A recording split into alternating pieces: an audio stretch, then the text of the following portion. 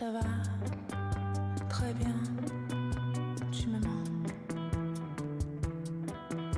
Ça va très bien, tu me manques. Dimples on our cheeks, rolling amber leaf, viruses rise, coming in clean, clean.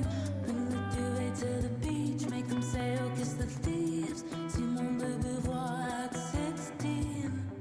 We would drink to your wine, talk about our future like we'll get it next time. Drinking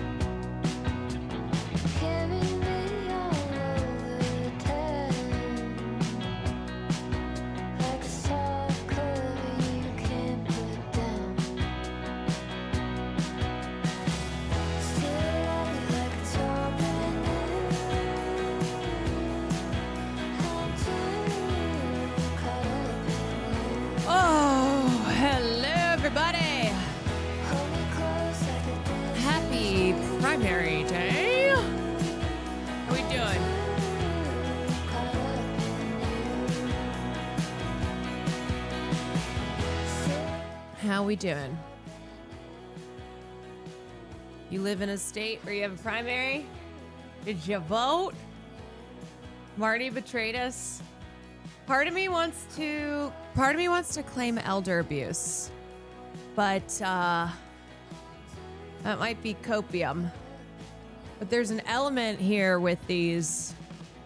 There's an element here with these old esteemed filmmakers and actors where it does seem as if their managers, who all have AI companies, have basically skeezily convinced them that this is a good move. But also, I don't want to take accountability from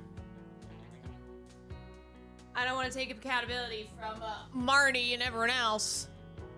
The paranoia being left behind. Yeah, and they're also like, this is a great way to make money. Everyone's doing it. It's technology meets storytelling. And I think, ironically, there is a generational split here. And the older generation in Hollywood is like, this is exciting. You would think they'd be like, back in my day, we didn't use none of this technology.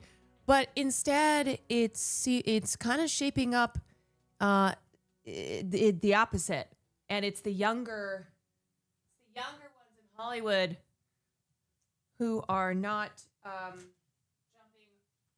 jumping aboard. Sorry, Hello? Yeah.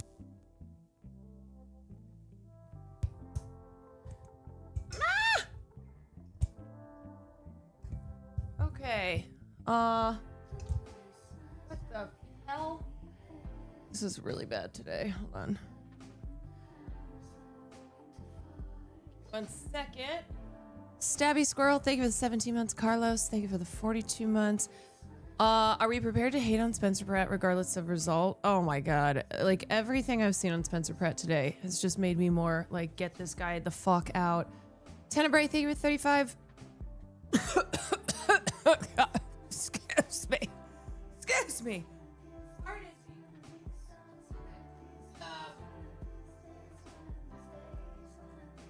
I have like 10 things in my ear right now. Hold on, let me turn down the volume of watching NBC with Steve Kornacki. Okay. Damn, girl. Okay, this is still buzzing really annoyingly. Let me do one more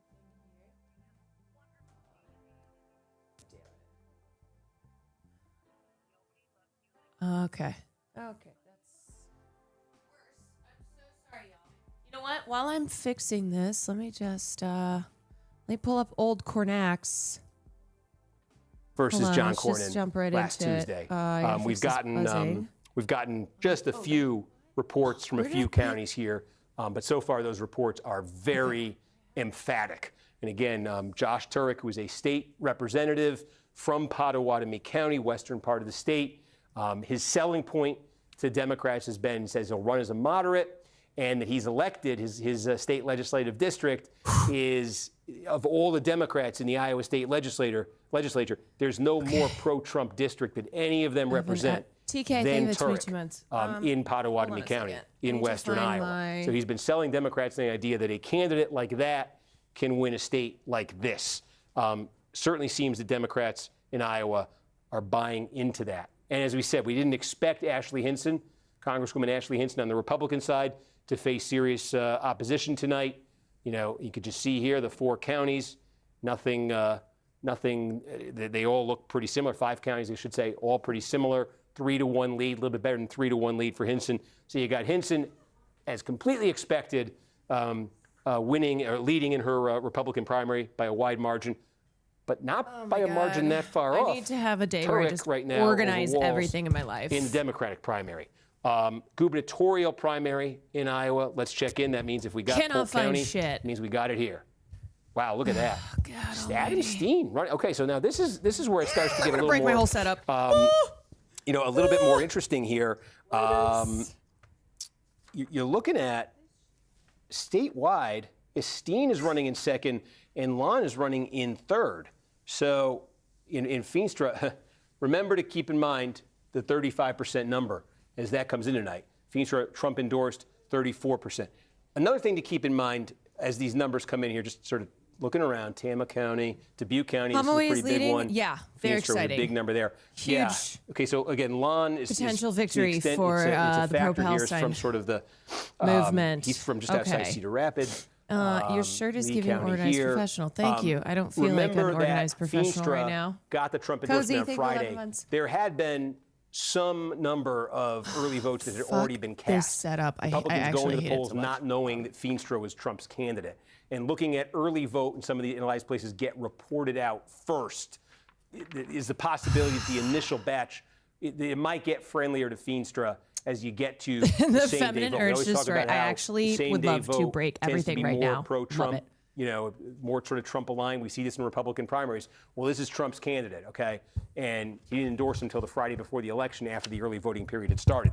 So that's something to keep in mind. Is that going to, as Feenstra moves ahead, Okay, moves over test. the 35% mark? Right, I that's guess we just fine. got Webster. That's yeah, fine. as Feenstra moves over that 35% mark. So This is gonna be keep that fine. in mind. Democratic now. Senate primary. Okay, pull that back Blue, up. thanks We for got one more 13 county. months. Nothing changing there. Want to take our trip to Anyway, South let me Dakota? pause this for a sec. Hi, everybody. Hello, welcome in. It's Tuesday, and it's primary day. And we've got a couple particular races that I want to be keeping an eye on, namely in California, where I live, the second biggest city where I live, Los Angeles, but also California overall, to see if we're going to have potentially a worse governor than Gavin Newsom, which I really didn't think about that possibility until today. And I was like, damn, if we have Becerra, we might be coming in with a worse governor than Gavin Newsom. Great. Sick. Before we get into primaries, is this Will? God damn it. Are you showering correctly? Shower lower abdomen and thighs, pelvic region for a long time. Turn over and shower all of back from neck to heels thoroughly. Also sides, then raise legs and let shower strike over rectum, lower back, groins, and inside the legs. You know what? This seems like some shit that he gets up to in the shower. Yeah. Yep. The Pod Save America guys saying he vote. Dude, I saw that clip of the Pod Save guys and they. Wow. Yeah. Yeah, I think it was two. Didn't two of them? Wasn't it John and John who said that they voted for Katie Porter? They also had nice things to say about Becerra, you know. Of course. But yeah, two of them, I think, voted for Katie Porter, who they have a personal relationship with. Kornacki said we can expect about half the LA vote immediately after polls close at 8, but the rest will come in slowly. Yeah, so the thing about California is that we have universal mail-in and same-day registration. So California is a state that historically has taken days, sometimes weeks, especially with close races. But what's interesting with this primary today is that a lot of the early and mail-in vote has happened right at the final hour, which means I think what we can potentially expect for tonight is to see an initial red mirage with, say, Spencer Pratt in the mayoral race, Steve Hilton, and who's the other Republican? I can't think of his name right now. But especially Steve Hilton in the governor's race. And then there's going to be a blue wave because a lot of people have been not voting as early as typical. And so that has made for that's made for an interesting primary day where don't be swayed by what you see by what you see initially, and especially for these close primaries, it could be it could be days. Some local newscaster actually found a Steyer Pratt voter. Yeah, that makes sense. I mean, it doesn't make sense, but it makes sense as if there's, a couple who are out there.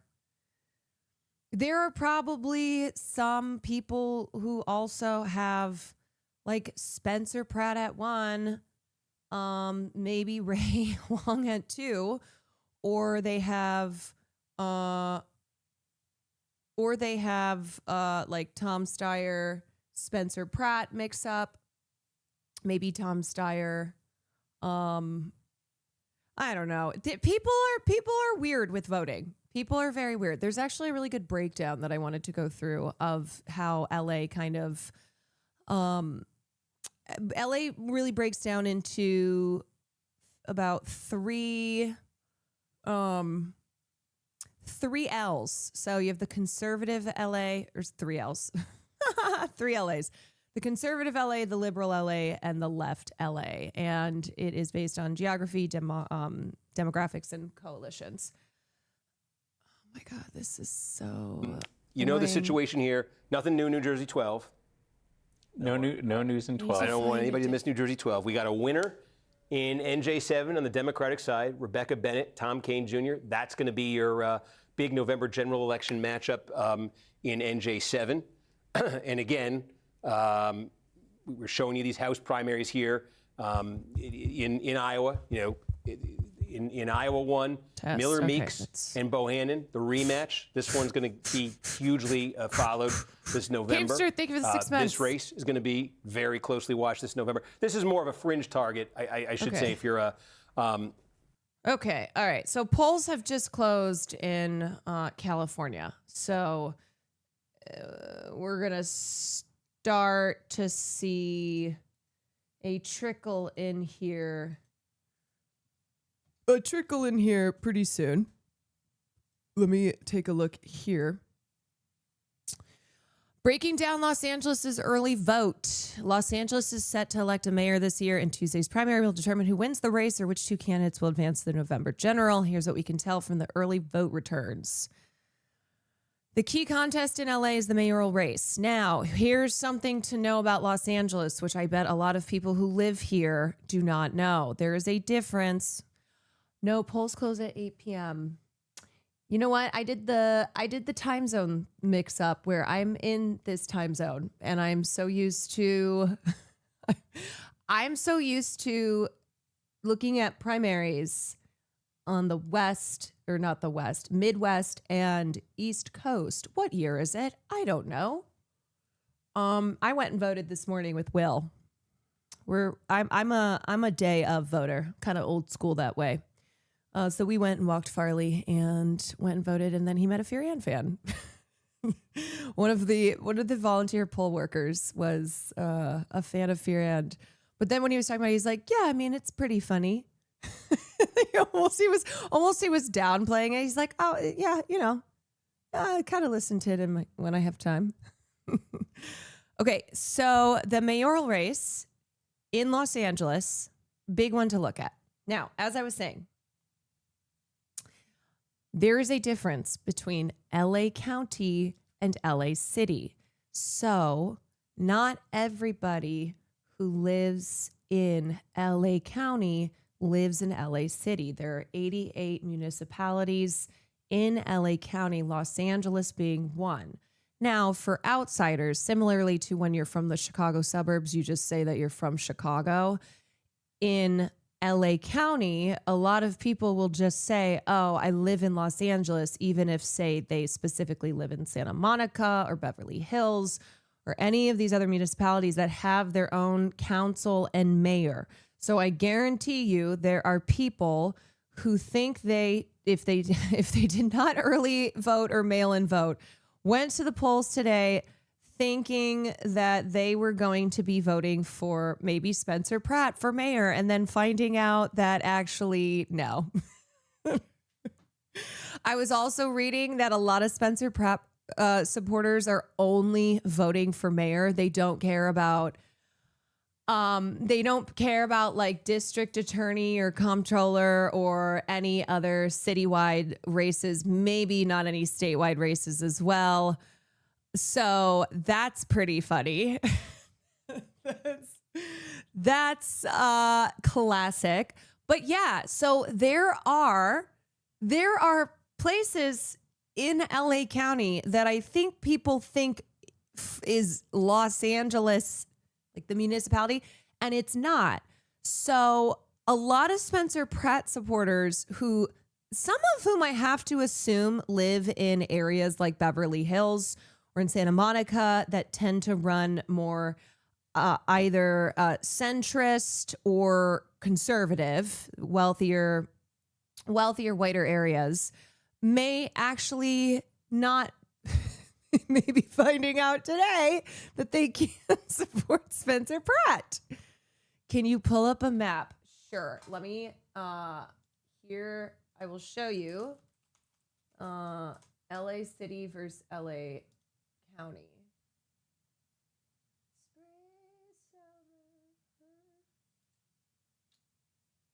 Okay.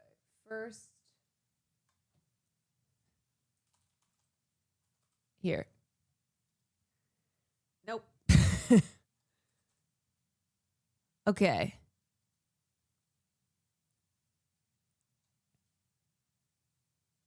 Here you go. So there are some chunks not included in this purple here. This is Santa Monica. You have Culver City. You have, sorry, this is actually not really a good,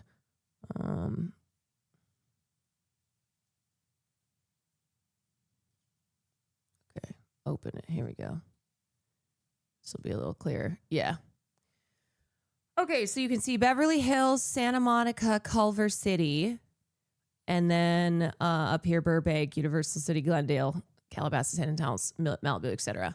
So here and here are where I think there are a number of Spencer Pratt supporters who probably don't know that they belong to a different municipality, so they have their own mayor and council. Now, depending on if they have a P.O. box, where I don't know if you saw this, I don't know if you saw the Entourage creator.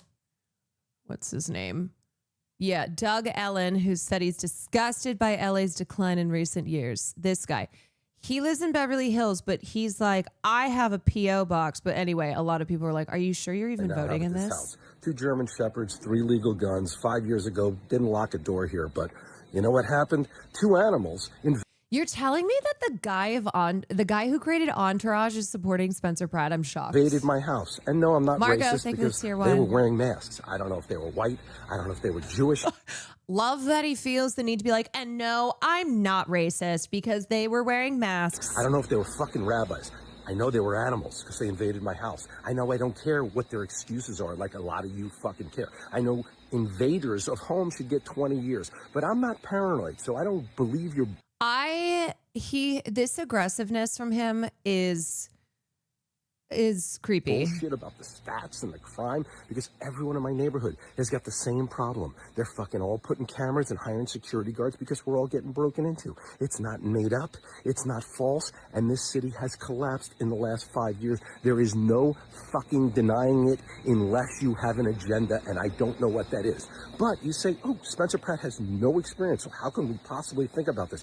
What experience did Karen Bass have, or Rick Caruso, who we know can build things, who we know can fix problems, when you made sure he couldn't win? So right now, you're putting people in the same position that you did with Trump, who I did not vote for, by the way. You put him in by making sure we had no fucking options, okay? And that's where we are in LA, and we want to fix this place because we don't want to be forced out. I'm one of the people who made this city look great. I did it for years. I glorified it. I meet people all the time that moved here because the show that I fucking created, and they hate it here now. Hate. All right, dude, just maybe take a little chill pill. Yeah, his neighbor's watching him being like, oh, God, Doug. Delivers a fiery rant talking about the collapse of LA. Dude, just get ready for the most deep-fried Spencer Pratt supporters and Spencer Pratt himself to talk about election fraud. Because Spencer Pratt is claiming he's going to get over 50% of the vote. No fucking way. This is a 0% chance. 0% chance he gets over 50% vote in the race tonight and that there's going to be no runoff. So obviously this is him, this is him being all ego and pompous and whatnot, but also him potentially setting the stage here for him to claim election fraud. Somebody gets 50%. Because there's a reality here where he does not make it to the general, let alone get over 50% of the vote. If it ends up being Karen versus Nithya, Spencer's not going to the general. Tomorrow. The race is over. God, I hate him. How do you see this going? I believe I'm winning tomorrow night outright. I think there's a tsunami of votes coming from all the people that are done with politics as usual. They want an outsider. They want a disruptor. There's no polls that show it anywhere close to being 50% for you. What do you say to that? I would say to all those people that I have, they're not talking to pollsters. They're moms trying to dodge naked zombies with a stroller. There are people walking their dogs to the park, making sure their dog doesn't step on a fentanyl needle or sniff some fentanyl or walk over human poop to get a matcha. Those people don't have time to talk to a pollster. Somebody gets 50%. Walk over human poop to get to a matcha. Mind you, there is poop all over the place, and it's people's dogs because people don't clean up their fucking dog shit, including wealthy, high-income folks in Los Angeles. Do you know how many people just let their fucking dogs shit all over and do not pick it up? So yeah, there's plenty of poop around, but you're not stepping over fentanyl needles and human poop to go get your matcha in the way that Spencer Pratt is describing it. You guys have zombies? Yeah, if you don't know, we've had a zombie apocalypse break out in Los Angeles, but we've contained it to LA. Okay, so anyway, back to what I was talking about. City of Los Angeles. So you have the city and then you have the county. So not everybody is voting for LA mayor and today might be the first day they're finding out. Okay. So back to this. The field includes incumbent Mayor Karen Bass, who's campaigning on her record in office, which is not good. Not a good record. So Karen has been leaning into fear-mongering. Classic conservative fear-mongering. Always talking about, need more cops. Always need more cops. Baseline drive. Thank you for the 5 months. Hogan, thank you for the gifted to zombie poop. So you have Karen Bass, former reality star Spencer Pratt, and progressive city council member Nithya Raman. VoteHub expects only roughly half of votes in Los Angeles to be reported on Election Day. That means the early mail vote center ballot returns do not represent much of the final electorate, but do offer a useful window into which voters are casting ballots early and which high propensity voters are holding their ballots for later, making them more likely to be counted after election night. So voters returning ballots so far have been disproportionately Republican relative to what would be typically expected in Los Angeles. However, ballot returns across the state have become increasingly Democratic over time. In Santa Cruz County, for example, ballots returned before May 26 were D plus 43, while ballots returned from May 27 to 30th were D plus 62, which was a 19-point shift towards Democrats. So there's a reality here that candidates who perform better with Democratic constituencies could improve their standing as additional ballots are processed in the days and weeks. So if races are close, this could take days to weeks. In 2024, there's a substantial shift towards Democrats in LA County in the range of 5 points from the initial results to the final results. That was driven by a post-election ballot trail that favored Democrats by a substantial margin. So current Los Angeles return patterns suggest the possibility of a similarly or even more severe Democratic late count electorate in 2026. Caution may be warranted when interpreting early mayoral runs. So I am sure that Spencer Pratt will start tweeting about his victory pretty soon here when early returns come in, and most likely there will be a red mirage and Spencer Pratt will be claiming victory. I got so mad that LA Ford endorsed Nithya and not Ray. What made me happy was reading the comment section. Ultimately, a lot of progressive groups decided to go with the electorally viable candidate rather than the one who is most ideologically on the left. And even though Ray does not have governing experience, she has a lot of movement experience, and she is not. She has not flip-flopped on issues like Nithya has. So Nithya, though, is still better than Karen and obviously better than Spencer, and that is why a lot of progressive orgs ended up endorsing her as the more electorally viable candidate who can beat Spencer and Karen in a general.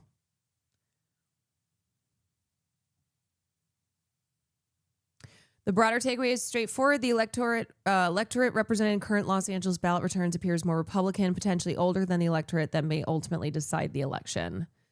The votes counted after Election Day could look meaningfully different from the votes reported on election night. All right, let's see what in Somerset County and move in front there. And again, what that's done district-wide, he's now opened up a lead here. It's approaching 9 points, approaching 5,000 votes. Very exciting. Almost to the point where I'm looking at Adam for the signal that I should stay. Okay, so this is very, very exciting and is one of the pro-Palestine movement's biggest electoral victories. So he was the front runner in this primary, which means this is not a surprise, but is still a big win. And he is a trauma surgeon who spent time in Gaza. When he came back, he felt obligated to speak about what he witnessed, went to Washington, found that a lot of congressional members did not want to hear about the genocide and the horrific atrocities that he had experienced when he worked in Gaza. So he decided to run when the previous rep had announced that she was retiring. He said, you know what? I'm going to run. And now he is the decision desk has projected him as the winner here, which is very, very exciting. He also is the person who I think saved Tammy Duckworth's life.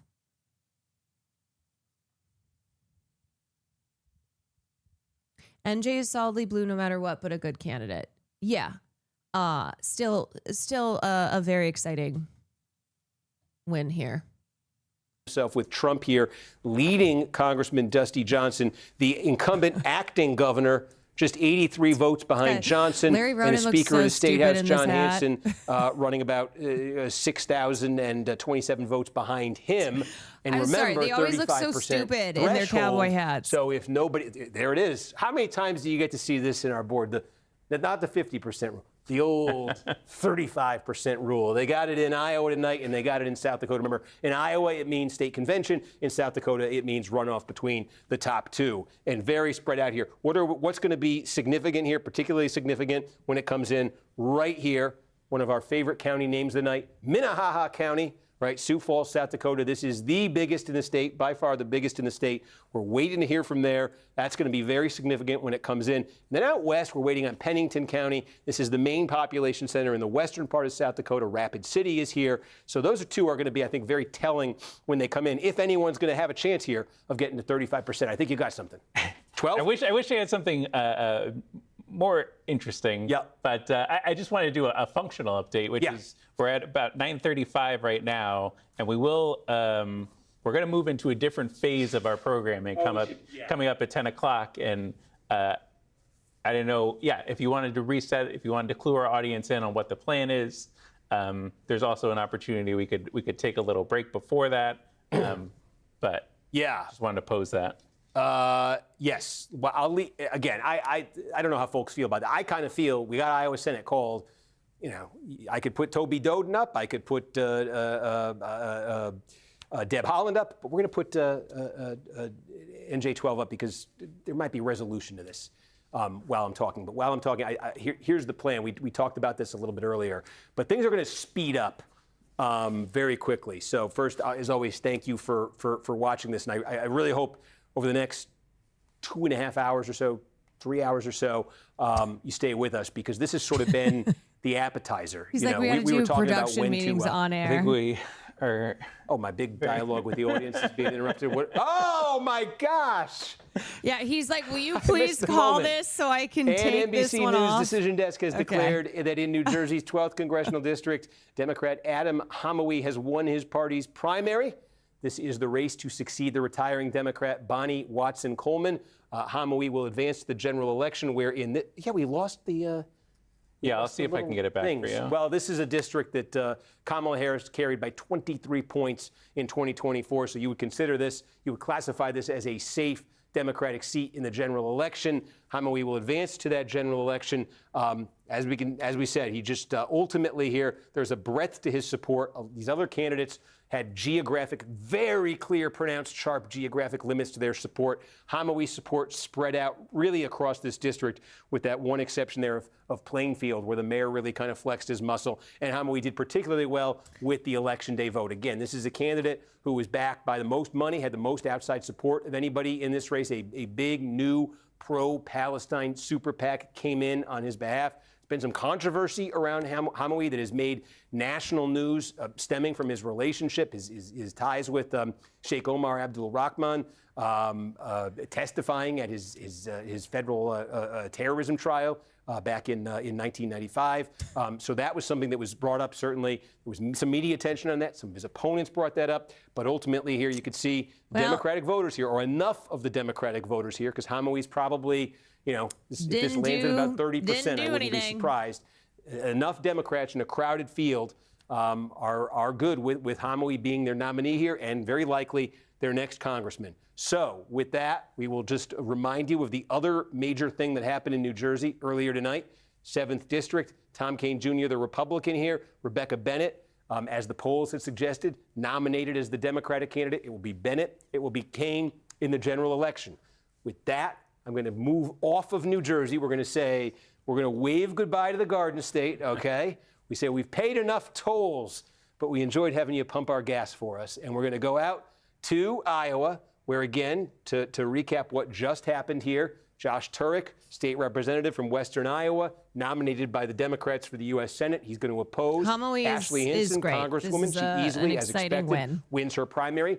Potentially a competitive race this fall. Democrats would like to make it a competitive race this fall. But again, this is a state that Donald Trump carried by 13 points. And just to underscore the situation for Democrats here nationally and how this fits in, if you do the Senate math, right, maybe we'll just put it up on the screen here, where the Democrats, if they want to take the Senate, they need to flip 4 seats, right? So what are the first thing they got to do is they got to hold on to Georgia. That's no guarantee Democrats are holding on to Georgia. They got to hold on to Michigan, right? Michigan's got that Democratic primary on its 4th. We'll see what happens there. There's no guarantee Democrats are holding on to Michigan. And the outcome of that primary, we'll talk more about that as it comes in. It didn't feel super exciting today. Ramifications for that. So going first to vote. thing, if Democrats want that 4 is they got to win Georgia, they got to win Michigan. There's a couple that ground. Then they got to start gaining ground. That and the felt state good. that obviously gets mentioned first and foremost there is the only They were seat so up this year Islamophobic towards him. Of course, they're going to tell you Adam That's Al-Qaeda. Maine. Yeah, Susan of Collins. course. Well, They you know what's been happening in Maine Tim the last Sheehy couple days. It's sort of called him a terrorist. chaos the word for Democrats right now? They're concerned for them. I mean, this is Republicans are saying it's an implosion, but Democrats need to get Maine. They would then need to get North Carolina, open seat there, where they're running Roy Cooper. That would get them 2, and then they need 2 more, right? All these things have to happen, and the Democrats need 2 more. And the states they talk about for that are Texas. You know the story in Texas. And Democrats think that having Paxton as a nominee makes that more realistic. How about Alaska? What's the two-state abbreviation for Alaska? I always forget. AK? Is it AK? I hope it's not Arkansas. Texas, Alaska, Ohio, Sherrod Brown trying to make a comeback bid again, or Iowa. And they need 2 of these 4. And these 4 states all have something in common. They all went for Trump in 2024 by double digits. That's the Democratic Senate path, right? Protect those 2, win those 2, and then make those kinds of incursions. I mean, not 1, 2 Iowa states was not that always Trump the carried Republican by double stronghold. digits. So will Iowa be a state that's competitive Did Tammy this fall? Duckworth defend I think National him? Democrats got the candidate they wanted tonight, but that's still a big if. So that's the story there in Iowa in the Senate race. Governor's race will check back in. Again, 35% threshold here. You got something? She endorsed him. No, again, just a reminder. She endorsed him 9:55 is when pretty you early, do over at 3 from what I a.m. see. So it's up to you how you kind of want to budget your minutes over here. Good point. We will have lots of Steve content coming up on the Kornacki cam. I think because he but saved it'll her be life. from our studio. Right Not next door to because us. Good point. So we'll just, not the because Republican governor's he's race right here. We're going to show our friends in pro-Palestine. South Dakota again. I think not because much has changed there. he literally we told you the saved big her. population centers, 35% threshold. Both of these You hear governor's about the crazy races. hostage We showed you situation in what had already California, guy with a happened bomb in a in, bank? Is it Spencer Pratt who's in telling New people to Mexico. vote for So him? Montana's first district is interesting. The whole but we don't damn think we're going to get much hostage. out of there at all tonight. And so 79 minutes from now, 78 minutes and 37 seconds from now, polls are going to close in California. And as we get to about 10 o'clock, as Adam said, we are going to walk next door. You're going to see all this. We're going to walk next door. It's in News Now specials are Bakersfield. going to begin. And really the thrust Dude, of of that is going course to be it's in counting down to Bakersfield. California. Because again, the way things work in California, we talk about it being a slow vote counting state. It's true. Once they get about 2/3 of the vote in, it slows down and it can take days. Why? There's all those late arriving vote by mail ballots that it's torturously slow. And you routinely have House races that take weeks to get called. But the first third of the vote, 2/3 of the vote or so, is going to come real fast and furious, starting at 11 o'clock. And these counties will light up. There was a real quick. poll How today quick? that had Tom and Steve 2024 Hilton presidential tied at election, 20%. Orange County, okay? Orange County, right down here. Orange County, right down here. It's one of the biggest in the state. It's like 10% of all the votes in the state out of Orange County. And 6 minutes after poll close, we got half the vote out of Orange County, okay? 2021, you remember the recall attempt of Gavin Newsom?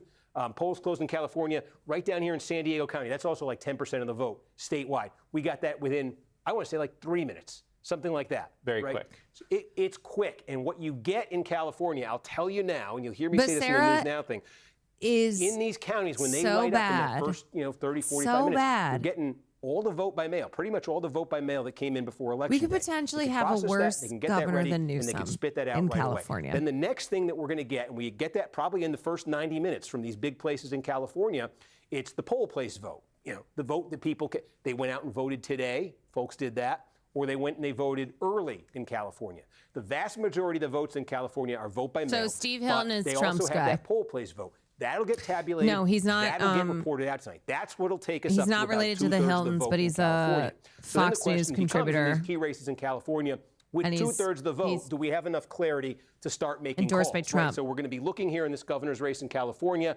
Top 2 primary. There are 60 okay, people regardless of in the party, they're all primary running on for the ballot. governor's race. You've seen the polling. Tom Steyer, 60. Javier Becerra, the 2 Democrats, Will plus Neff. Steve Hilton, Republican. They've kind of been the top 3. Now, could be a surprise. Will tonight. Neff, are you Somebody else endorsing jumps up, me one for of them falls streamer? down. Certainly. But that's sort of been the dynamic. Does Hilton get through to one of those spots in the general election, or do Becerra Correct. and Steyer manage to both get enough Will and to I lock did him our out? duty Still and a very went and Democratic voted state right today. here. Certainly, Jen, if thank you're you for Steyer, 38 if you're months, Becerra, King. Lux, the thank dream you for you for- tonight is to get one of those 2 spots and to have the other one go to Hilton, because you think the political Yeah. gravity of California being so Democratic would carry you then. But certainly a possibility that you could have 2 Democratic candidates here advance to the general election. There has not been Geographically, we'll talk about this more. It's going to be really interesting when the votes start coming in. L.A. County, right? That's the political base of Becerra. He was a member of Congress before he joined the Biden administration. It's There's like not been a fifth of all the Republican vote governor in the state is going to come out of L.A. County. 2006. Okay, then you go up here to the San Francisco Bay Area, not just San Francisco itself, but all those Bay Area counties up there. That's about a fifth of the vote. And that's where Yeah, Steyer Arnold lives, And Arnold that's where you was the expect last Steyer to do better. So it Republican almost governor. becomes a bit of a battle of geography here. Is Becerra squeezing more out of LA County, or is Steyer squeezing more out of San Francisco County? Are they both squeezing out enough that it's going to hurt a guy like Hilton, who's got to do better sort of in northern inland California? Really interesting what the numbers are like in the Central Valley, in the San Joaquin Valley for Hilton tonight. And also maybe complicating things for Hilton. This is a big piece of real estate down here, Riverside County. This is one of the biggest counties in the United States of America by population. That's where the other main Republican, Chad Bianco, is the sheriff. And Hilton's been trying to send messages in the final days of this campaign to Republican voters to give up on Bianco, to coalesce, to unite around him, to make sure that there's a Republican in the general election. So that's a big question. Like in his base of Riverside County, which is a huge area, how is Bianco doing? Is it going to negatively affect Hilton as he tries to get one of those two spots? So, and then sometime those counties, as they light up with that vote by mail and then that poll place vote, at some point, Los Angeles County will light up. And holy cow, is that going to be a big moment? We're going to be watching this thing hopefully like a hawk. And if I'm not, Adam is. Both of us. Because the second that LA County lights up, maybe it's 11:30, 11:40, 11:20, I don't know. Whenever it is, you're going to get obviously some clarity in the governor's race. You're going to get the LA mayor's race. That's when the LA mayor's race comes in here. Karen Bass, the incumbent, Spencer Pratt, Nithya Raman. I think you're probably familiar with the basic dynamics here. It's the same as the governor's race. It's essentially the same. If nobody gets an outright majority tonight, and really nobody expects that one of these candidates is going to do that, the top two advance to the runoff. Can Spencer? But how? Well, Spencer's claiming he's going to get over 50. There will be no making some moves here, runoff. certainly. Into the 20s, and I think overperforming where the expectations were at the start of his campaign. How real is that sense that there's some momentum behind Pratt, that he can get into that runoff? How broad is his support actually? We're going to get the second LA County lights up, or somewhere right around then. If you're getting half the vote in LA County, you're probably getting half the vote in the mayoral race in Los Angeles. And then shortly thereafter, you're going to get that polling place vote. So we'll probably in that first 90 minutes or so get, 2/3 of the vote out of the city of Los Angeles. And we may have a sense, some of those questions about how real that support for Pratt is, whether he could get into this runoff here. A lot of that might get answered. And if it's razor thin there, if it's razor thin in the governor's race, we might not have any resolution at the end of the night. That's certainly possible. You know how it goes in California. And it might be where we know one candidate's advancing the general election. We're just not sure in the second place. That's possible too. At 9:55, I'm going over next door. Again, all of this is going to be on. They're doing a special on News Now. It'll start at 10. And Hallie Jackson going to be hosting it. And we're going to go through. First thing we're going to do is take you through what's already happened tonight. You know what that is, so just bear with us. Then they're going to come. Okay, so let me explain where the conservative LA support is. So there are about 3 subclusters of it. The one with the one that's the largest cluster spans across San Fernando Valley and San Pedro, and it's because the majority of people there are homeowners. So there is a conservative bent in that area because of home ownership, and that is what drives a lot of people's politics there. And then you have moderates who are wealthy, and they live in areas like Brentwood, Pacific Palisades, where Spencer Pratt has said that Karen Bass personally burned his house down. So the Palisades is one of the areas that was greatly affected by the wildfires. And so that is where Spencer's been. That's his villain origin story.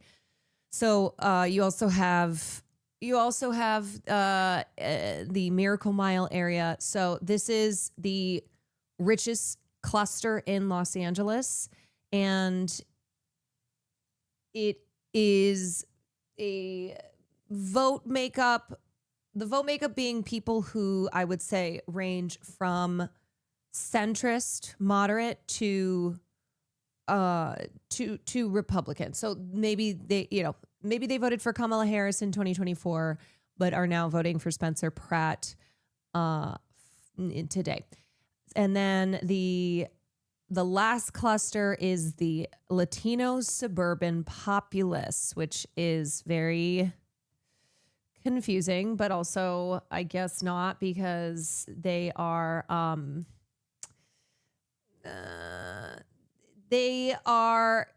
generalized as the populist cluster that like supported Bernie Sanders, but also supported Rick Caruso in the last election. This is the areas that are north of San Fernando Valley, neighborhoods, and northwest of San Pedro. So those areas are also the LA conservative, that's the largest LA conservative cluster. So those are the three main areas that Spencer Pratt is going to be hoping to get a lot of support from. And if his vote share is tracking close to where Caruso or Trump 2024 was, then it's going to be looking good for him to go to the general. Now, right now, I think he is polling pretty behind where Rick Caruso was last mayoral election when he was defeated by Karen Bass. So it doesn't mean that Spencer can't still make it to the general, but if he gets to the general, he's not winning against Karen Bass. Okay, let's go look over here on.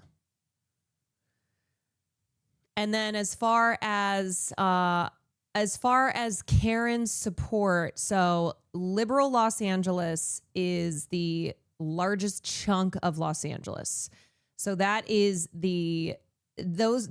like the diehard liberal institutional support.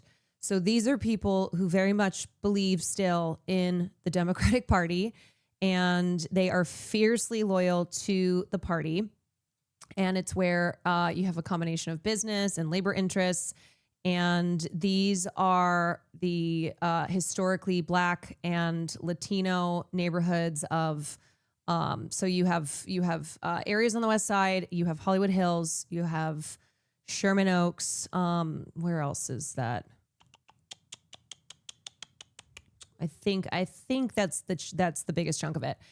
And they voted for Karen Bass so decisively in 2022 that is what solidified her victory last time around. They are ideologically liberal and very committed to the institutions of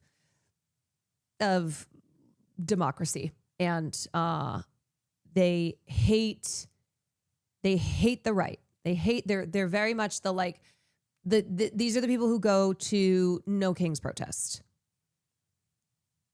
Saw someone earlier in an exit interview that would have given you a stroke. Pratt voter who just had no clue. So who did you vote for? What drew you to them? Guy was Latino, formerly homeless. I voted for Pratt. I know how hard being homeless can be, so I think his programs will do a lot for them. My guy, Spencer Pratt, is saying that he wants to shoot you in the face. Practically. It's practically saying that. Okay.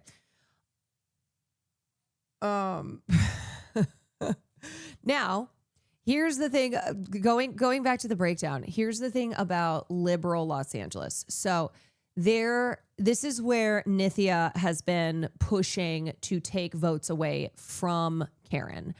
So she needs support from this big chunk of liberal LA. And if she manages to take a plurality on the West Side, then she has a very good chance of beating Spencer and getting to the runoff. But the hope is that basically it is showing all of Karen Bass's significant failures throughout her tenure and all her different scandals, and going, hey, last time your option was Greg Caruso, but now you have me, Nithya.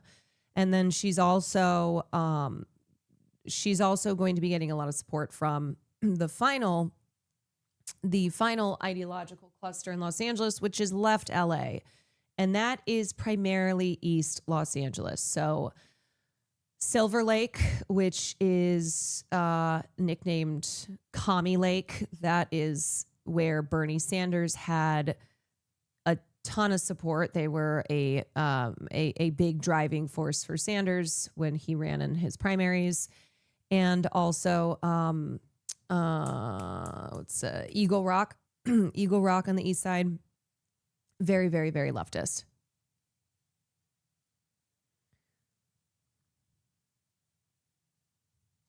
Here's also Spencer Pratt talking about defending blowing like $10 I million. didn't have it. So yes, I spent all this money. I was also 22, 23 years old, was planning on being Kim Kardashian, rich and famous. So I wasn't hoarding my money like this was my one run at the game.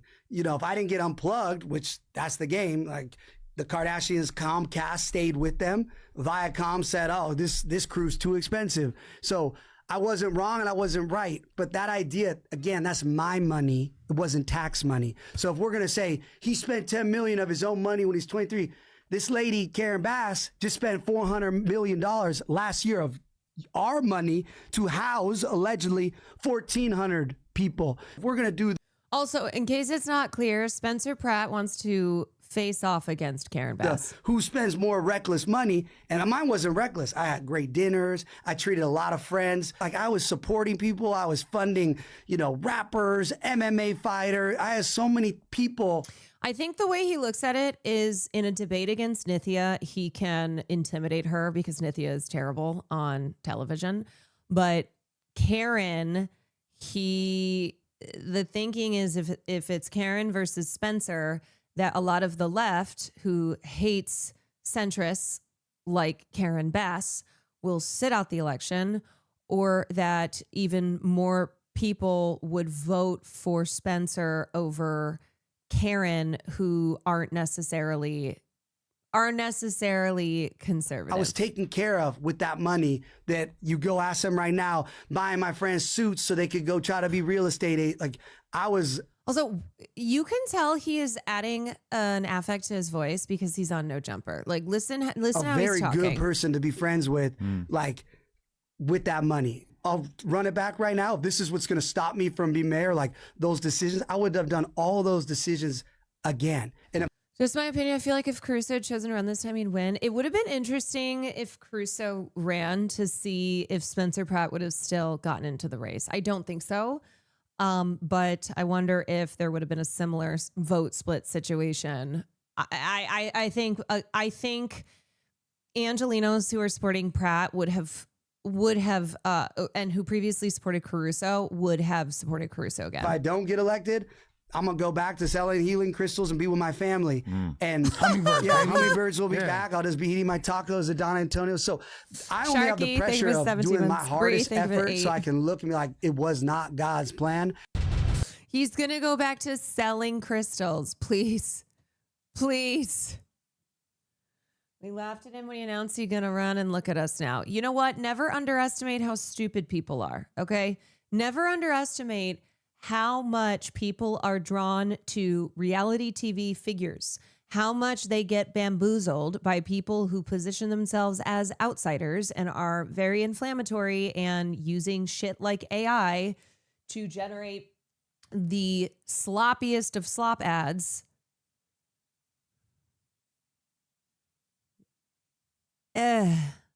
How can anyone take this prick seriously? Well, in the same way with Donald Trump.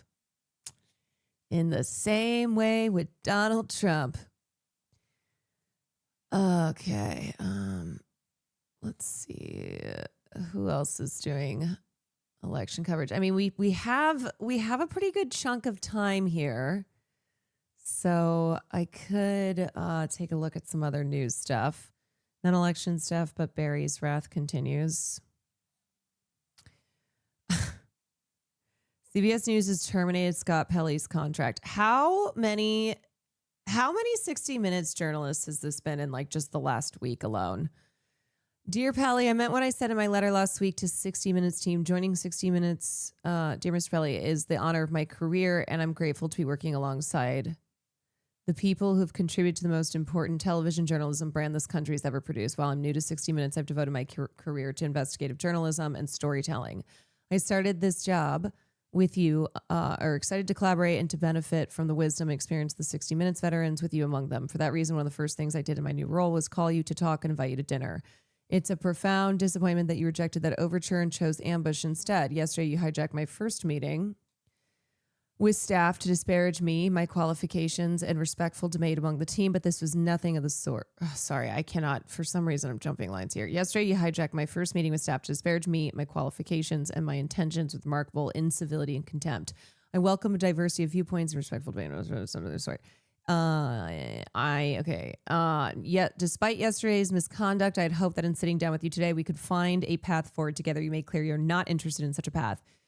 Your antipathy to the future of the show has come through loud and clear, and I've heard you. I therefore write on behalf of CBS News to inform you that your employment with CBS is terminated for cause effective immediately. Enclosed is your formal termination letter. Oh my God.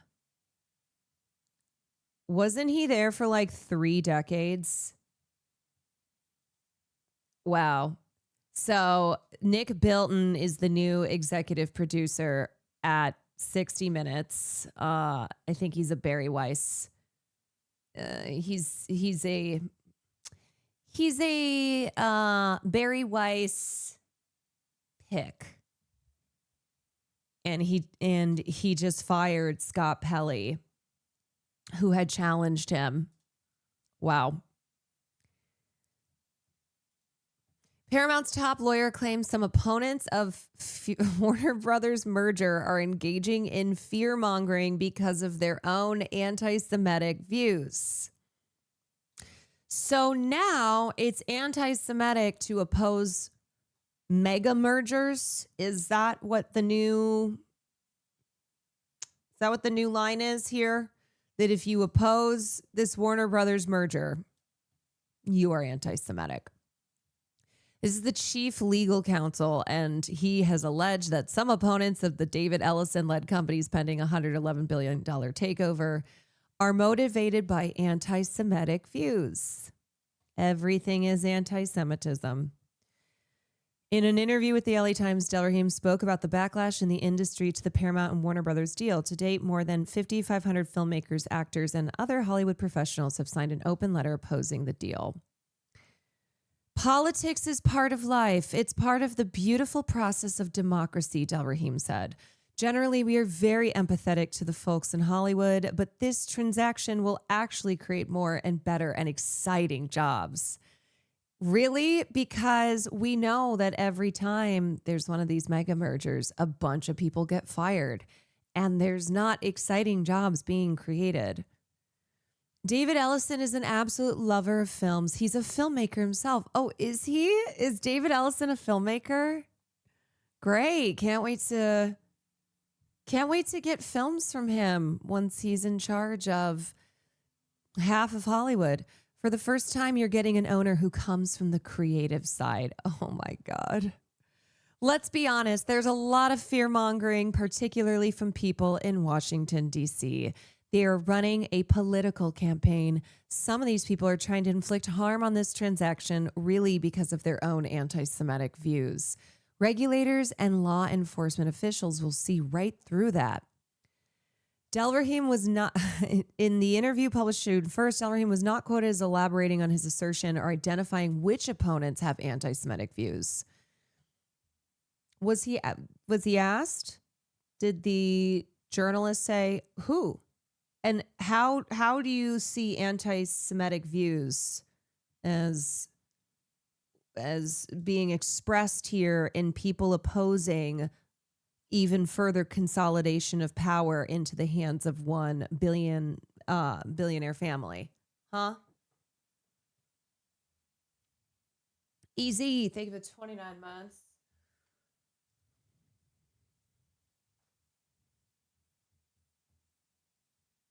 Fucking so stupid. So stupid. So stupid. Everything is anti-Semitism. So that makes nothing anti-Semitism. Exec pay for, Hollywood top execs got a 51% pay hike in 2025 as layoffs erased 17,000 jobs. I don't think that I don't think that people in an industry that has already been struggling are looking at this mega merger going, wow, exciting jobs are on the horizon. I can't wait for the Ellisons to have even more control over the industry to then create very exciting jobs. The Ellisons, who have already signaled that they want to bring things back to an old school boys, vibe. Boys club vibe. That's what the Ellisons want, that we're doing away with DEI. Get it out of here. Let's bring back the good old boys club. Let's have 20 different Rush Hour films. It's less jobs because they'll take away any redundancies, i.e. junior marketing professionals.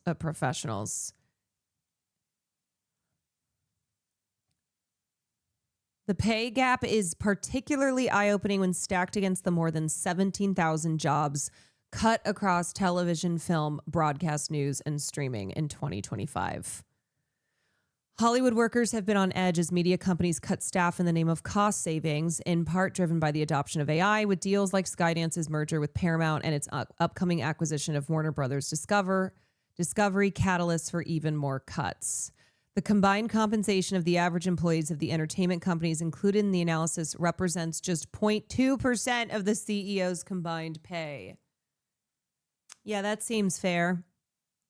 Top entertainment and communication conglomerates report staggering CEO to worker pay ratios, well exceeding the S&P 500 average of 281 to 1.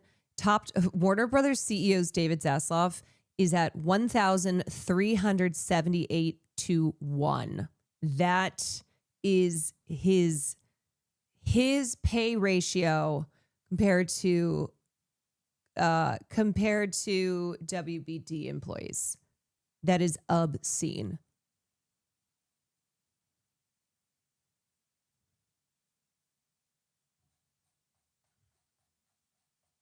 Absolutely obscene.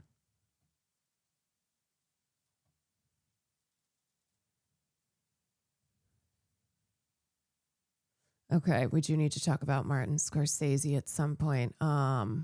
Let's see what's going on Right here. Put that back up here. It's an interesting situation because you've got Feenstra, the congressman with the late Trump Unfortunately, we endorsement. do. You've got Zach Lund, who's been sort of pitching himself as the Trump populist candidate. You've also got this. So they call it a 35% rule here. Right. So it's not just who finishes first tonight. Did you see the New York Times piece celebrating heterosexuality? During Pride Month? It's not a runoff. It's a state convention that will decide this race. So there's clear separation. Exactly what we needed, heterosexual pride. Who's going to finish first? And is that candidate going to clear 35%? No way. And on the Democratic side, you have this guy, Rob Sand. He's somebody who holds state office now. He's widely considered to be a good fundraiser. Thank you, New York Times. That, has a Republican governor in Kim Reynolds. Thank 49% disapproval rating, Steve. Thank you, New York Times guest essay. Being straight is great, actually. Is this Brett Stevens who wrote this? This really is giving The Onion. There's nothing wrong with wanting men. Okay, wait, that is Magdalene Taylor's piece. Let's see. The myth of heteropessimism. Being straight is great. Oh, it's a guest essay. Excuse me. They changed the headline. Okay, here it is. They changed the headline to "There's nothing wrong with wanting men." So it was initially being straight is great, and then they did a test run of that and went, this one's not really working. People aren't really liking that headline on the eve of Pride Month. So let's soften it up a bit. There's nothing wrong with wanting men. Oh my God. Gender relations are tense to the point of hostility these days. They realized it applied to gay men too and had to change it. They're like, hold on a second. We got to go back to the drawing board again.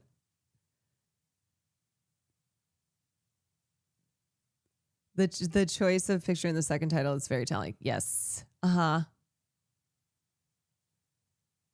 I'm going to go out on a limb and say it. Okay, you know that this is about to be #brave. There has still never been a better time in human history to happily and successfully pursue heterosexuality, if that is your thing, as it is mine. As straight Americans, we are in the midst of a period of all but unprecedented sexual, social, and romantic liberty. We have greater freedom than ever before to become whom we want and to date whom we want. And with that should come an optimism strong enough to render the gender wars irrelevant. So, who is this? Magdalene Taylor.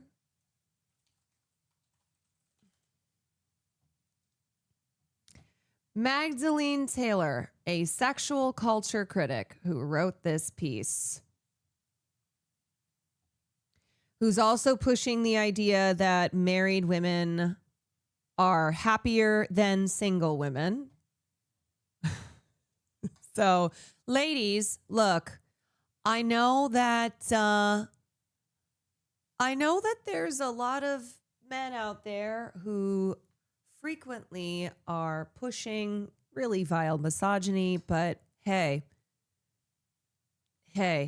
you are going to be happier if you're married than if you're single. So sometimes it's slim pickings, but you still got to pick.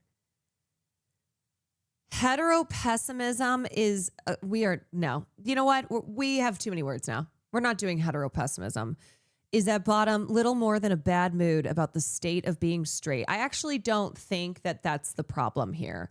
I think the problem is not, and since this is coming from a female writer, I'm going to position this from the cis straight woman perspective. The problem is not with being straight. It's with the reality of gendered violence. It is all of the daily misogyny that we see everywhere in society. So no, it's not a bad mood about, oh, shucks, I'm straight. We joke about it, but where do you think those jokes come from? Where do you think the damn, if sexuality were a choice, I would not be choosing to be straight? Where do you think that's coming from? Huh? It's the pervasive sense that heterosexuality is fundamentally flawed and unfilling, even structurally unsalvageable. Sometimes heteropessimists argue that it's not strictly heterosexuality that's unfulfilling, but the opposite gender itself. As Mr. Searson noted, heteropessimism tends to involve a heavy focus on men as the root of the problem. Heteropessimism is the depressing feeling that the relationships humans have been having for thousands of years are now in a state of total disrepair, and that we are only setting ourselves up for disappointment and attempting to buy in at all. The opposite sex is a trap best avoided. The performativity isn't all gone, but in the past year or so, heteropessimism has become a different beast. Essay after essay has chronicled the trouble with wanting men, as Jean Garnett wrote last summer, and men's retreat from intimacy, as Rachel Drucker wrote around the same time.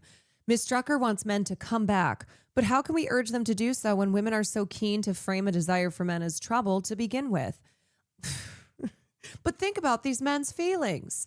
How can we get these men to come back if we're talking about how terrible these men are, that they're trouble? We need to stop doing that because we need these men. Last October, Shantae Joseph wrote in Vogue about how having a boyfriend is socially embarrassing. It's fundamentally uncool to be a boyfriend girl, she wrote. Why would men want to be with women who don't want them?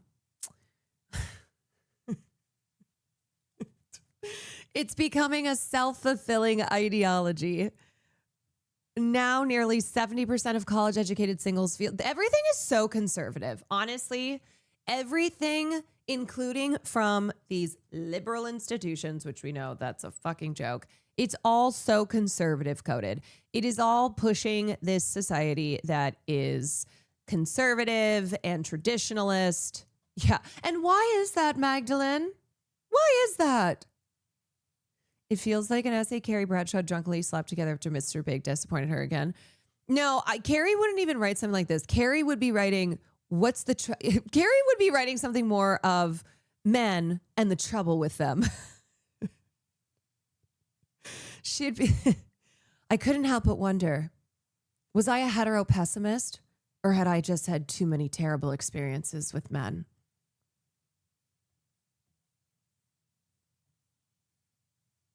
Much of the disappointment heterosexuality. Oh my God. Okay, whatever. Okay, Magdalene. They should have just stuck with this title, you know? If you're going to put out a piece like this, then stick with the title that you have, or stick with the headline that you initially chose. You cowards. This is what you wanted to say. Being straight is great, actually.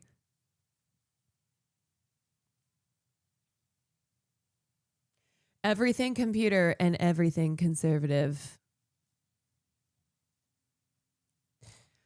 Okay, Konaki Cam will be back. Do we have any, are there any updates anywhere? Let's see. That district, Africa, you may have 2 districts that have 50% Okay, we got African-Americans Mr. now, Egg. Maybe more responsive than an all-white district, right? That's carved out specifically, right?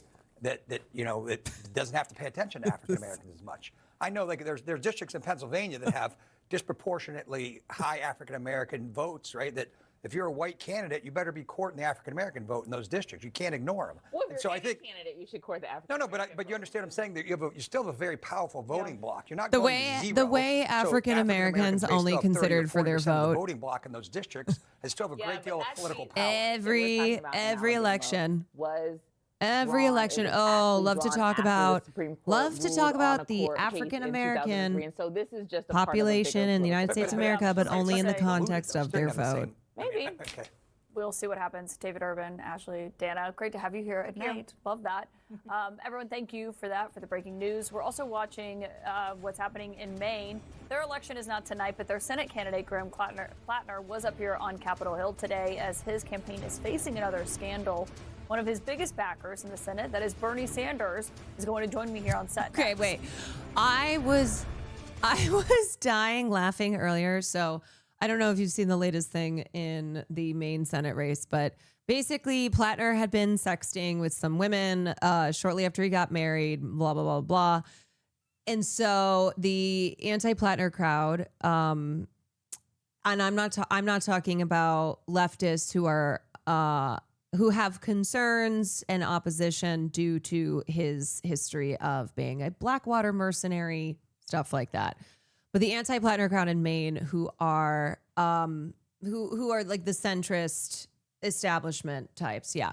So they've been pushing this as the hopeful end of Plattner momentum, and so now I don't know if y'all saw this, but the Plattner crowd in Maine are pushing back with a Susan Collins cheating scandal from the 1970s. And I just have to say that is a very fucking funny twist in the whole thing here. Susan Collins. So basically going, oh yeah, you want to talk about cheating? Well, Susan Collins, which, you know, it's always kind of funny to think about people of Susan Collins' age having cheating scandals because she is in her 70s, but we are talking about the 1970s.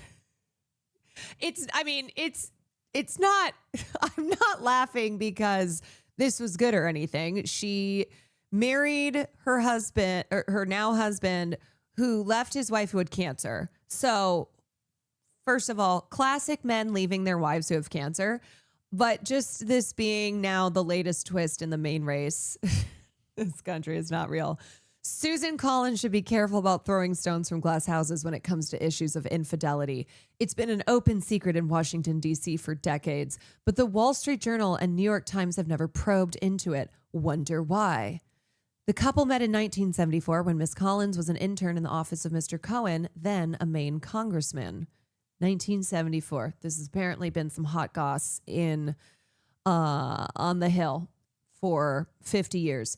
The exact date of Thomas Daffrin's divorce from his first wife, Margaret Corey, is not a matter of public record, though it occurred sometime prior to his marriage to U.S. Senator Susan Collins in August 2012. Holy shit, Maine reporter Andy O'Brien just implied that Susan Collins carried on a years-long affair with a man while his first wife was battling and dying from cancer. Imagine slipping into a coma a day ago, waking up a few days later, being asked about how you feel about the cheating scandal, only to find out that they were referring to the one about Susan Collins.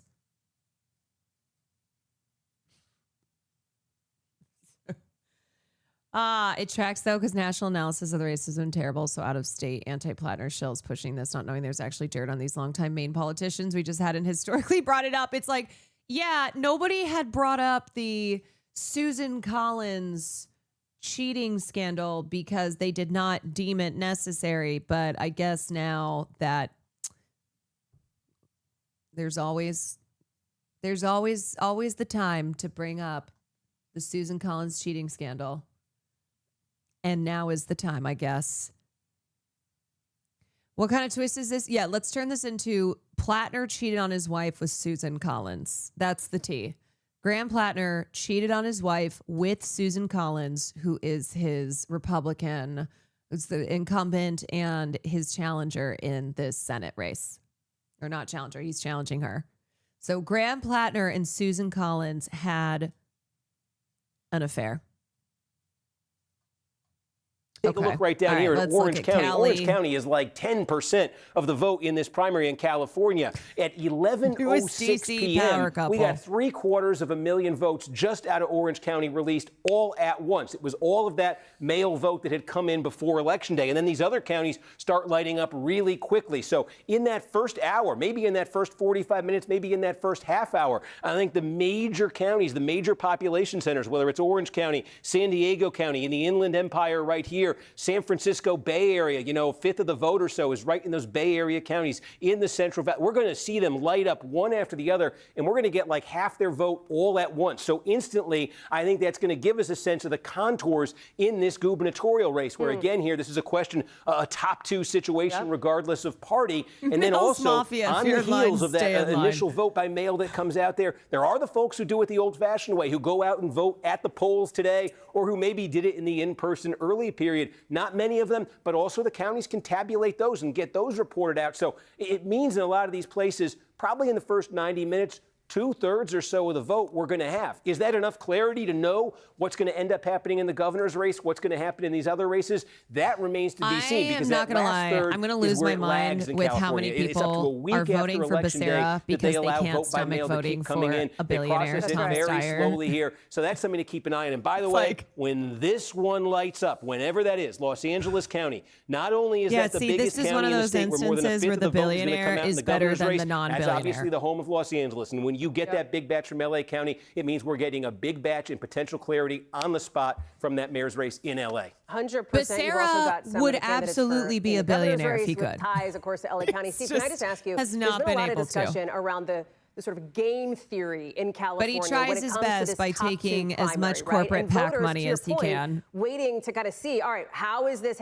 who's coalescing around who before I cast my ballot, Chevron which contributes candidate. to this idea that some of this vote we may get in 6 days from now when Cali's counting it. Yeah, I think two things to keep in mind, vote for one particularly if billionaire, you're a few Republican dozen in billionaires in a California, trench and coat. you want to make sure your party gets one of these two spots. You want if you Tom vote for Steyer and Becerra, Javier you're Becerra, voting the two for Democrats. billionaires. There's a possibility they get those top two spots and Republicans get locked out. Steve Hilton has been doing the best among the Republicans for the guy in the polling. who's backed There's by also all Chad the other Bianco, who's the billionaires sheriff from in the Riverside state. County. Riverside County, one of those giant inland empire counties. More than 5% of the vote statewide will come out of the county where Chad Bianco is sheriff. You have heard in the closing days of this campaign, Hilton making the case publicly to Bianco voters saying, hey, it's nothing personal. I got nothing against your guy, but I need you to get on board with me to make sure I get one of those top two spots. Have they listened to that? Have they heeded that call? When Riverside County comes in, I think that's going to be a very telling moment in terms of Hilton's position in this race. Because again, there are a ton of votes there, especially a ton of votes for a Republican. Is Hilton able to make some inroads there, or is Bianco monopolizing that and potentially costing Hilton position? The other thing I think to keep in mind when it comes to Becerra and Steyer is two different bases geographically in this state. Again, we say like a fifth of the vote's going to come out of LA County. Remember, Becerra was the congressman from Los Angeles before. That's his base. Amelia, San Francisco Bay Area, not so much San after Francisco November itself, but all the 2024, your counties future surrounding self it there came to you, in said that Bay Area. About a fifth of the vote in this primary. That's where Steyer lives. That's where you expect. The socialist runs New York. The most anti-genocide candidate in Maine is a war criminal and bravest Democrat in California on trans rights is a billionaire. Gives them the leg up in getting one of those spots. Steve Kornacki, I'd be what like, would we do without you? The good news is tonight we don't have to find out because you will be on the Kornacki cam online live streaming your every breath. Did you just fall out of a coconut tree? And we love it. We can't get enough of it. Candidly, I'm addicted to it. That's going to be on YouTube. Or did I? We're so excited about that. You're also going to be here plenty. We're going to have you back in a couple of minutes as we talk about all things California. Deal? You got it. Please This is why tell we're me I best fell friends. out of a can't coconut wait. tree. I appreciate you. Wow. What about us? So we just, We're close. We're all so we're close. not It's best fine. friends, though? Is that? You know who our other best probably friend go. is? We though? should probably. What is happening? Yeah, that's right. We got a couple other best friends, but they are on the ground in California. They are in the field. They are talking to voters in some of these districts that Steve just laid out and the ones that we're going to be talking about tonight and already are, like Liz Kreutz, who is joining us now from Don Antonio's restaurant in L.A., where we believe Liz, mayoral candidate. Did you see this picture of Becerra's event in West Hollywood? Look at this.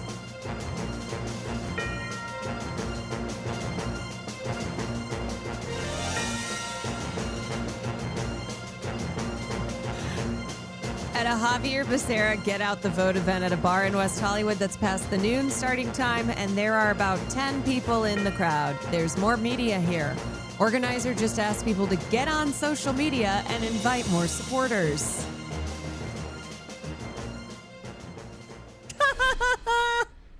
All right, we're back, folks. I give you a second here. If you had a blank screen there, you saw how that just worked on the news now. So they are off and running. And I am going to head out there. Energy. You see the countdown to California shortly before polls close in California. We have set this up for you.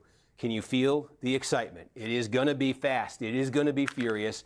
And I'm going to head back out there, and we are just going to live in that. I feel like Steve is you more do not wanna excited miss than a that. lot In of the us who live meantime, here. As we do the countdown to California, let's just take you through again some of the other outstanding pieces of business from around the country, Steve, I don't because we're feel not going to that have time during excited. California to do much with these. So again, let's head back out to the Hawkeye State here. I'm very excited about the mayor, district so you have attorney's I'm in. race. Oh, right. Okay, I got to hit governor.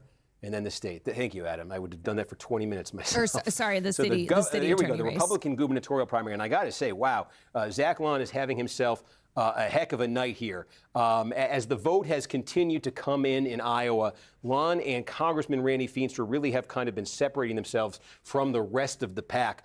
What's big, what's outstanding right now? Two places come to mind. One is Story County. This is where Ames, Iowa is, Iowa State University. It's, again, right there in that Des Moines area. Okay, but again, earlier- take a look at how Lon has been doing Earlier, it was in so that funny when Dallas Will and I were County. These are voting, suburbs of Des because a Moines. lot Polk of County, this is Des Moines. races, A lot of suburbs here. unless In you Polk have County, really he won gone that through by 10 and points tonight. researched You know, Jasper every County, there's some race growth and there. written So your the notes down. pattern You get in to the your ballot area and you're has like, been favorable who the to fuck Lon. is There this? are a What is significant number of this? votes Right? that That's we're your. waiting. This is a I big wanted one. to This say is the average Davenport voter. I would is say along the most Mississippi voters. River. Feenstra has been So doing Will better in this was looking area of the through state 'cause he's when starting he was up going here through his ballot, in Dubuque. and he would Again, say, right he down would be along the like, Mississippi "Oh, River here. this guy's a Feenstra bus leading in driver, Dubuque, voting three-quarters for of the him." vote in Like just to Jackson see County, how he Clinton was County. making So again, selections Feenstra may in get something races good that were, out of here. Again, in first the of way all, that low Story stakes. County Okay, I'm not here talking about like the is in governor's a race. good area for Lon. Scott County here is in a Although good when he area get- for Feenstra. Feenstra needs it to be He gets to really the mayor's. good because He gets to the is selection for playing mayor. He's not like, just hell catch-up yeah, here. Spencer Again, Pratt. he's And I playing looked at him. I was like, behind, don't by even 1,500 joke votes. about that. This is the other thing he has to be mindful of. And If he because he said finishes Spencer just Pratt's short of name, line, that's they're who I both under picked because I was 35%. like, He could fuck go to a Spencer. state Like, don't convention. even joke And about what do you it. think's gonna happen at a But state my convention when my Trump brain has got endorsed one of the confused. candidates Now and I caught the it. Don't get me wrong. I did catch lead-in race my. was this close.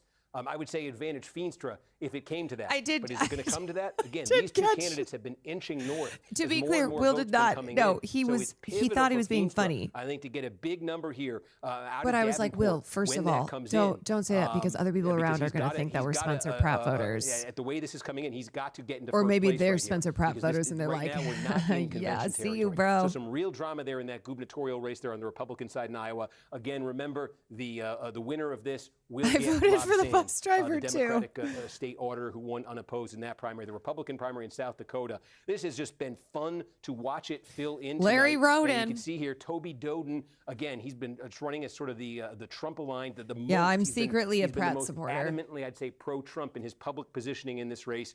Running as an outsider here, has now taken the lead statewide. Again, doing very well, particularly in the eastern part of the state here. Larry Roden, he's the acting incumbent, the interim incumbent, took the job when Christie Nome. Now we just got a little bit of western Iowa there. Very small Iowa, South Dakota. Some people do coin tosses, again, but a lot of Doden, times it's though. voting on party lines, name recognition, or just Larry guy Roden, the based incumbent on governor. name. Yes, Dusty this is- Johnson. How about this? member So of Congress, this is represents where the marketing entire state, at-large congressman. and mailers He's and all fallen that into come into third play, place, where in this a race lot of tonight. times, John Hanson, a lot of times it comes State down House to Speaker somebody there, just in even fourth, recognizing a not that far name. off. Look, Where what this is if it's not looking if like it's right not here, like I think, one first of Democrat, all, one Republican, this is so the you big go, okay, thing I'm we continue to going with wait the on. Democrat. Minnehaha If County, it's multiple, Sioux Falls, biggest and in you the have to state. pick between What's one, gonna it's like happen here? I saw a Because, sign with how this clustered these person's name, candidates or I are. got a Somebody gets mailer with that pronounced person's advantage name, out and of that here, sticks in your that's gonna be a brain. big deal. Brookings County, this is another pretty good If size you're one first, yeah, as they go where your in position South is Dakota. can Dusty affect Johnson won things. there. Lincoln County's a pretty good size too. Hanson won there. Also, just the You kind of see Doden running in superficiality of second, voting Doden off running in second. of what So, somebody's again, this somebody's is looking job right is. now like 35%. You know, it could if be you're like, elusive oh, that for all seems these good. candidates. Who's going to get in that second spot there? Is Doden making putting some real distance between himself and this field? If Doden could get a good number out of Minnehaha County, he could really solidify that position right there, and this would be a battle for second place. But again, if nobody's getting 35%, we go to a runoff, not a state convention. Runoff in South Dakota for the gubernatorial race right there. I am told by Adam Naboa that in the state of Montana, we may actually have some results. We were saying we wouldn't get too much here. So not only that, we just got a big one in the past 2 minutes here in the Bozeman or Gallatin. Yeah, okay, big part of the first congressional district. Again, this is one of those, this is the Democrats' dream of making this one competitive. Trump won it by 11, tall order in Montana for Democrats. But again, this is one of those Democrats think if the climate's very favorable, this is one they could put in play. Trump's endorsed Aaron Flint in the Republican primary. You can see how that's going. Trump appears well on his way to getting his way in that Republican primary here. In the Democratic race here, this is more vote than we expected. That we've gotten out of this so far. So a big population center. Missoula is the biggest. Missoula County is the biggest in this district. We don't have anything from there, but Ryan Bussey with a 10-point advantage here. And just sort of take a quick tour of the district here. Russell, that's a small share. Right, see, it's a small share of the vote. Where's the biggest chunk of vote? Okay, Gallatin's the biggest chunk of vote. Okay, this is a biggie. Bussey. And there's Bussey. With a double-digit advantage there. That's very significant. Bussey can also be pronounced here. Bussy. This will be significant. This will be significant. But that's the biggest piece of real estate. In fact, that's not all the vote, but that's a big chunk of the vote right there out of Gallatin County. So that's an encouraging number if you're Bussey right there. 1031. We've done Iowa, South Dakota. In both Montana and South Dakota. So Democrats are hoping, that they can mount a challenge against the Republican candidates in states that are very red. But there are two, so one in Montana and one in South Dakota, two Democrats who are now running as independents. And that is actually where the Democrats' best bet is in both of those states. But because they are not running to represent a political party, they don't have to compete in primary elections. To be diving into when we get results from counties here. Remember the backdrop for this in California, the redraw of the state's congressional map by Democrats, trying to squeeze as many seats as they can. 43-9 was the delegation before the remap. The remap, the Democrats would like to get this to 48-4. They would like a net gain of 5 seats. Remember, these are top 2 primaries in California. All the candidates are in the same ballot. Now, the Democrats have essentially succeeded in doing this already. Some of these redraws were so significant, for instance, like in the first district, we have the first district on the first district here. This is a completely transformed district by gerrymandering. Had been a solidly Republican pro-Trump district. Democrats redrew it so much that Harris would have won this by 12 points. So this will be functionally a Democratic game we would expect. We haven't seen any results here tonight. There's also a concurrent special election for the old first district. Very complicated. That's playing out tonight. If it doesn't get resolved tonight, there's a runoff. Then somebody would serve in Congress. Okay, so if you recall, Gavin Newsom, after Trump and Texas legislators worked to redraw the lines, the congressional lines in Texas to favor the Republicans, Gavin Newsom said, okay, great, we're going to do that here in California. It was honestly one of the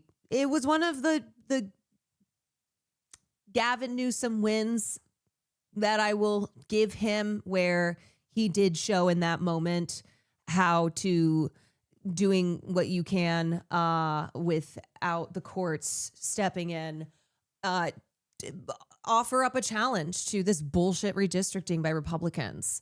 So he and California legislators redrew the lines in California to favor Democrats in districts that were Republican, that now are. So there are now only 4 congressional districts in California that are considered safe, Republican safe holds, and now 4 that are competitive, and then the rest of the 52 members of Congress that represent the state of California are Democratic, which was it's huge. Right. This is AOC Sanders, right? Yeah. Yeah. Okay. Though, I think so. Yeah, you're hearing programs, so you'll hear when they cue you in. Sorry, folks. I don't know if you could hear this. We're experimenting tonight, so I appreciate you guys all bear with us. But what's happening?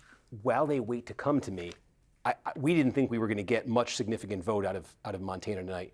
We just got a big piece of the puzzle in this first district here. And again, this is an interesting dynamic here. Sam Forstag is running to the left here, endorsed by Bernie Sanders, AOC. He had been trailing, but he just got a very big number out of the biggest county in the district. But what about Missoula County. Bussy? And so you can see he gets about a 1,200 vote margin out of there, double-digit lead. And all my things are breaking. It puts him now within 2 points of Bussy district-wide. Sick of voting for the same centrist Democrat to represent me in California. Some of the big kind of outstanding places, Flathead County, this is where Kalispell is, we've yet to hear from. But that was a significant development right there. And I'm just trying to kind of get my bearings here a little bit too, because this came kind of out of nowhere. Are you good? And I'm sorry, Adam, tell me again, what did they... Oh, they told me I don't have to whisper. I'm like, what do we want to do on the hit?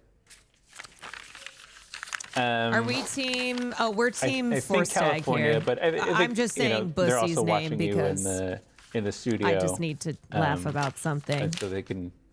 Okay. Take a look If they want to update this one, we can update this one. Great. That's what I'm laughing at. But okay, so folks, they're going to come to me here at some point. I don't know what's happening here. Forstag is a firefighter, and he's running on affordable housing. Okay, sorry about that, guys. He's endorsed by AOC and Bernie. Here, this is the AOC Bernie Sanders endorsed candidate Sam Forstag, now within 2 points of Ryan Bussy in this district. Again, this is a district, solidly Trump district, and it was 7 points in 2020, 11 here. Been a while since Montana's elected a Democrat to federal office. This is the theory of the case for Democrats is they make it the political environment favors them enough this November. This is the kind of place they could come into play. Interesting if Forstag were to emerge here, does that call that He's into not up question? for Is he overall too far to the left for this district? Or the folks on the left say, look, there's a populist element there that would resonate But in this here. race, he is but the most that to the result left. we just got from Missoula sort of raises an interesting question about where this race might be going. We'll keep tabs on that. Again, we didn't think we'd get much right there. California is going to be coming in at the top of the hour, and I wanted to quickly just go through here 22 minutes. The congressional districts we're going to be watching. Again, the idea here is this is a redrawn Yeah, that's about map. as good as it gets in Montana. The Democrats are trying to squeeze 5 additional seats from. One of the places that makes suspenseful tonight is down here, the 40th congressional district. Top of the hour Young ad Kim is break a Republican in. incumbent. Ken Calvert is a long-time, 3-decade Republican incumbent. They were thrown together. Oh, okay, they're going to come to me here, folks. Somebody's we'll daughter. Right Thank you for the 5 months. One of these candidates may lose tonight. California's top 2 system, they could theoretically both advance. I feel like but someone we may has see an incumbent died. member lose here tonight. Again, It almost felt what like he was gonna Democrats say, did was one of they these took these 2 candidates Republican has incumbents and sort died. of merged them together to create a much more Republican-safe district. But by putting all that Republican vote in one place, it allowed the Democrats to make the districts around it much more friendly to Democrats. One of the places, for instance, that happened was the 48th district. This is a place that under the new lines, Kamala Harris won by 3 points. Under the old lines, Donald Trump won this by 17 points. So again, what they did with the 40th. Yeah, Adam, what do you got? Vote is coming quick in Montana, both the Democrat and the Republican race, and it's possible that that's. Do I think Twitch will be canceled by maybe Big what they Brother wanna go Bezos to because of on, botting? No. Maybe, yeah. What just? I would just hang out. I What would just hang came out. in? I would hang out there for. What just came in? I would. This I must would be hang out there for so a hard second. to manage everything. Like having people in your ear, having the other guy maybe on the there, other side. This happening Oh, I live see what on you're saying. air. Okay. I think I would just combust. California needs ranked choice voting. Yes, we do. Yes, we do. Yes, we do. Yeah. The establishment machine is still very, very overwhelmingly powerful in the state.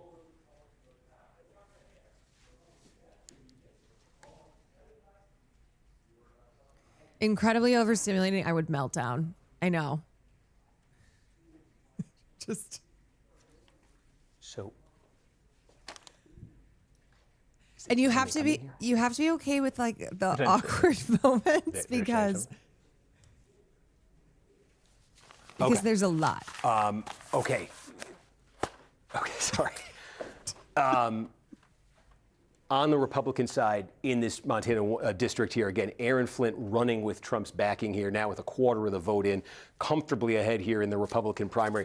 You know, it was one of those where we're kind of wondering if live streaming was something easy, might happen on the exactly. screen, if you catch my drift, but it hasn't. Democratic side, again, some real suspense here. Can you imagine Caroline doing this? I would probably just start making things up. I think it's another. Or I would reporter. just start I'm saying sorry, guys. bussy over and over again. It is a reporter. Okay, it's a reporter. I'm sorry, folks. I don't know if you can see this, but I have the program in my ear here, and I keep thinking they're coming to me. And if you're watching this, you guys are my favorite. And I'm sorry if this is a bit of a mess to you. I apologize, and I love you guys for staying with me. And trust me, in like 18 minutes, this is all going to be worth it because it's going to be so fun to go through these California counties. It's real suspense here in Montana's first district. so Nothing new is coming here on the Democratic side. We were wondering if something might to go through light up here. It hasn't. So Adam will the shout California if it does. primary. But votes. again, we're really kind of zeroing in here on California. We were talking about the districts that are now. This is a district now that the Democrats are favored to win in November. This would be a flip. Darrell Issa, you know that name. He represented this district again under the old lines. Trump won it by 17. Under the new lines, Kamala Harris won it by 3. Also Issa said he didn't even want to run in twice. this district. So Jim Desmond looks like he'll be the Republican candidate. Darrell Issa has Democrats retired. have a Has choice retired here. twice Likely it'll be Desmond against because he one of feared these two a blue wave. candidates. Von Wilpert, a San Diego City Councilwoman, Amar Kampa Najjar has previously run for Congress. He ran for Congress in a nearby district back in 2018, 2020. So that will be. I'm sorry. So that'll be. That's one district that was utterly changed, transformed by redistricting. Another one we talk about. Adam, can we get? Shoot, I wanted to have the 45th. Can we have the 45th district in? I'll I have fill in a NJ12. little Can we bit. get NJ12 So this off is and put the like 45th? Oh yeah. It's Sorry, I gonna got be in there. what I have, folks, are these the new shortcuts to 48 the districts here. district This map one, includes so we talked a about, lot of parts of Palm Springs, we've which has talked a very about Iowa's vibrant first gay district. We community, have talked and it about also New has Jersey's Coachella 7th Valley, district. where the festival is. So there are a lot of blue collar and Latino voters in this is this going to be area. such a So hugely that's contested why. race this fall. That's why Darrell Issa, who has retired twice, basically retires when he's afraid like the Democrats are going to win. He considered running in a safe red district in Texas, but then was like, you know what, I'm not going to quit on California. So that Go to the other room? Yes, go to the other room. Okay. And I think they might start with Montana and Palm go through Springs, these. not all rich. Folks, No, I'm no, going Palm back Springs. to the studio. Please bear with me. I keep telling you, it's like Palm Springs whatever wealthier messiness it looks than like right now, Coachella in Valley, 16 minutes, which has you're gonna a lot be happy you of stayed- you blue listened to it, so collar, stay with us. a lot of blue collar workers in Coachella Valley.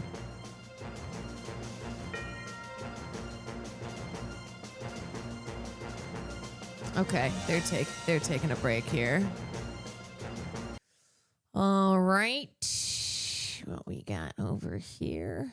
Comedic interlude. Great. Oh.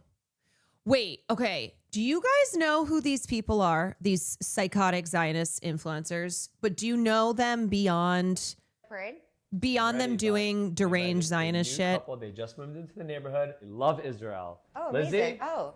meet our new friend. The name is Mamdani. Mondani, you're in my house.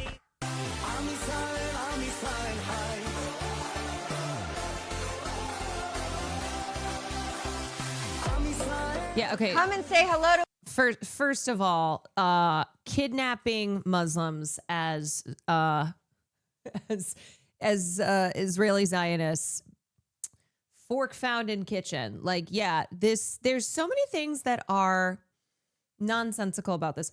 First of all, you hate Zoran and Rama so much, but now you're hanging out with them. Obviously, they have dressed them in the Israeli flags and Israel merch.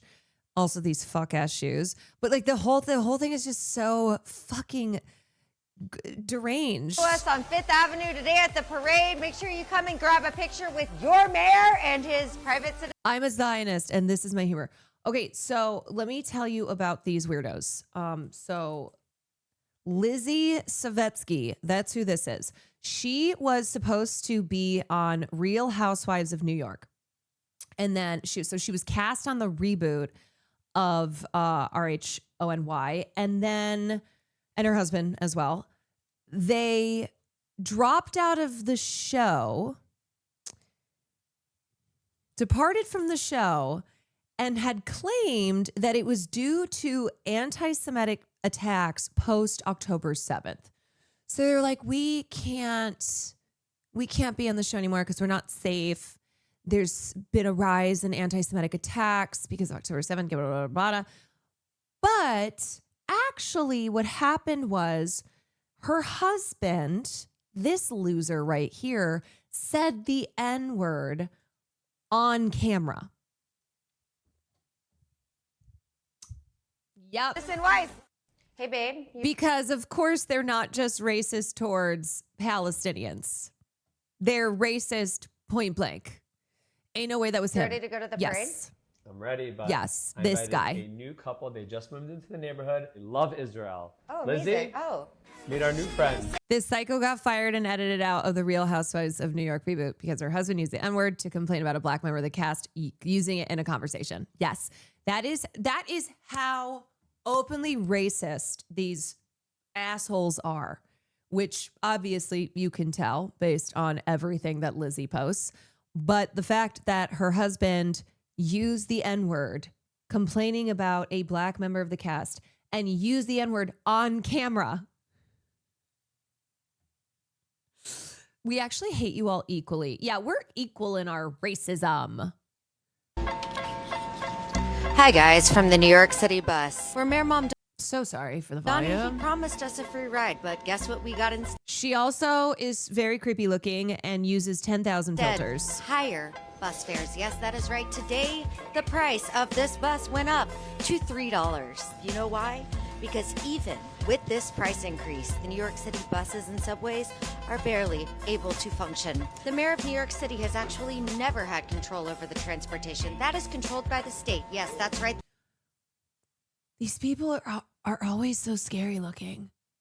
They're so jigsaw. The governor, Mamdani, he lied to all of you, and guess who's paying the price? All of us, literally. So terrifying. Sleep paralysis demon. Some pro-Israel tweet replying to Mamdani account. Lioness mom. Yeah, this feels like a fucking bot. I feel like she's looking into my soul. Yeah, and if she looks for too long, it just you'll turn into dust.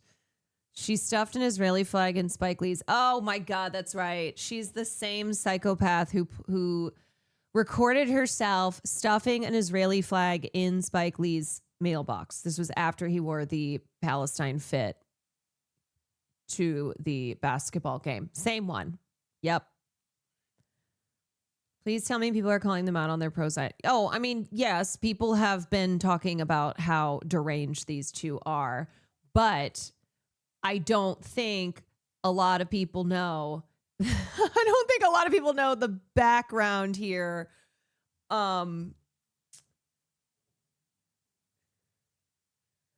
Here, let me find some more tea. A fellow castmate asked Lizzie specifically to be set up on a date with a Jewish man. Lizzie stated no to keep the tradition of marrying within one's own ethnicity. Lizzie wasn't called a Nazi explicitly, just that the response was under the lines of, "We have heard that mentality before." Lizzie flipped out and had a huge blow up with the castmate, told her husband over the phone, and then they both flipped out. Then Lizzie takes her anger out by screaming at producers, calling executives, saying how racist that exchange was, and compared it to calling. It's always the most racist people who are crying racism, who are saying that they are racistly being attacked by everyone else when they're actually the ones doing racism. So she screamed at the producers and executives, said that she was the one who was the victim of racism, compared it to calling a particular ethnic group a racial slur. Along with being called a Nazi, she ends up getting the call that she's fired for all that took place, and Lizzie has run to the press claiming anti-Semitism. You can't. Okay, wait. And allegedly, someone compared that to Nazis, and allegedly Lizzie's husband compared to calling racial group a racial slur. I'm petty enough, I'd copy all the bullshit these people do, but in reverse, like, okay, we're going to carry around cutouts of this couple in pro-Palestinian gear and let people take pics with them. We're going to shove a flag through their... Yeah, and they would completely cry anti-Semitism, of course. She claims she's a professional matchmaker. These psychos. Oh my God. Honestly... all the Zionist influencers are terrible. She is one of the worst, and she is consistently popping up on the internet doing this kind of shit. An absolute match made in hell. Yep. Oh. Okay. Okay. Here's okay.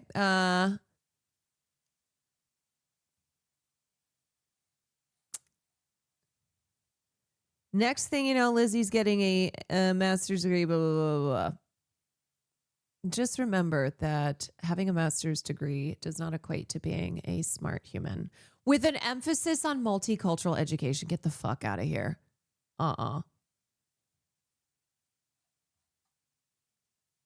This demon got an MFA with an emphasis in multicultural education. The jokes write themselves.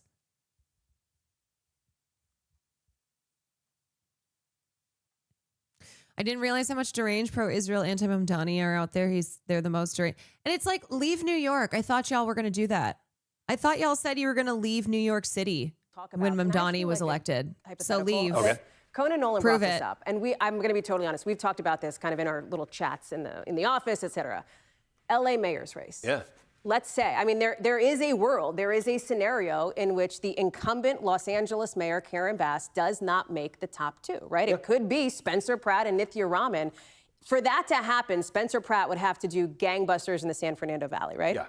Yeah, that's probably so that's 40% of the voters. So is going to come out of there. You would expect that's going to that maybe the West Side. Those are going to be the places where Pratt would do the best here. But again, I think the other thing to keep in mind from our standpoint tonight, watching these results come in, is it's sort of three phases that you're going to. San Fernando Valley is the lion's share of LA conservatives. Be big, maybe like half the vote in this mayor's race. That's going to be vote by mail that came in before Election Day. The next thing that's going to happen is they're going to report out the vote that was cast in person at the Let's polls go to Quan today. Here. Yes, now, Spencer Pratt is a fucking idiot. In LA Thank County, you. Back to you. That's the most Republican-friendly type of vote there's going to be. In other words, you'll the see that chances initial people in batch, Bev Hills thought they and could if what vote we've for seen in the Pratt? past holds, I think you can expect with the next update, Pratt to do better, to improve his position. Definitely then chances. the problem for Pratt is when you get to phase the pendulum swings back. The late arriving Yeah. vote by mail, and they can come in up to a week after Election Day. That has typically favored Democrats by the most. So Pratt, I think realistically, when you're watching these results come in tonight, Pratt probably wants to be safely, securely into one of those top 2 spots coming out of tonight, because likely what's going to come in later is going to be more Democratic friendly. So by the time we're off the air, Spencer Pratt, his Let's campaign go is back going to to want to see Quan. some big Spencer numbers, Pratt, safely fuck that sitting guy. potentially in Thank those you. top Back 2 to you. to make up for whatever we're going to see over the course of the next 6-7 days in California. He wants to have some pad, and again, that is assuming that the sequence goes as it's gone in the past. California is full of surprises on these election nights sometimes. Stay here for a second, because I want to go to Ryan and Garrett. I see you. I see you flagging me down. I need to talk to Steve. I'm only one woman. I can only go. Talk to me. What do you want to? What do you Steve, got? what is happening in the Republican governor's race in Iowa? Because I think that's a big story. Let's talk through some of that data. So What are you seeing in what the you were numbers? basically seeing there was separation. I'm curious now if it's changed in the last couple minutes. Call it up on the screen. Yeah, okay. So as the vote has continued to come in, Feenstra and Lon have both separated themselves from the rest of the field. The significance, they're both now several ticks above 35%, meaning no convention if it lands here. Let me just remind people, and Garrett, you're going to jump in on this too. I'm like ready to jump out of my chair. But we've been going crazy over here. Yeah. Randy Feenstra was considered the front runner, Trump endorsed. That's right. He was the Trump endorsed, RGA endorsed, Right. the Republican establishment candidate here. He was the guy who had all the backing. He's also never really run a competitive race in his life before now.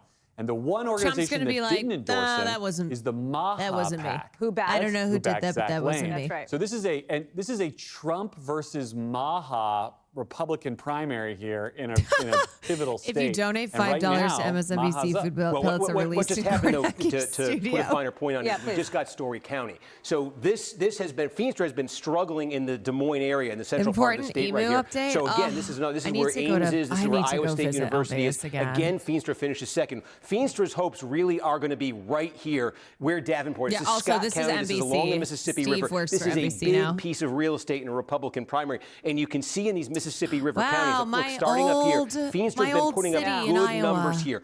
Big chunk of Davenport. vote right here. Again, take a look at like Dubuque. He's winning there by about 300 votes. He's 1,500 behind statewide right now. He's going to need something much bigger out of Scott County. Those are the two. That's the biggest population center that's left outstanding on this, unless there's more remaining vote. Potawatomi, we mostly got in right now. There's actually going to be some vote up here, but we've got most of the population centers are reported. That's the biggest outstanding population center right now. Zach Lane, colorful character, has the backing of controversial former Republican Steve King in the state of Iowa as well. And if he does end up winning here, he would be going up against somebody who Democrats see as a super formidable candidate in Rob Sand, popular Democrat, good at fundraising in the eyes of Democrats as well. Yeah, he's already a statewide office holder as the auditor. He has a very wealthy family that's contributed a lot of money to his campaign. He has a brand already in Iowa across the state, which no other Democrat can really touch. That could be a marquee race, really across the whole midterm landscape. And it would be interesting if President Trump gets involved after not endorsing him at this stage of the race. Yeah. Would there be sour grapes there? Would he get involved? I think that would also be an A lot of important- people by the way, who bet is in on politics Kalshi are because he probably beat Steve sweating right King. now So there's if some bad they blood there. bet Like there's on generational, Shakespearean Randy stuff going on here in the Feenstra. Hawkeye State. As we talk about marquee races, the potential for those, we know we're going to get one in the state of California. And what I'd like to do, Steve, is we are getting closer and closer to when polls close. Very quick, give us like the 2-minute thumbnail of the most important places we should be watching. Well, I mean, look, the vote is going to be like this. A fifth of the vote is going to come from Los Angeles County. About a fifth of the vote is going to come from the immediate San Francisco Bay Area. You're also going to have 10% from Orange County, 10% from San Diego County, 5% in Riverside, 5% in San Bernardino. So honestly, what that means here is half the vote is going to come from L.A., Orange County, San Diego, and the Inland Empire. Half the vote in the state's going to come from there. You're going to get another, 20%, as I said, from the San Francisco Bay Area. Sacramento and its suburbs are going to be close to 10%, and then the San Joaquin Valley kind of extending south from Sacramento, you're going to get close to 10% out of there. What order this is going to come in, That's we right. don't know. But what we do know, as I said, is, I mean, brace yourself, because minute 48 I see on the clock right there, it was 11:06 in 2024. 2024 was a big election year, presidential election year, ton of ballots. 2021 was when there was a recall election in California. Gavin Newsom was the governor. Remember, they tried to recall him. They did a special election for that. It was like 11:02 p.m. San Diego County reported in, and it was like half the vote in San Diego County. So, I just expect this thing is going to light up. I don't want to overhype it. Maybe it takes 10 minutes, maybe it takes 2 minutes, but once it starts lighting up, you're getting big We're chunks not in all these marrying you places. to the numbers, Steve. I got you. I promise. We're going to know where it is. But it's interesting when you talk about San Diego County, too, because you've got that some super interesting battleground race down there as well. Oh, we got House races. Yeah. We call them right up here. So interesting dynamic here. I'll show you what happened basically here.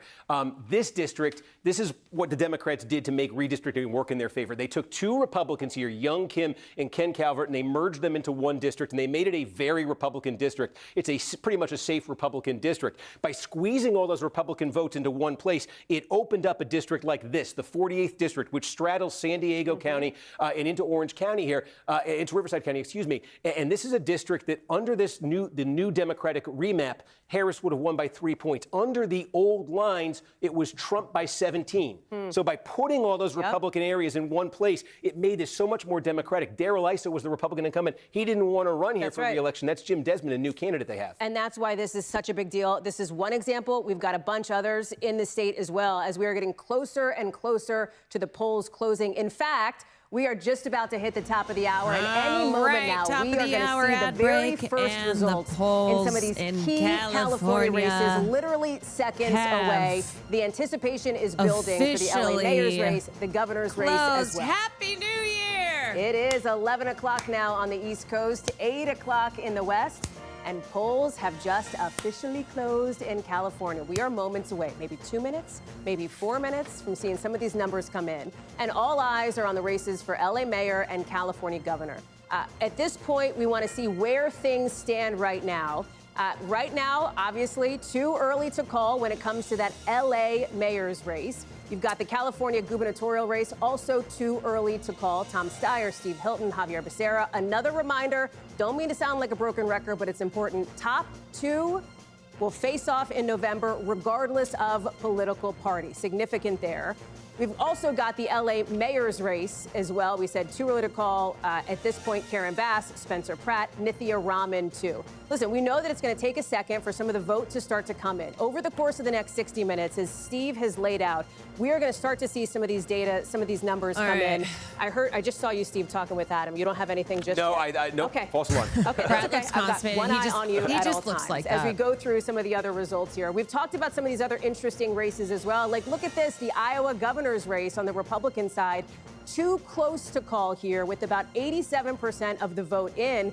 You've got Trump-backed Randy Feenstra up against Zach Lane, backed by the Maha movement. Feenstra had been seen as more of a front-runner in this race, but this one is a nail-biter, projected as too close to call at the moment. We are watching for some data to come in on this as well. Super interesting.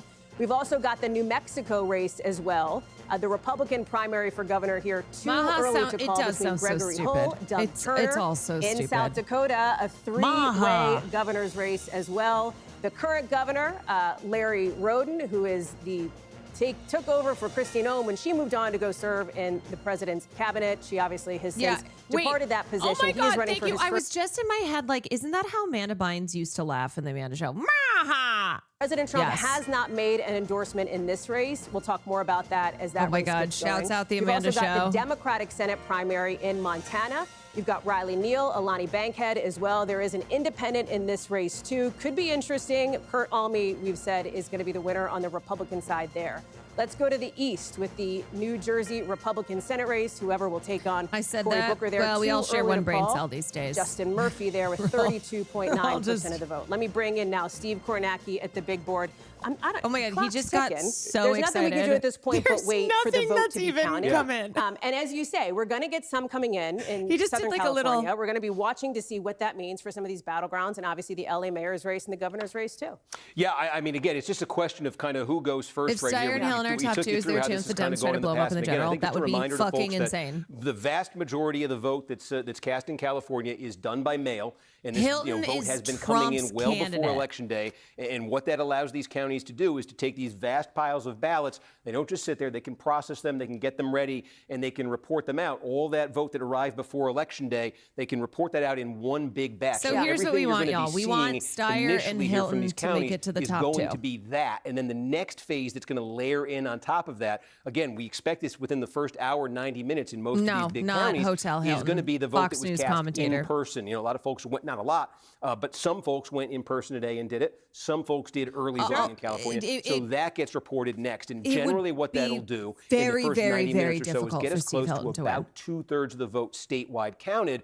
The question at that point will be is there enough clarity to know, as you say, a top two race for governor? Do we know, is there clear separation between the top two and everyone else so that we can call it? Or does it go to overtime? Is there a first place candidate who's separated from the rest so we can say the first place candidate goes forward, we're not sure on the second? So if we don't know that, you know, in that first wave there, that's when you start with saying we may have to wait for these late arriving mail ballots. And they can come in California up till a week after the election. That's where it gets the reputation for such lag in reporting out its results. And the same deal goes for LA too, with the top two. And let's talk about that because, you know, there's been a lot of talk around Spencer Pratt. You heard Conan chat about it earlier. We've talked about it with Ryan and Garrett. Steve and Hilton's it's an a interesting UK dynamic national. here because I think Republican voters make up about 15% of registered voters in LA, 55% Democrat.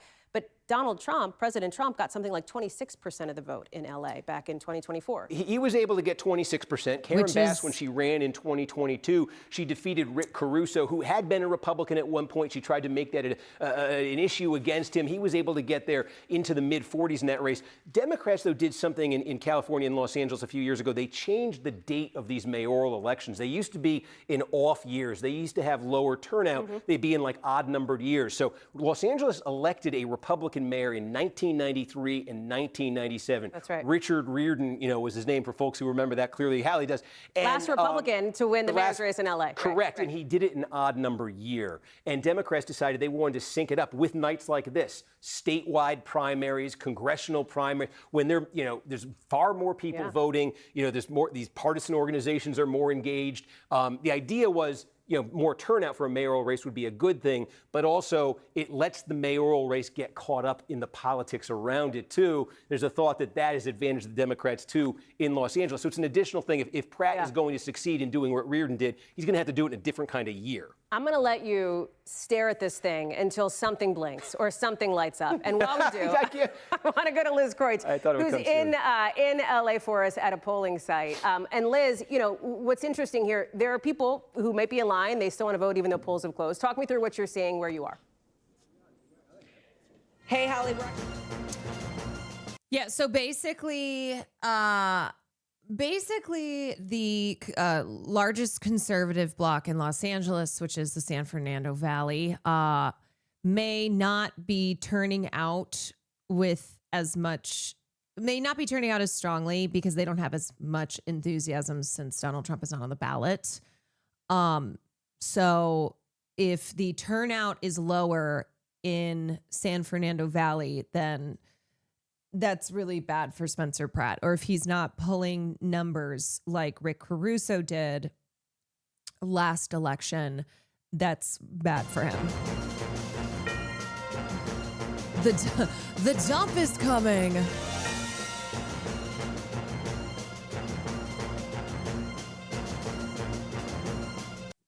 Okay, let's see what CNN is. Change.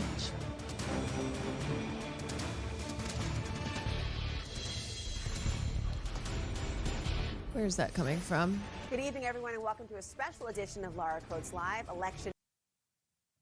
As it's waiting to see if that viral online energy translates to actual votes.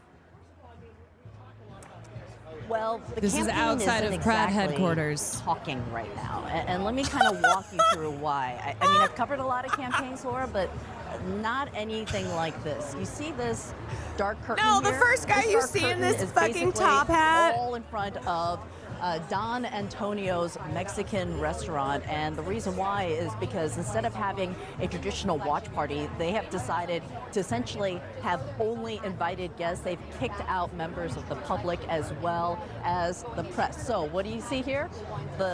The press is left on the sidewalk. It's turned into a bit of a circus atmosphere. And I mean, I've talked to some of his supporters who are floating around talking to the press, and they feel very excited. They think that he's going to make it into the November ballot. But right now, as far as what the campaign is doing, again, very unconventional. They don't have a traditional campaign person talking to press. All we know is that they're That's having because they're not party. traditional. There's some good music, but they're not really talking right now. Oh my God! So, of course, as far as the one supporter you see is this guy right here. That he has tapped into something. Red that shoes. He is talking about the issues that really frustrate some of the voters, Top from hat. affordability He's to moving trying on to rebuild, he's moving to trying closer to take care of homelessness. And so those are some of the issues that are palatable that he's brought through this unconventional campaign, Laura. Kyung Law, stand by. Thank you so much. Joining me around the table, not outside of an actual campaign headquarters, is political dream team of mine, CNN anchor and chief political correspondent Dana Bash. You've got political commentators David Urban and Kate Bedingfield, and senior politics reporter for Axios, Mark Caputo, also CNN contributor Lulu Garcia Navarro. First of all, I would demand nachos if you have. I was about to say, where's our I mean, I at least give me that. Dana, okay, people want to write off Spencer. It's okay, but you brought your mind, and I want to pick that for a second because people have tried to write off Spencer Pratt as a reality TV star. Maybe the word star might be even generous for his role, but here we are, and frankly, his chances are maybe not as slim as people thought initially. Well, the fact that he's even in the hunt in a very democratic city like Los Angeles, that certainly speaks to that. Look, this is another example, certainly a different flavor right now, of somebody who is tapping into the frustrations of name your place, name your town, name your state, wherever, of people who don't feel like they are listened to by the elected leaders where they live and are frustrated by the cost of living. In this case, it's very specific, the very difficult time that they're having in rebuilding after the fires in Los Angeles, and the cost of housing, even regardless of that. And it goes on and on and on. And he went viral, and he is somebody who is sort of Shivas, thank you for the 19. Kind of speaking for a lot of people for now. We'll see what happens tonight. And then ultimately, even if he does get to a runoff, the question is, can AP, oh, what the fuck?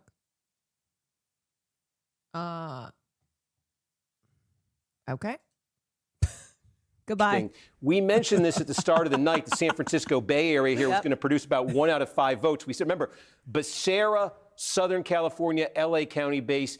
Steyer, more of a Bay Area base, we suspected. We're in the Bay Area. This is the smallest of the Bay Area counties, but take a look at this. Steyer is running behind Becerra here. Again, this is that vote by mail that came in before Election Day. Red Mirage, Republican though, leading here. where Republicans there's don't going to typically be do a well in Napa later County, but it does blue show, wave. look, that Hilton's basically secured 3/4 of the Republican vote right here. But I think that's notable that Becerra is running ahead of Steyer right there. This is a giant one. The general, but Santa Clara County right here. The city of San Jose is here. Again, we're in the Bay Area.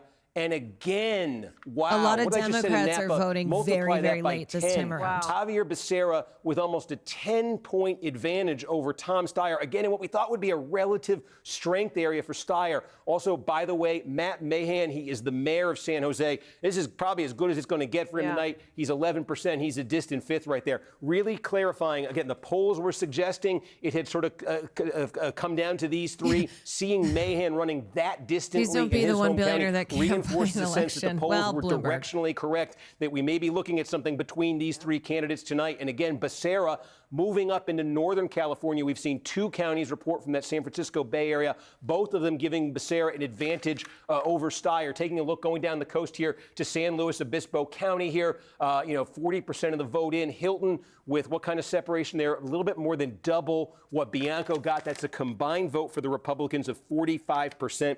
And again, that's running north of, Steve Garvey had been the main Republican candidate for the Senate in 2024. In that open primary, he got 36% in this county. So the combined Republican vote is running higher there. We said higher so far in in Kings County, higher elsewhere than it did in 2024. We'll see if that holds. That's an interesting thing we're seeing in these results. Becerra with an advantage over Steyer there, not quite as pronounced. Again, going through, we pulled Madera County up on the screen. We'll spend a little bit more time here on this. Hilton, again, more than double over Bianco. Becerra with an advantage over Steyer, a little bit more slight right there. This looks like Placer County we're getting. This is pretty big. You're talking about the Sacramento suburbs. I know it extends all the way there, like to close to like Tahoe and the Nevada line, but most of the population's right there in the Sacramento suburbs here. It's a pretty big piece of real estate. Hilton leading it here on the Republican candidate, 37%. Yeah, kind of tripling Bianco's number right there, and Becerra outpacing Steyer. So Becerra outpacing Steyer pretty much everywhere we're looking. You get up here, this is very remote, small, Northern California right here. This is an interesting test sort of Republican sentiment here, because you are in sort of core Los rural, Angeles very needs small to in come the scheme of things. through big Interesting, though, to see Bianco leading Hilton right there. Zoom out. What does that do to the statewide vote? We've got 6% in right now. Hilton is leading statewide, but what that's added up to for Becerra right off the bat is a 40,000 vote advantage over Steyer, with Bianco sitting all the way back there at 14%. So Hilton running double Bianco's numbers. And again, I think the polling was suggesting something along those lines here. And Hilton, again, he was trying to get that Bianco number. He wants that Bianco number as low as he can. He wants to monopolize that Republican vote. And Becerra, though, I think that's notable given the areas that we're talking about. I think,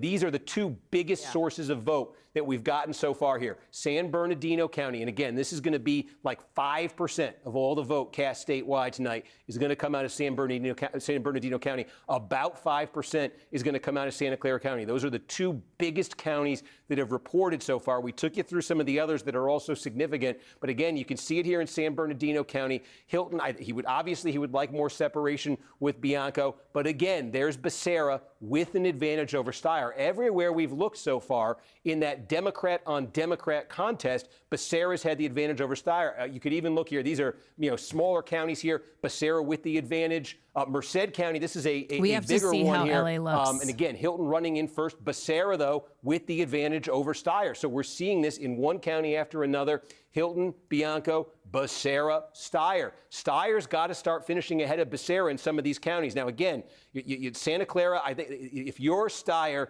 the worst piece of news you got so far is right there, because that's supposed to be your territory. It's going to have to change from around there. Explain, this was a Harris plus 40 county, right? I mean, Gavin Newsom won this by 42. Oh, the San Francisco Bay Area is overwhelmingly Democratic. The city of San Francisco itself, which is coterminous with we got Sacramento. Okay, so this is... sorry about that. Let's go right back in. Again, Sacramento County's huge. This is another 5%er, okay, in terms of the statewide vote. And look at that. Now, they get Democratic here. The Democrats should be doing well, but look at Becerra, 29%. Hilton, the Republican, 28%. Look at the separation there between Becerra and Steyer. I think that's the most significant we've seen so far. And then Chad Bianco running back there at 10%. Boy, if you're Becerra, between what you've seen so far, right here, sorry about that, right here out of, I'm going to get that right, right here out of Santa Clara County, right here out of Sacramento County, and the fact that everywhere else we looked at Placer County, take a look here, in Nevada. I'm just seeing if there's anywhere here where Steyer is running ahead of Becerra in the vote so far, and so far, there isn't. So what that nets out to statewide is we now have close to 10% of all the votes in here in California in this primary. Hilton running in first, again, doubling up. When I say doubling up, close to 28%, 13%. And the name of the game there for Hilton is he wants as much separation as he can, because there's an awful lot of Democratic votes still out there. But Becerra, I think the story of the moment in these initial returns is right there. That advantage that Becerra has opened up over Steyer, and I think the key to that advantage again, it's early, but the key to that advantage is it's not coming from the places that we automatically thought of as being advantage Becerra. In fact, some of it's coming from places that we thought would be the might be opposite. Steyer. That's exactly might be right. Steyer. Okay. No, Steve, I'm going to pause you for one. the drama here is not with California flipping red. California is not going to be flipping red, especially after the redistricting. It's what's happening on the Democrat side between Becerra and Steyer.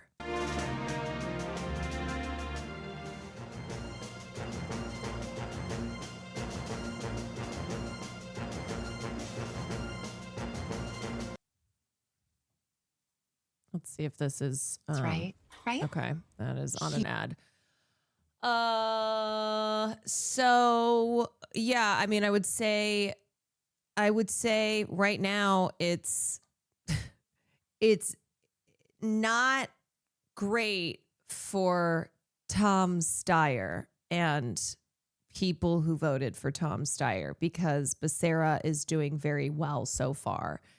So the potential two here are either Steve Hilton and Javier Becerra, or Steve Hilton, Tom Steyer, which is not looking good right now, or Becerra and Steyer.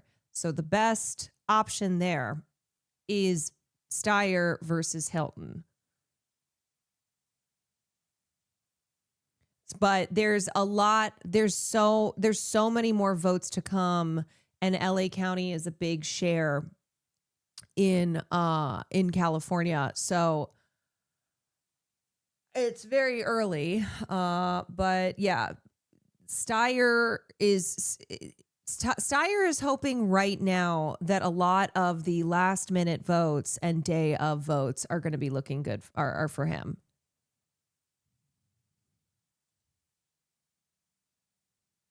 So crack a second cold one is what I'm hearing. Yeah. just keep cracking them. I can't believe this Brit came in and stole the state. Our forefathers would be disappointed. Well, maybe not. Maybe they'd be right there supporting it all. Maybe they'd be like, you know what, actually. Break. Let's go right to Steve Kornacki, because you just said, Steve, Let's and I hand quote, things over to the "Holy, Brits we again." have Orange County. Yeah, we just got, we had teased this before. 10% of the vote or so comes out of Orange County. Obviously, big, giant county here just south of L.A. Yep. We got half the vote. This is that vote by mail that had come by Election Day here in Orange County. Okay, you can see here, Steve Hilton, the Republican candidate, one of the Republican candidates at 34%. There's Javier Becerra. We expected he might do better in Southern California than Steyer. And again, it's another county here where Becerra is outpacing Steyer. There's the significance of that. Again, there may only be one spot for a Democrat in the runoff here. So would it be Becerra? Would it be Steyer? Both of them have clearly separated themselves from any other Democratic candidate in this race. And then there's Chad Bianco, the other Republican here, running at 11%. We just got LA mayor. I am told we got. Oh my gosh! Remember, I said we would get a gigantic batch. All right. All remember. And we just did. So it's going to look good for Spencer Pratt about initially. 40% of the vote, but of all the votes that are going to be cast, think just got released here. We are talking about vote by mail, again, that arrived by election day. I think Some of things this could might have turn out arrived for a while Nithya ago. because That's of the how many type of people vote you're talking voted about. last There's minute. Karen Bass, the incumbent, running at 38%, and there is Spencer Pratt running at 28% right now. That is an 8-point advantage, or a 25,000 vote advantage over Nithya Raman, the third place candidate right now, Councilor Nithya Raman, the third place candidate in this race. That's with 40% of the vote. Now, remember how we said we expect things to go the rest of the way. Remind people in Los Angeles, yes. right? The next thing we think, and what they've communicated, the next thing that would be released here, maybe in one big batch, would be the vote that was cast in person at polling places. And we know from past elections in Los Angeles, like that 2022 mayor's race, that was the most anti-Bass vote that there was, the vote that was cast in person on Election Day. So you would suspect that Pratt might benefit from when the Election Day vote is added in here, that Pratt might benefit, that he might be able to narrow this gap with Bass. Now, there's not a ton of people in the grand scheme of things who vote on Election Day. It's probably like 15% of all the vote, 15% of all the vote in LA. But if Pratt does do well there, as we've seen with independent and non-Democratic candidates in the past in LA, he could narrow that margin with Bass. And I think more critically for him, he could add to that pad between himself and Rahman. Is just because so remember, fucking awful. the final piece of the puzzle that we won't know tonight, right, is the late arriving vote by mail. And we're talking about probably like a third of the vote in Los Angeles. We're probably not going to be getting until tomorrow and maybe days to come after tomorrow. The mail can still come in after Election Day. And there's But that depends on then what the split is going to Karen versus going to Nithya. Late arriving vote by mail is going to be significantly more Democratic friendly than all of the other vote, meaning that would be good news for Bass. Right. That would be good news for Rahman. If she's going to come out of tonight behind Pratt, it's a huge if, but if she's going to come out of tonight behind Pratt, well, it's not a huge if at this point, she would then have that opportunity if she's close enough to catch him with that. But that is a 25,000 vote pad there. 8 percentage points that Pratt has managed to build with that vote by mail here. And if he can build that a little bit more with that Election Day vote, when that comes in, that in-person polling place vote, if he's able to expand on that lead, it does take you into territory we start to say, look, even if that late arriving vote is much more Democratic, has he succeeded in building the kind of pad he needs to finish above Rahman and to get into a runoff? You would say at this point, Bass. If you're Bass, those are encouraging numbers for you. And I think the Bass folks have wanted to get this. The theory of the case for them is if they get to a runoff and they get to a runoff with Pratt, does political gravity take control in Los Angeles? A Republican, for all the reasons we talked about before, the odds of a Republican winning in a city like Los Angeles, it was 75-25 for Harris.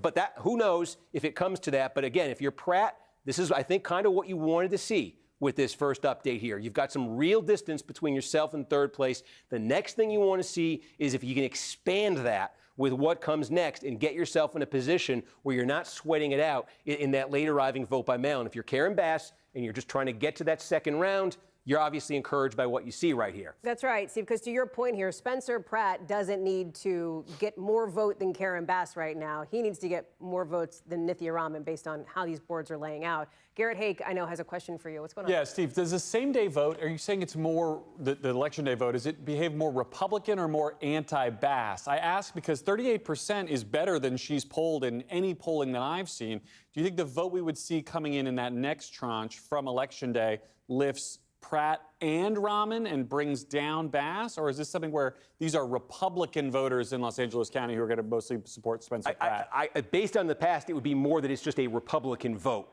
This is when Rick Caruso ran as an independent against Bass he registered as a Democrat. It's a complicated thing. But he was sort of the more non-Democratic candidate. He did significantly better, like a net 15 points better with the polling place vote, with the Election Day vote. For that matter, if you expanded it to Los Angeles County, LA City is not all of Los Angeles County, but the only type of vote in Los Angeles County that Donald Trump outright won in 2024 was the in-person Election Day vote. He actually got more votes in Los Angeles County than Harris did with that. So that tends to just be a more Republican vote. That would be, if you're Pratt, you're certainly hoping it is, because that's your opportunity to really kind of put the distance in you want to see here. Also, Steve, conservative LA does not equal Republican necessarily. If you are Tom Steyer and you're sitting and you're watching the results come in, either they will vote for Republican candidates or more conservative Democrats. Santa Clara County, a super blue area in Northern California where Steyer would be somewhat expected to do pretty well. Yeah, I mean, so look, in fact, a lot of those places just came in while we were on LA mayor. So look, first of all, LA City means LA County. So LA County, remember, like a fifth of the vote in the governor's race is going to come out of here. And we just got more than 40% of LA County's vote. Remember, Becerra is the last was congressman minute from Los mail-in Angeles, and his early political vote. base here. And again, that's almost a 56,000 vote margin for Becerra over Steyer. Deeply, deeply blue Los Angeles County. Hilton running in third right there. Chad Bianco back in fourth at 7%. That, on the strength of that, right? Such a gigantic piece of the puzzle is Los Angeles County, and such a big chunk of the vote is that we now see Becerra move into the lead statewide. It's a little disproportionate. LA's kind of punching above its weight in terms of its share of the statewide vote. So Becerra getting that number out of LA County, we said at the start of the night. How's Becerra doing in LA County versus how is Steyer doing in the Bay Area? Because the Bay Area collectively is the same size. We're starting to get a look. We showed you already Santa Clara County where San Jose is. You can see what's happening right there. Becerra with a healthy lead over Steyer. Move to Alameda County here. Again, Becerra, it's narrower. This is probably the best number I've seen so far for Steyer. Steyer is still trailing Becerra, but only by 3 points there. He's at least not losing much ground right there. Contra Costa County here. These are sort of the East Bay suburbs here. That's, again, some significant distance there, close to 15,000 votes between Becerra and Steyer running in third place. Again, there was some thought that this would be an area of particular strength for Steyer. Solano County, Becerra running in first. Hilton, you get back down here, he's outpacing Steyer. We're just seeing this in every county. It looks like we got more out of Napa County. This is the smallest of the Bay Area counties. Becerra continues to lead right there. For that matter, we got high income, high education attainment Marin County here. Again, in the Bay Area. Steyer, and now this is right. This is what I was just going to ask Steve. But a lot of we're the best Bernie, friends, I feel like I can ask questions that may sound a obvious. lot of the Bernie coalition is backing anything Steyer. Based on, and I understand it's still early in California with about a third of the vote in there, that Tom Steyer has not been in the top two in the counties that we've seen so far, other than when we just got to Marin there. I mean, how much should we be putting into that? Understanding, obviously, that things are going to shift as we start to get that mail-in vote in. No, I think it's very significant what's happened right here, and I think the pattern is very clear because again, we've been showing you county by county as it comes in. As a matter of fact, we just got we've got Stanislaus here. This is Angela at second place. And look again, Becerra running well ahead of Steyer here.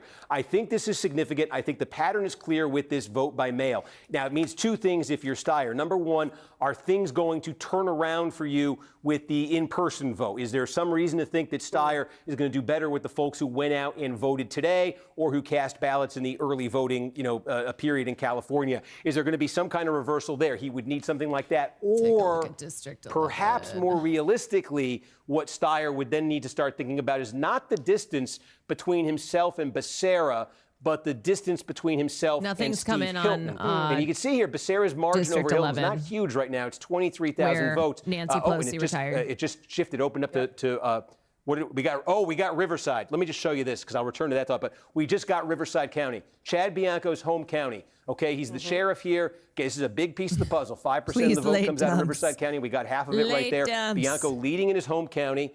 And again, if you're Hilton, boy, that's 66,000 votes you'd love to have, or some chunk of that. But again, Becerra in second here, Steyer languishing in a distant fourth right there. And again, what that does to the statewide count. No one cares about Riverside. Again, Who cares, generally Steve? Republican friendly. There was not a great county for Becerra. So Hilton's running 22,000 behind statewide. He's running 175,000 votes. Hilton is ahead of Steyer. And the other theory I was saying there, the other thought. If you're Steyer right now and you're looking at this is not necessarily can I make it up with the election day vote? Can I make it up with the late arriving vote by mail? Because, again, we tell you the past on this is we've seen so many elections in California, far with particularly total House reported elections, that flip for over the governor's from the Republicans race, to the Democrats it is Becerra, in the days Hilton, and weeks Steyer. that follow the election because that late arriving vote by mail tends to be so Democratic. And the indications we've been seeing in the partisan patterns of the returned ballots in California has been strongly suggestive that that's going to happen again, that it's going to be much more Democratic-friendly vote as they start counting tomorrow, the day after, things like that. So that's the other question for Steyer is, could he get in range of Hilton enough where if it's just a much more Democratic vote, right? In that So late it arriving, might end up it's being ballots, that he has to try to boot out Hilton. They're Democratic votes that allow him to catch Hilton for second place. But if you're Becerra, you're feeling very good about what you're seeing with these numbers right now. Because, again, the thing that I'd key in right there is just that's the Becerra shade of like navy blue right there. And that's in what we thought of as potentially if being Javier wins, I'm sorry to say Steve Hilton is winning. No. It's a huge, population-dense, overwhelmingly Democratic area of the state. And in every one of those counties, he is outpacing Steyer. Meanwhile, in his home county there in Los Angeles County, he's also getting money. He might want to be ahead a little bit more than this in Los Angeles County, honestly, in all things being equal. But any disappointment in that is more than offset at this moment by what's happening right there in the Bay Area. Did we just get Okay, see, that city of San Francisco is so small. That's also San Francisco County. We don't have that. I wanted to see if we got San Francisco County because it also means we start getting these. We have. Who we it also means fucking we with have in house California races. for Can I ask governor? about one of those House races? And I'll Yeah. just say, in conversations with those close to Tom Steyer, Well, they have reason to in believe they this think that trio, some of those late billionaire Tom breakers, Steyer Steve, is will the in best fact be option. favorable to them. We'll see how that shakes out. Mm-hmm. You mentioned Riverside County's in. There's a Republican on Republican member primary in that Hey, area. Chad, who we the fucking with? California 40. Yep. That's gotten just oof. Now, I mean, this is a redistricted area, right? technical term. It's gotten nasty. I mean, it has. It's like one that we're watching. Yep. Do we have any sense of how that's going right now for Ken Calvert and Young Kim? It is Ken Calvert, Young Kim, and look at this. We got half the vote in right here, and Calvert. Right now, the division here is Calvert is from the Riverside portion of the district, and you see he's clobbering Kim right there, by 26 points. Then you go over. Kim is from the sort of the inland Orange County portion of the district. Nothing from She's District actually 11 has come losing in that I've seen right now with half the vote in right there. So Ken Calvert, a 30-plus year incumbent. If you looked at each of their old districts and how much of this new district it made Did up. Becerra run ads? A little bit more of it is but Calvert actually Tom over Steyer Kim, ran the most expensive ad but campaign Calvert in with the clear advantage here. So I think the question California now for Kim governor race history. becomes, can you hold on He to spent the second place GDP here? of a small Can you country. He spent advance over to $200 million. You would then advance to the general election, and you would have a district where there's two Democrats, a very Republican district, but there'd be two Republicans running, and there'd be a lot of Democratic voters on the sidelines who then get to decide the race. Spent a lot of money. And there's some school of thought here that All of his Young own. Kim would be more appealing if it's a two Republican general election, that Kim would be more appealing to those voters than Calvert would. And so that if she can get into that runoff and not get buried too much here, she could have a chance of winning them over there. Realistically, seeing her with this much vote in, trailing in her home county like that, that's probably what she's got to be thinking Kamala's about got right to now. get ready to Hold run on for to that president second place again. position in that district. She's Super gathering her interesting one coconut here, trees. Steve, I'm going to let you see what else is lighting up the board. Yell early and often. I'm staring at you, buddy. I'm not kidding. I'm looking at you directly, me even look as I'm at having what this is conversation with happening Ryan and Garrett. in We're also joined here by Matt Gorman, a Republican strategist and NBC News contributor, along with Ashley Etienne, former communications director for Vice President Harris. Where are you seeing numbers on District 11? I don't see. I'm checking New York Times.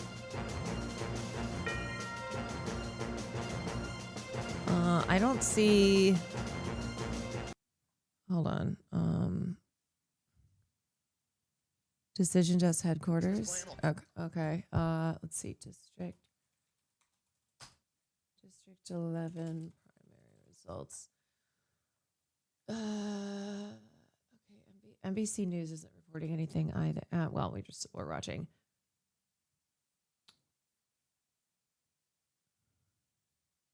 Glad Adam Hamami won. Yeah, that was a good W.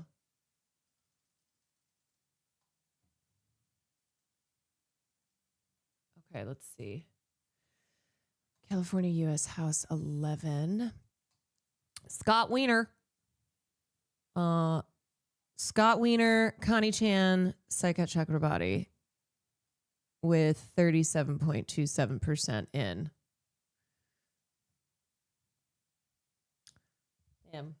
Wiener's laying it down. Tom Steyer should have just been financier for a better candidate, but alas, ego, I guess. I mean,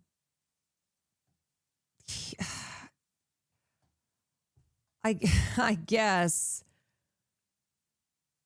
Okay, this is. Oh, never mind. Create a full account, free account. No, thank you.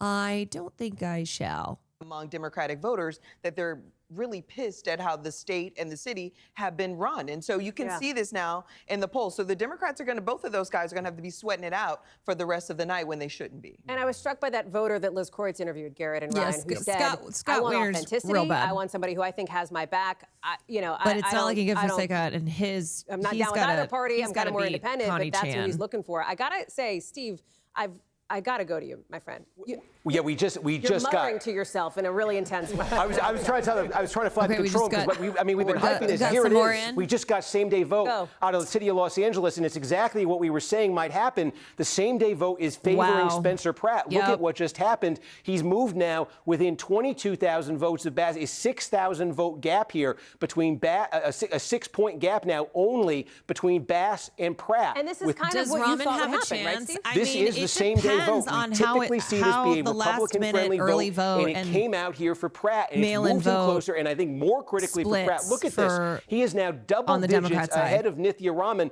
in second place. He is closer, significantly closer to Bass for first place right now than he is to Raman for third place in this race here. So that's, again, that's a significant development that just came out there. It took us up from just under 40% to 45%. The same-day vote is not nearly as big as the vote by mail. The other thing that we're kind of waiting on now before we get to those late arriving mail ballots is also the vote that was cast in person at polling places before Election Day. It's not a huge sum, but it's a bit of a wild card. We don't quite know what to expect with that. But if that was another boost like this for Pratt, then Pratt would be breathing right down Bass's neck and way ahead of Raman. If we talk about him having a pad right there, he just took a very big step in that direction. God, people love the racist AI ads. They love them. They love them. How deep can you get into that, Steve? Like, in other words, can you tell us where in LA Spencer Pratt's support is coming from?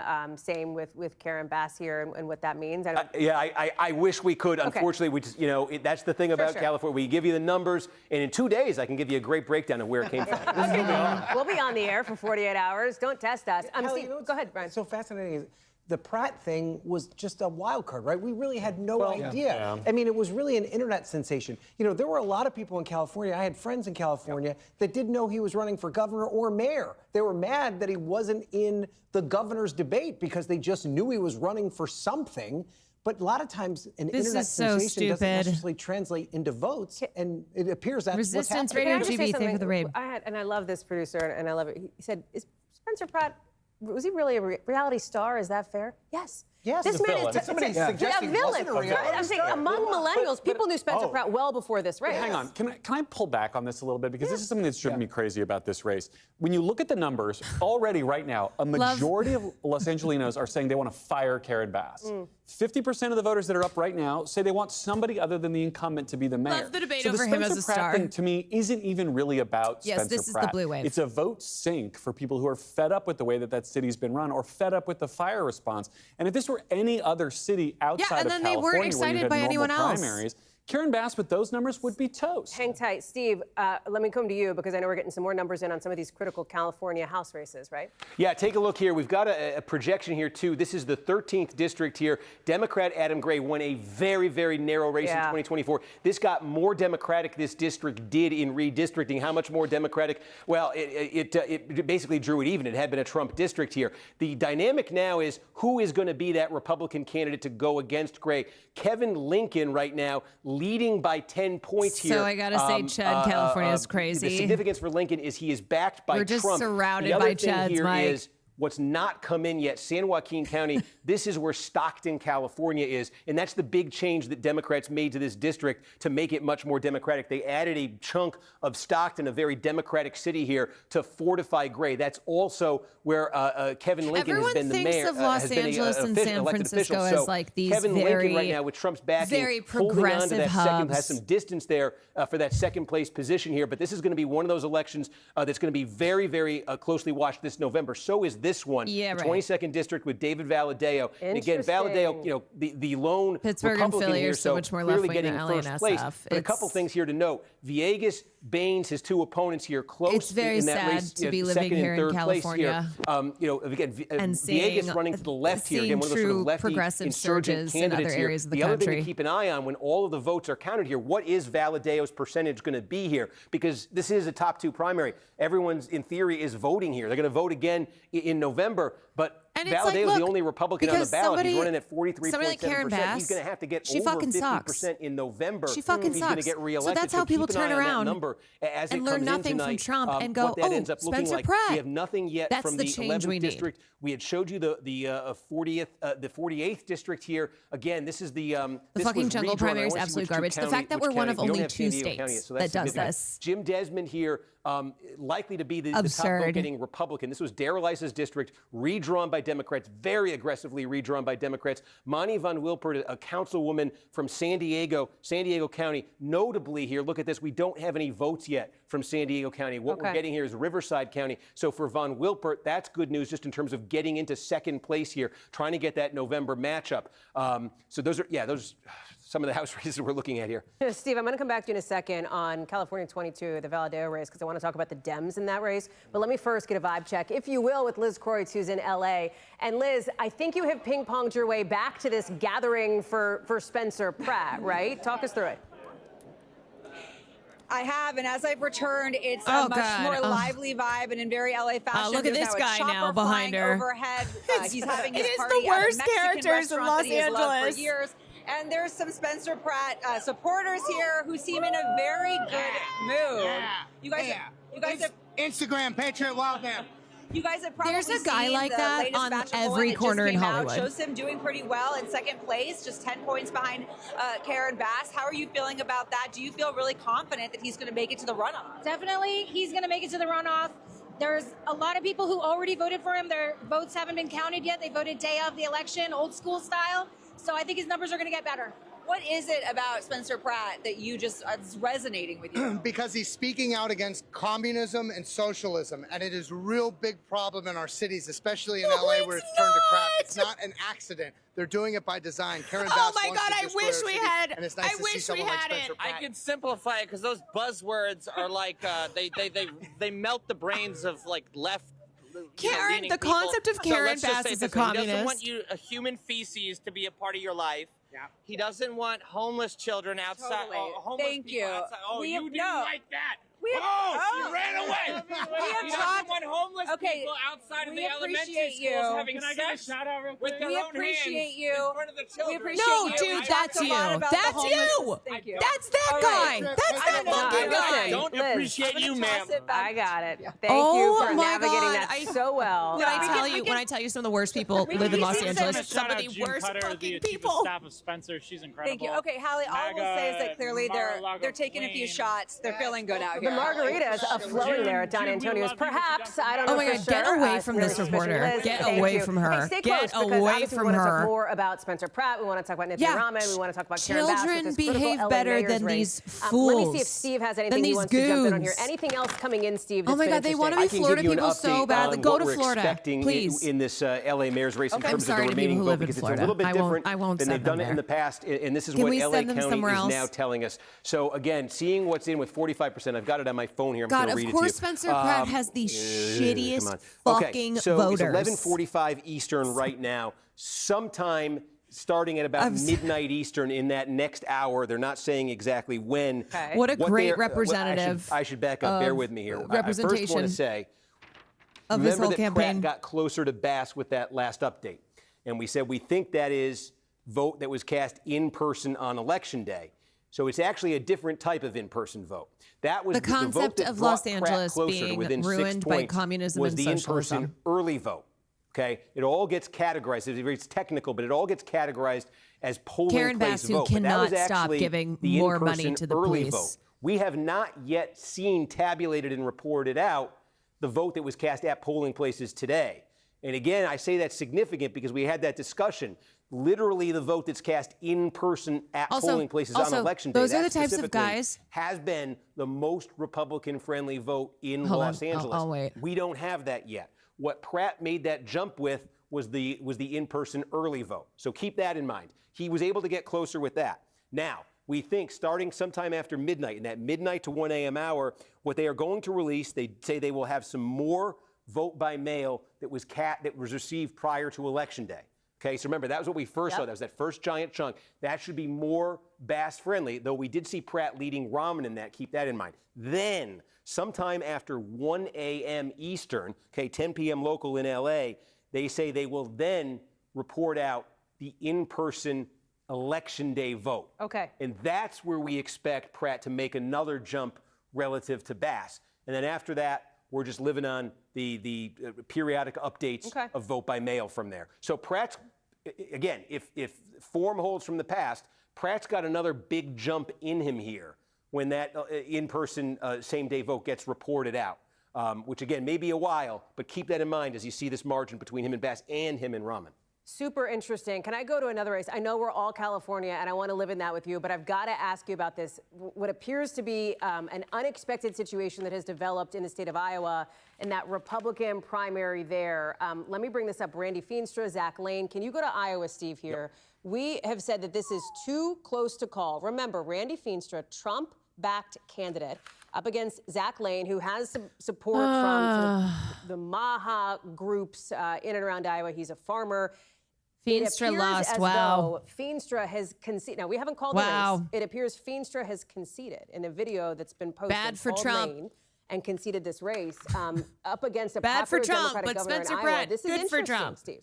Yeah, and remember, what happened here, we can show you, as we were talking about this, if you remember before California, we said Davenport, Scott County, this was sort of the last gasp for Feenstra. He needed a big margin there, probably something around 1,500, 2,000. He needed to blow out Lane here.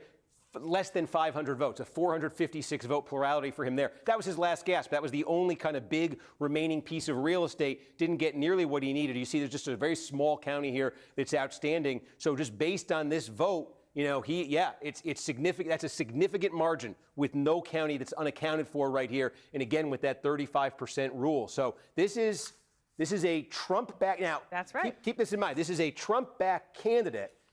At the Would he time come of rally for Trump Pratt? endorsement, I don't know. There had been more than 10,000 early votes that had already been cast. So did the Trump endorsement because it wouldn't really come too late when a margin is this close and his endorsement didn't come till the Friday? For the MAGA folk who are supporting Trump because he reminds them of Trump and because Trump has been like, yeah, I really like that guy, and Spencer Pratt is like, I'm Trump.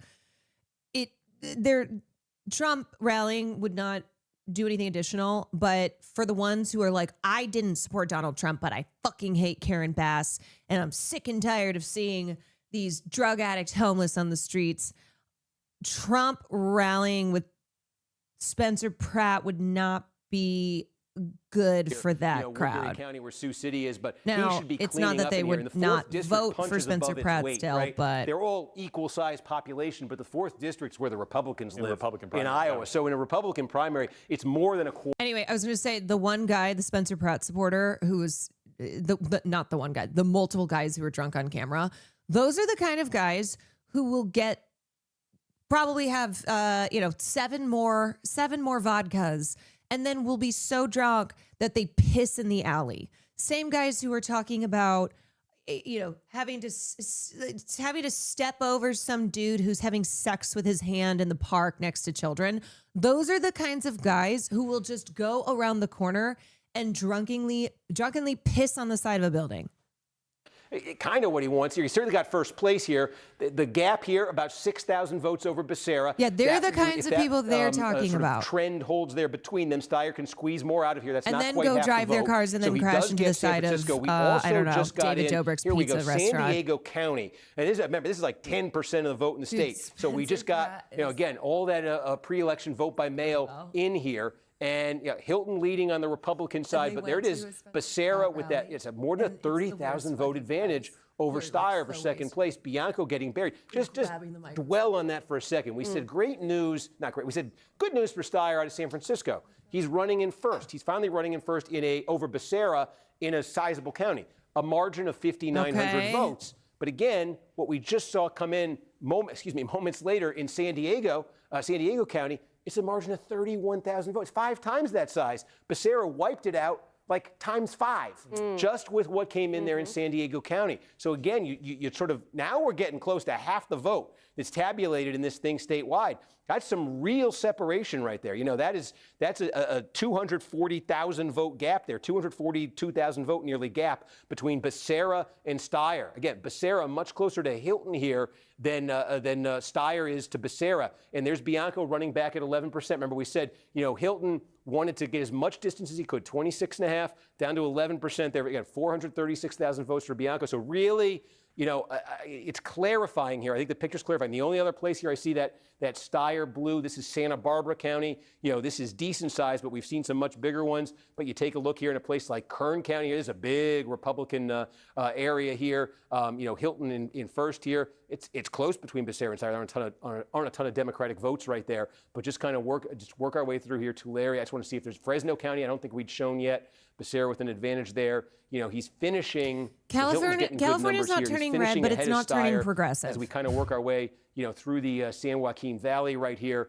you know, it's all Becerra over Steyer. So he's been able to build a very significant lead there. And really what it would rest on for Steyer, it's starting to look like what it'll rest on here. You said, do they feel that the same day vote will be different for them?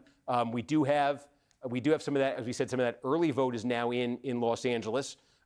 This looks like it did with that vote by mail. It doesn't look like that gap between I don't know how you Becerra live in and California Steyer as a working class here. person Again, struggling to this is where survive. Go out and vote for represented. So Becerra. there'd have to be either some change with that polling place vote, or That's the it's just gonna have to establishment be power. Such a flood of Democratic ballots coming in after, you know, being tabulated after election night or into the wee hours this morning that would just lift both Democrats over Hilton. That's increasingly what it needs to be for Steyer. We just got that San Francisco vote in. Steve, right? Can you go back there and tell us if it says anything about another interesting House race there? Not a contested one from a Republican-Democrat perspective, but inside the Democratic Party, Nancy Pelosi's seat. Yeah, it does. So here you go. 40% of the vote. This is the 11th congressional district. Pelosi retiring, first elected in 1987. And you can see here, this is pretty significant. So Scott Wiener is a state senator. He was expected to do quite well here.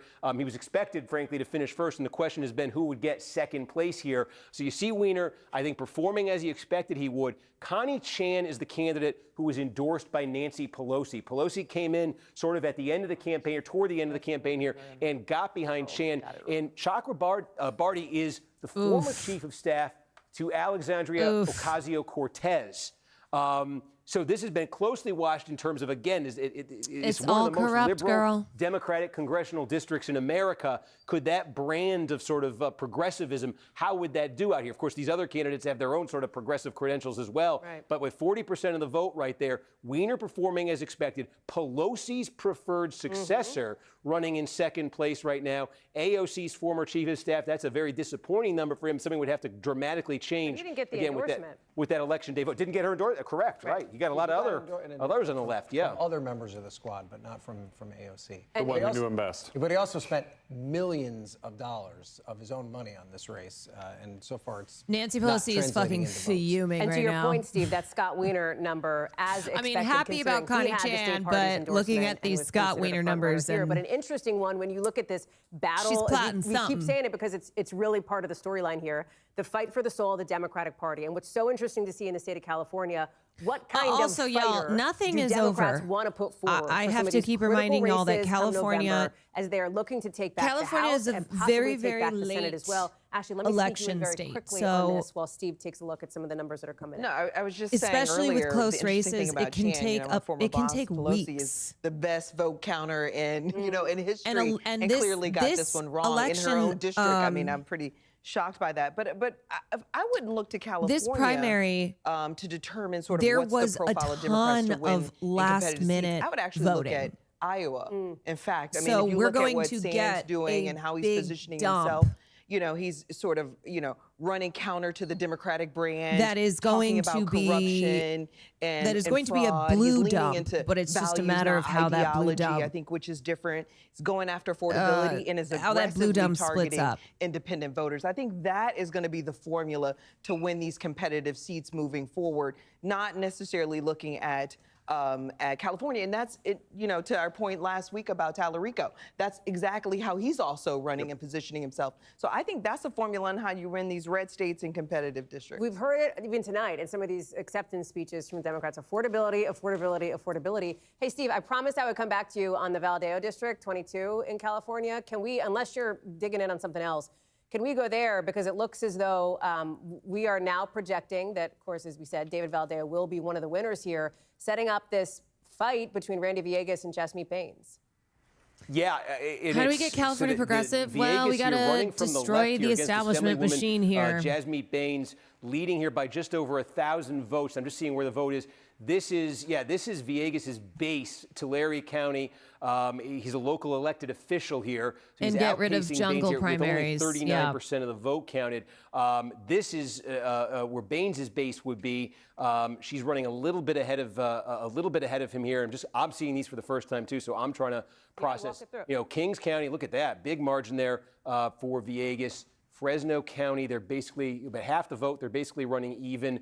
This is inconsequential almost. Well, it could be if it's very close. But this is interesting because, again, Villegas is the candidate sort of the left here. Jasmeet Bains is the candidate of the DCCC right here. And those are, especially when you consider, we don't have a ton of vote even in there yet. We still have some vote here where Villegas is running up the score. How much is left here? We got still about half the vote. Okay.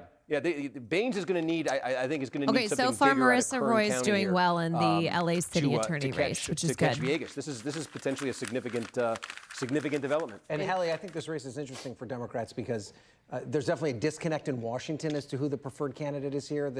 As Steve points out, that D-Trip would prefer Jasmeet Bains, but Villegas is Latino. Latino voters are going to be so crucial to Democrats' hopes of winning back the majority. Mejia is the also Congressional doing well. Hispanic Caucus would really prefer to see him as the nominee. He has made the case that he is the incumbent. best candidate to win over working class voters in that district. Ryan, Garrett, thank you. We're going to sneak in, again, world's second quickest break. I promise, because we still have numbers coming in at the big board for Steve Kornacki right as we get close to the top of the hour. More results on the other side. Stay with us.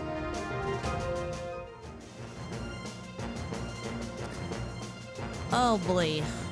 He was getting his ass chewed on Threads. People are saying he always goes against pro-black politicians. These politicians are using identity. Wait, who? I'm not on Threads. Who was getting... Oh, Haas? Oh, I thought you said he. What? Who cares what people on Threads are saying? Who cares about fucking Threads? Threads fucking sucks. Not that Twitter doesn't suck, too. But fucking Threads. Why is my CNN link not working? Okay. Yeah, Thread these nuts. All right. Let's chill.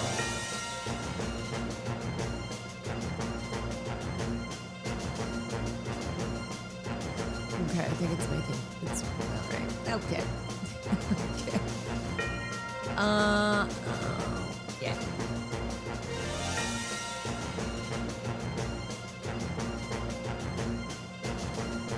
And I'm about to be back on with Laura and Alex. I have a few more questions over there I'll try to get to if I can when we're done with this. Go over to John King for a second. Great. Great. My Trump thumbs up there for wins. those of you watching on digital is for Heather in the control room, who I don't is like very that you can hear the calmly breathing. navigating my talking to you while preparing to talk to her anchor. It's her job to make sure I do the television part, and she's calm as can be as we figure all this out. I'm going to be quiet until we get onto the TV here. I'll be back with you in just a couple minutes. All these guys doing live streaming now. They're all like, we're trying to figure this out. Is he having a stroke? No, they're just trying to figure out the live stream. Hogan, thank you for the gifted. Dara, thank you for the 7 months. Roos Goose, thank you for the 9 months. Okay, anything else good? Let me see. Any other good news?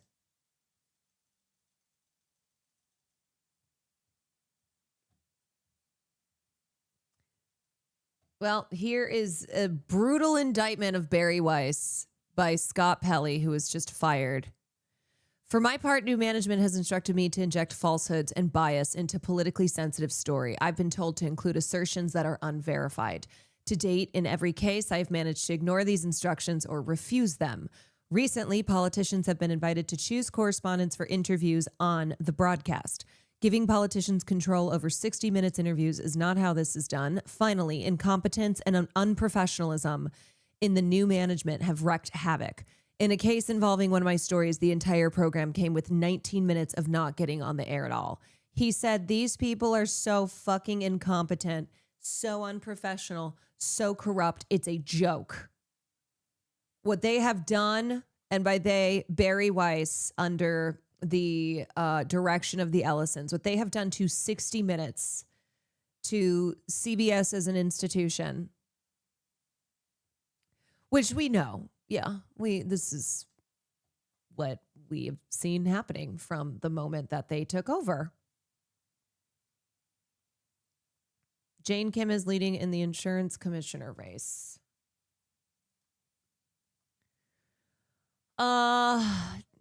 George Santos is in trouble again. I'm telling you, we're just in a loop. Okay, it's like the same 5 things. The same 5 things that just happen over and over and over again. George Santos reported to prosecutors over suspicious Kalshi trades. Same shit, different day. George Santos doing schemes again, doing fraud. Guess he does need to make his second appearance on Fortnite Friday. Kalshi referred him to the DOJ after detecting suspicious trades made by the former congressman ahead of Trump's February 24th speech. He also boasted he would be going to President Donald Trump's State of the Union, then bet against his own attendance.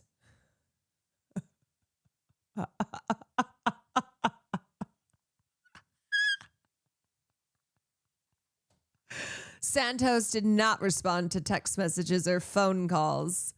The referral was first reported by NPR. Santos told NPR that he wasn't aware of the investigation. He declined to say whether he had a Kalshi account. I'm not saying yes. I'm not saying no. Oh my God, he loves to be so dramatic. Because here's the thing with George Santos.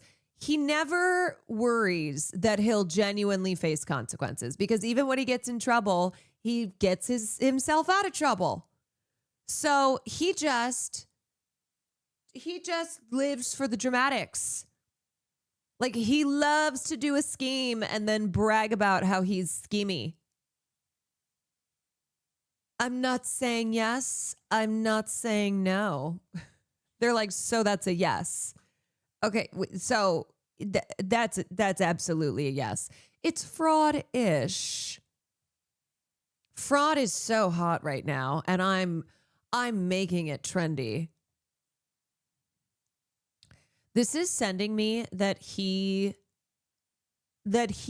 posted that he was on the way to Trump's speech, and then he opened up an account, bet all his money on no, most likely, and then didn't go.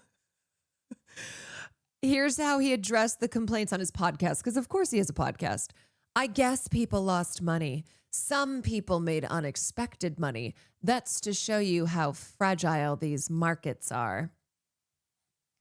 And he's like, by some people made unexpected money, I may be talking about myself, but also I may not be talking about myself. In the statewide count, you see Steve Hilton, one of the Republicans, the top performing Republican, actually running in first place right now. Chad Bianco, Happy Pride the other Month, main everyone. Republican, a George distant Santos fourth. doing The question more is schemes that a and distant fraud. enough fourth for Hilton? Because we're getting to the point now where we have largely seen in these counties, just about all these counties, that big pre-election day vote by mail release. That's getting us to, almost all the counties filled in, almost half the vote. Now, we still have, as we say, there's that same day vote that's getting added in other places here. So this is going to tick up. But the upshot of it is this. How many total votes have been cast? Look, over 1 million for Hilton, over 1 million for Becerra. That's over 2 million. You're looking at nearly about 4 million votes right now with not quite half the vote in, meaning there are still 4 million votes to be counted in California, and a very significant chunk of those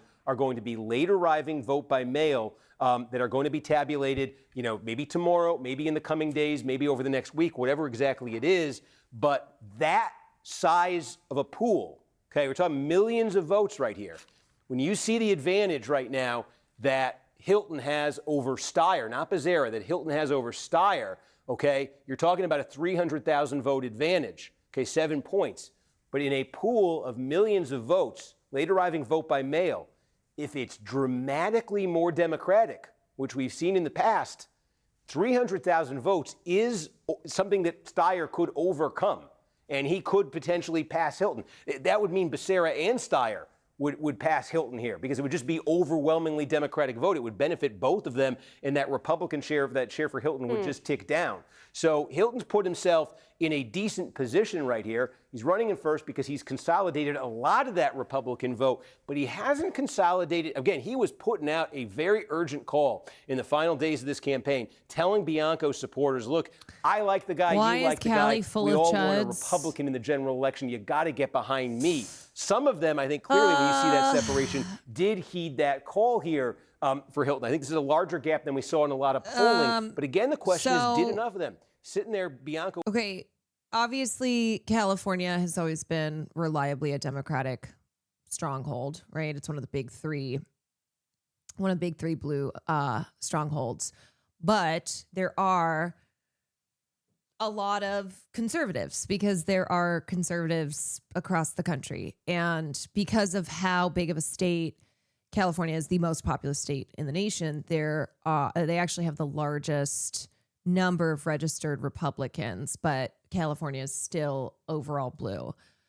But yeah, so there's a lot of rural areas of California, which of course is going to be heavily conservative. Historical migration to the state. So events like the gold rush, all of the migration out to the west, all the frontier shit. It's got a lot of ranching and agricultural roots. So yeah, having to do with like a difference in culture, a difference in it's a product of history and geography and economy and demography, and yeah, there's a lot of reasons, but I think people think California is filled with liberals and leftists, and forget how big of a state California is. If you're a Democrat, if you're Hilton, you're feeling you've done some really good things right here. You've gotten some real separation from Bianco. You've gotten some good numbers in these counties. But boy, you've seen Republicans. You've seen Republicans have pretty good election nights brought a lot of in Okies California, to Bakersfield, only to have terrible days, weeks after in that vote by mail. So I think that's the question here. What is that gap between Steyer and Hilton at the end of the night, and how much of that late vote by mail, Democratic vote is left? Can I ask you on the House side of things, some of these battlegrounds, there's really three big ones that we're watching in the state of California. We just talked through the one in the Central Valley. We just talked through the one around Fresno. What about the one in San Diego, where Jim Desmond, the Trump-backed candidate, is going up against two Democrats? Are we seeing anything new on that front, Steve, in any of these battlegrounds? So we did here in this. Also, because of how California's political system shakes up, a lot of counties, conservatives were still able to maintain control even as overall the electorate shifted more blue. So this redistricting that Gavin Newsom led in response to Texas Republicans redrawing the lines in Texas, this is it's a big asset to the Democrats, because now there's only 4 districts in California that are very, very conservative. So the Republicans get those ones. There are 4 that are a toss-up, and then the rest are now reliably They set up blue. these districts for somebody like the Democrat coming out. It's like if it's Von Wolpert or Campanehar to do this. But again, it's a Harris 3 seat, but the road to the majority goes through places like that. It goes through places like Adam Gray's seat and some of these others we've been talking about. And look, David Valadao, he doesn't have 9 lives. He has 29 lives. It's incredible. It's been 6 terms, right? Exactly. And the only time he lost was in 2018, very, very narrowly, to a guy named T.J. Cox, who was later indicted and went to just actually reported to prison about a week ago. So he won't be running. But Valadao is somebody who has 9 lives in this district, and so they need a very strong candidate.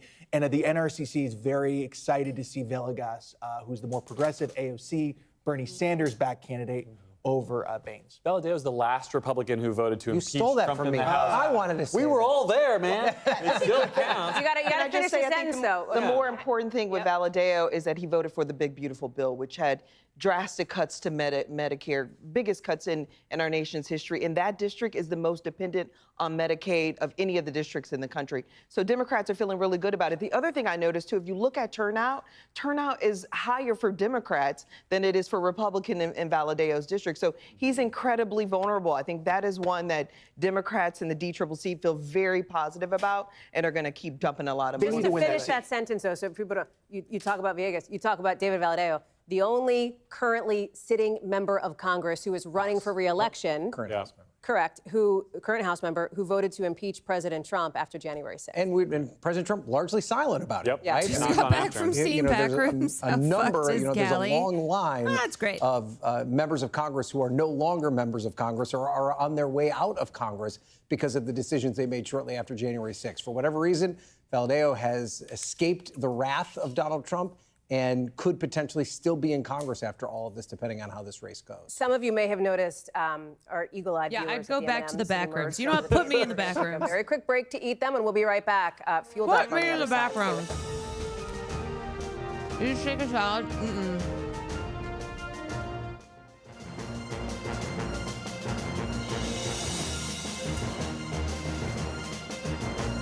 All right.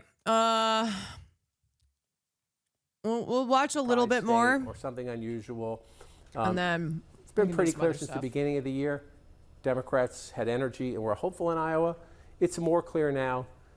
Doesn't mean they're going to win a thing, but that Iowa is an interesting place to watch this midterm year, in part because they have a strong candidate, Rob Sand, their auditor, at the top of the ticket for governor.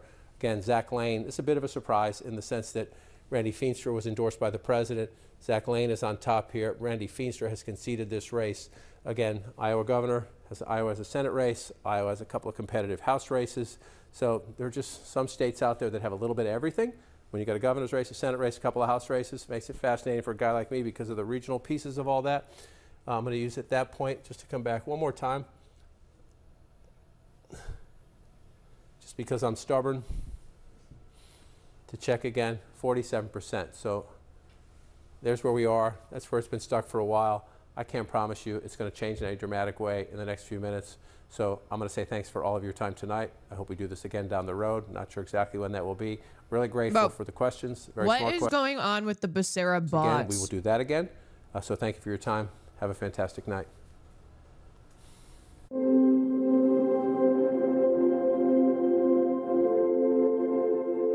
Oh, are they done? They're like, you know what? We're fucking out. Good night.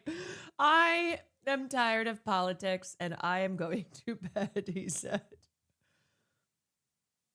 Yeah, wait, so what? The money got behind Becerra, but do you think it will be when he's up against a GOP monster in the general? Yeah, Becerra will beat Steve Hilton in a general.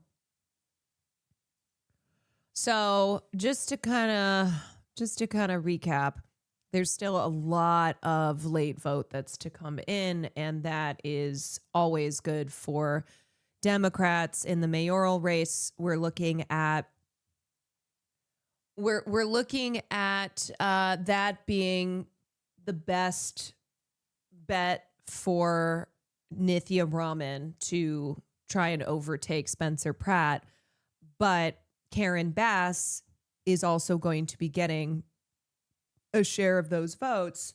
So either it's going to help Nithya surpass Spencer, which right now she's 10%, she's 10 points behind, or it's going to increase Karen's lead, or both, but it would end up Nithya coming in third place because of not enough of day of vote, and then early vote that's being tabulated is going her direction. My greatest fear is that the bots online aren't actual bots, but human beings who actually think like that. I don't know. Some of them do really seem to be bots. Like the exact same thing being posted. Are either Becerra or Steyer pro-Palestinian? Steyer is better on Israel and Palestine than Becerra is, but he needs to do some work on that issue, but still better than Becerra. A lot of the internet is bots. This is true, which makes it an increasingly depressing place to be.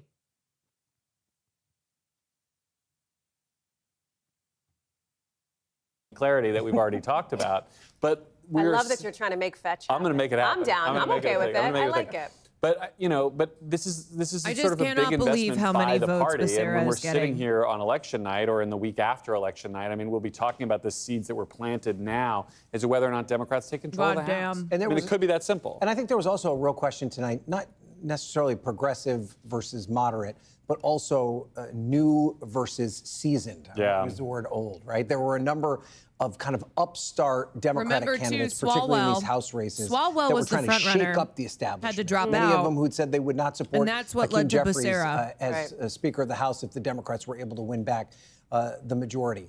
And I don't really see a consistent thread here among the results so far tonight that demonstrates that one side is winning out over the other. In some cases, we've seen the establishment Democrat do well, for instance, in the Iowa Senate race. But in some of these congressional districts in California, we've seen the upstart progressives and the younger candidates do well. So that, I think, is kind of the story of where the Democrats are trying to figure out where they are as a party. Why is there a Are they this Kornacki new cam? next generation, Because the people or want do it. they want to stick with what they know? And I don't think they've answered that We've question. not seen any troubling signs for the incumbents yet either in what we've seen so far. Some of the older incumbents who are hanging on. Like Doris Matsui. I mean, she's Yeah. doing incredibly well. No, I mean, look, I will say this. If we're sitting here on election night and we're at about midnight and California is deciding the House majority, it's been a pretty bad night for Democrats. Like, there are a lot better opportunities they should be having in a lot Eastern Central Mountain time zones that should take them over that very small margin that they currently need to win the majority. I think also there's been a lot of talk in Iowa on the Democratic side. Ashley Hinson's a really good candidate. And I think that she didn't have a competitive primary. She's as good, if not better, than Joni Ernst. The first district back when she won it was a Democratic seat. It was at best a purple seat. It had been held by Bruce Braley and the Republican Rod Blum. She made it 57% for the Republican last time around. It seems like the And difference between I LA and feel New a York lot was better DSA going up against ground Rob game. Sanders with Zach Lane than I did Feenstra, That's who was one part losing of it. altitude these last couple weeks. I was surprised it was that close. I think I'd probably attribute that to the Trump endorsement.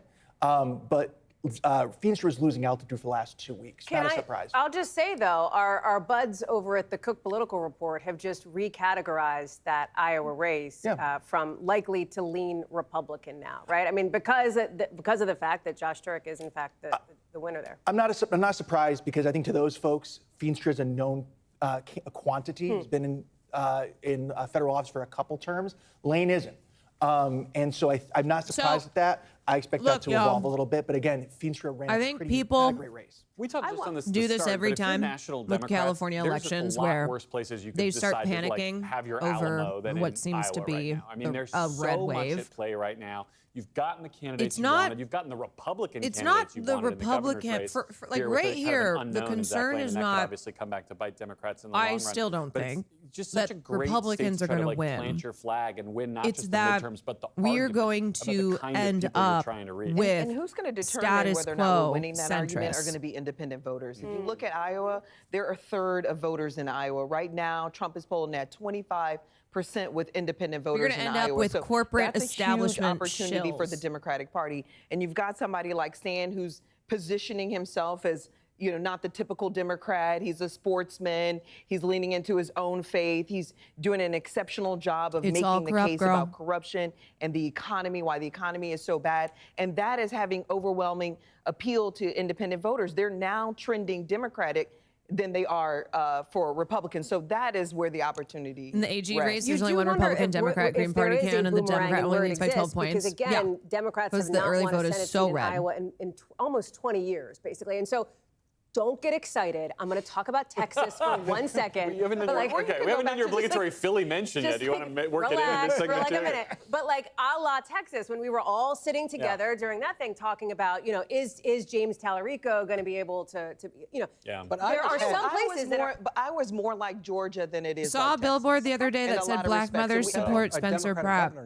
And Hinson's a And all the women on far it were better fully candidate AI than generated. Like Hinson is. It's we're literally- not talking about her to go back to that point. I And love will say this. boosters. We saw this in 2020 when Joni Ernst was running against Teresa Greenfield.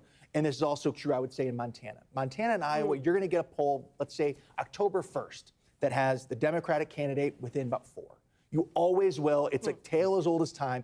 No matter what the margin is, I think Republicans will pull out both seats. But you will see one or two very we're gonna close end up polls in with about a California month here to go, with just and more shit people from the will freak butt. out. Tons of money will go in, and things will go back to equilibrium. But again, one last thought on Iowa. I mean, why that could be this sort of like leading indicator here. It's also a demographic, play here. In Iowa, if you're going to win, you're going to win white voters, white men, like the people who've been working class white men who've drifted so far away from the Democratic Party. That's a big lift. But if you're doing it there, we're not having the California conversation at midnight. We're talking about a bigger But deal. are Democrats happy that Josh Turk's the one that is going to be telling that story in the state of Iowa instead of Zach Walz? I mean, absolutely. I mean, I think he's again positioning himself as a moderate, which is appealing to those With the story particular to tell. votes. Yeah, well, yeah, absolutely. Great profile. I mean, it makes a lot of sense. So yeah, I mean, I think we're feeling very good about Iowa. But when I was making the point that Iowa's more like Georgia, we picked up seats in Georgia when Trump at Also, the midterms, when Trump as was of right president now, the first it does cycle not around. And seem so, as if you look at the Ray economy Huang's and all the voters factors that flip Georgia, would have- you can see them there possibility as great possibility. Ray Huang's voters Can I going to sneak in, Steve? I Nithya see would you have studying, pushed LA her there. to Can a I- clear second. If you have something, do it. Otherwise, I got a So, Montana question for you. all the Nithya supporters who were already pre-blaming Ray Huang in LA. and This is in Ray's a supporters. small chunk. Adam, how did it break? I'm not looking that way. He was talking. it Oh, broke- there it is. Fast 40. Right. But they're still going to try to find ways to blame a la how Kamala and her supporters this is.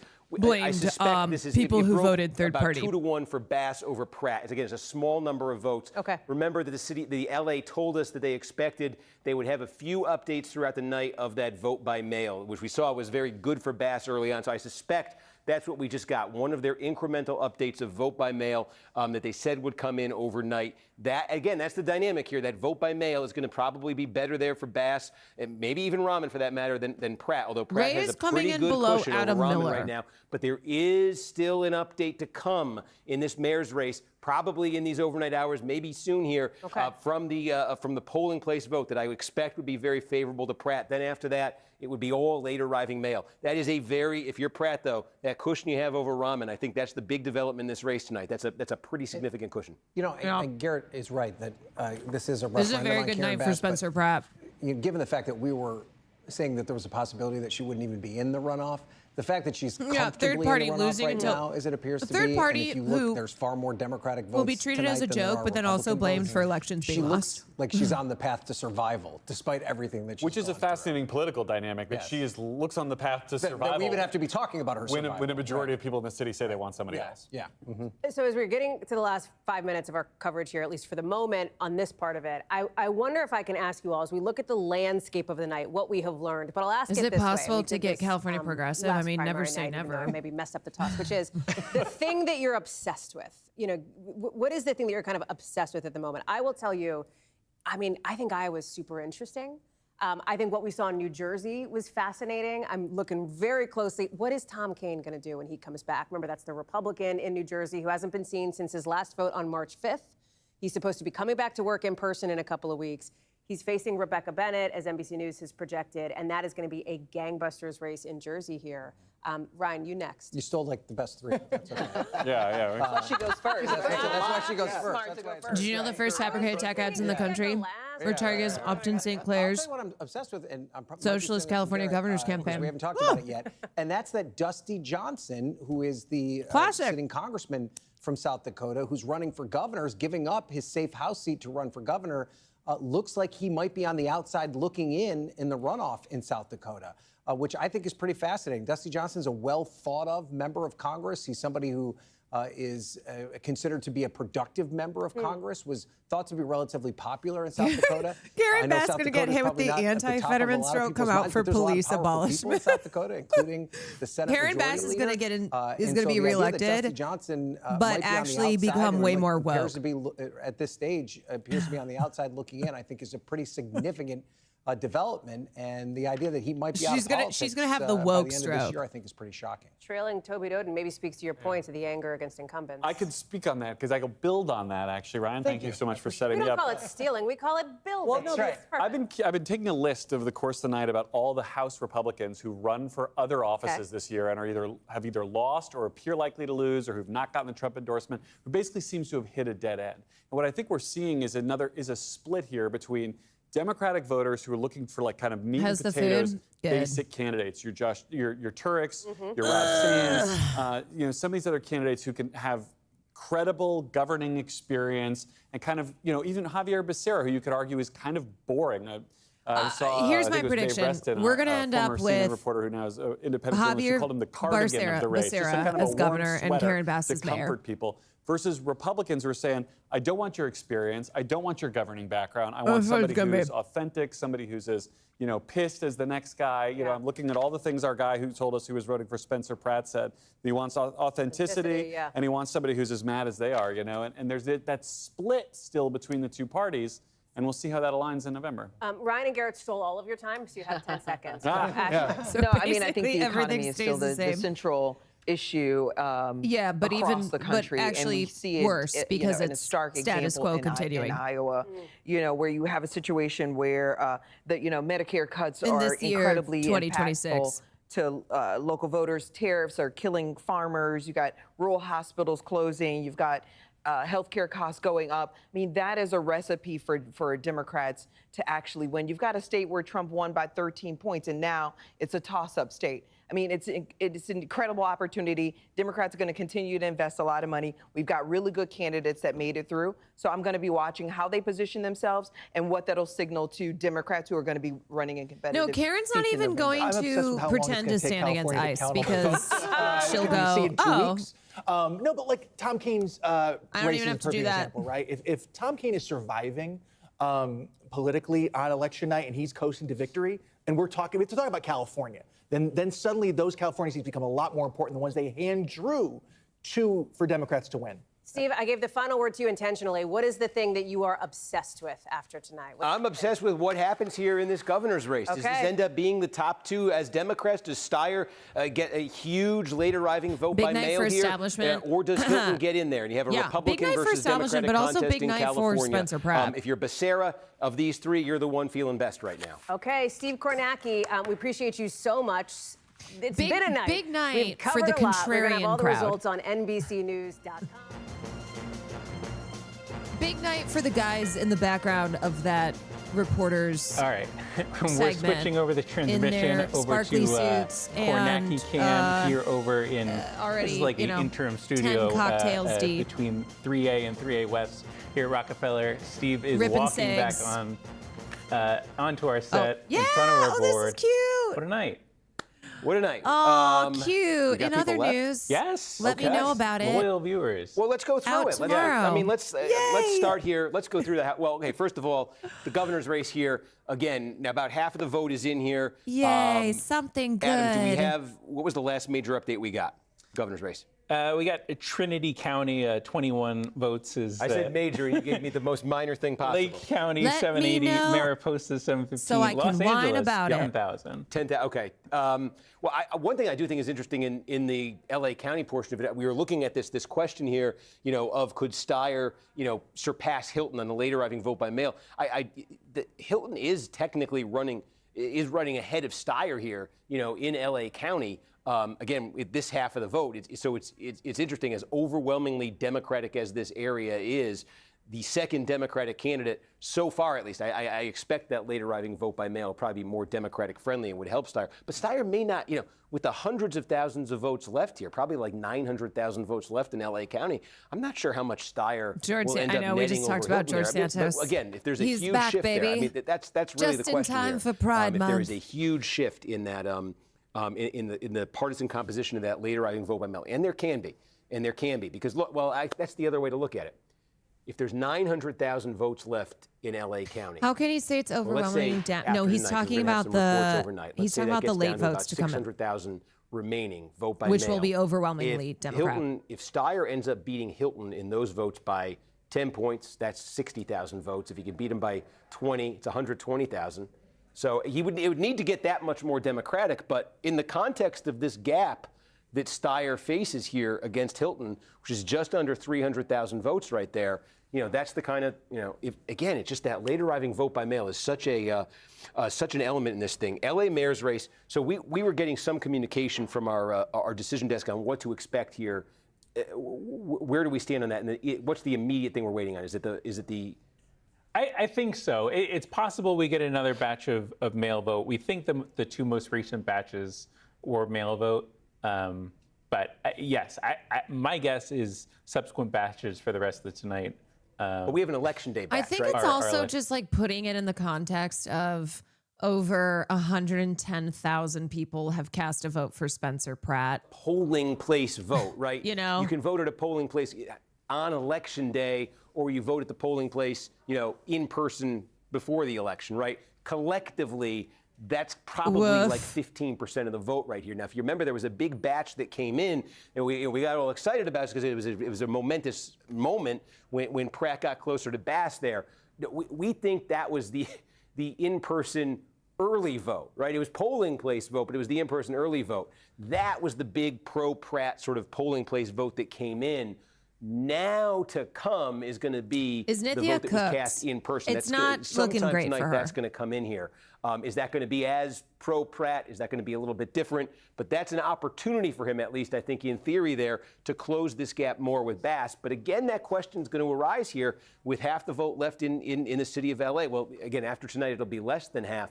That late arriving vote by mail, is that overwhelmingly Democratic? Is that enough? Spencer Pratt has a very nice lead I'll tell you, though, right if you're Rahman, now that is a pretty substantial ahead deficit, of Nithya. I think, that she faces here. Even with all the late vote to come, here, because a lot of that's going to be for Karen. There. So again, resolution tonight. This falls into the category of probably something that's going to take a little time to get to. The governor's race and the mayor's race. Let's go through the House races because this is the stuff we wanted to spend some time on here. And let's just start. What did I do wrong here? House race. Why isn't it populating? Click on one of our shortcuts first. Nothing's populating. Click on a shortcut and then. Okay, so if we went up. I'll explain again. Tell me if these all. I'll explain again. There you go. Okay. There is so let's much first district, late this was vote one that is still to come. The story on this is the Democrats this is radically not the full transformed this story. one with gerrymandering. California takes a very long time. But as far as the outcome for the more progressive candidates Harris here, plus 12 districts. it's So not looking. Tonight, there is James Gallagher. There's an interesting footnote on Gallagher we'll get to. So but that's Gallagher, why I'm saying projected to finish California first right here. in these Would major it be races Mike McGuire, is state senator, probably Audrey going Denny to end running on up the just left being for more second shit place from right the here. butt. Clear Status gap between quo, McGuire centrist and Denny in establishment, this race. And again, corporate you see Gallagher, owned the Dems. Republican, finishing first here. But this is a race where the Democrats To are think strongly Becerra was positioned polling for at like the less general than election, five. and this would count. Right, Again, because then Democrats he trying to squeeze became 5 more seats out of California. the This would be establishment one of pick. those gains for them. The first district was a Republican. There it is. Look at that. We got results. That's, wow. We know how to get those check marks on the board. So there it is. It's going to be McGuire and Gallagher in the general election. McGuire, the overwhelming favorite. Now, that said, Gallagher is probably going to be a congressman come the general election. Why? Because if you remember, Doug LaMalfa, the Republican, unfortunately, the Republican incumbent in the old 1st District, passed away in January. So there is a concurrent special election playing out in the old, the one that Trump won in the landslide, the old 1st District tonight, that Gallagher has finished first. And has he cleared 50%? He's at 61% right now. Okay, it looks like he's going to clear 50%, meaning there won't be a runoff, meaning he'll get likely, have we called it? I don't want to. No. Okay, we haven't called it, The but political he's very center, likely the to be political next center of congressman. Los Angeles is very establishment liberalism. Okay, so it's status quo liberalism. It's dedicated Democratic Party liberals. So what Nithya needed was she needed to appeal to those hardcore liberal voters who still believe in liberal institutions, ones who voted for Karen Bass, who drove her to victory. Nithya needs to take a significant percentage of those voters, which would bring Karen down and push her up. So Karen could still be, well, I mean, I don't really know what the math here, but maybe it would have been Karen and Nithya, or it would have been Spencer and then Nithya. But she needed to appeal to them on her policy expertise, on the fact that she's like, I have better policies here, even though I flip-flop back and forth, and also to hammer Bass's scandals in office, to bring a lot of attention to how terrible Karen Bass has been. But obviously these are liberal voters who aren't going to go vote for Spencer Pratt and say, I'm your option. I'm your dog in this race here. And frankly, Nithya, I don't think she brought it, because Karen is terrible. Karen Bass is a centrist all the way through, but Karen has more of that dog in her. She, unfortunately, Nithya, in the appearances that she made, really did not do a very good job. And Karen just has more of that kind of killer political persona, where she has awful politics, but she makes people feel more confident in her. And I think people didn't feel a confidence, or just didn't know enough. I mean, Nithya, yes, is a councilwoman, so she did have name recognition, but either weren't aware of Nithya or just didn't feel wowed by her. She also endorsed Karen Bass, yes, and it was like 3 DSA council members endorsed Karen Bass as well. She endorsed Karen Bass, and then she got into the race at the 11th hour.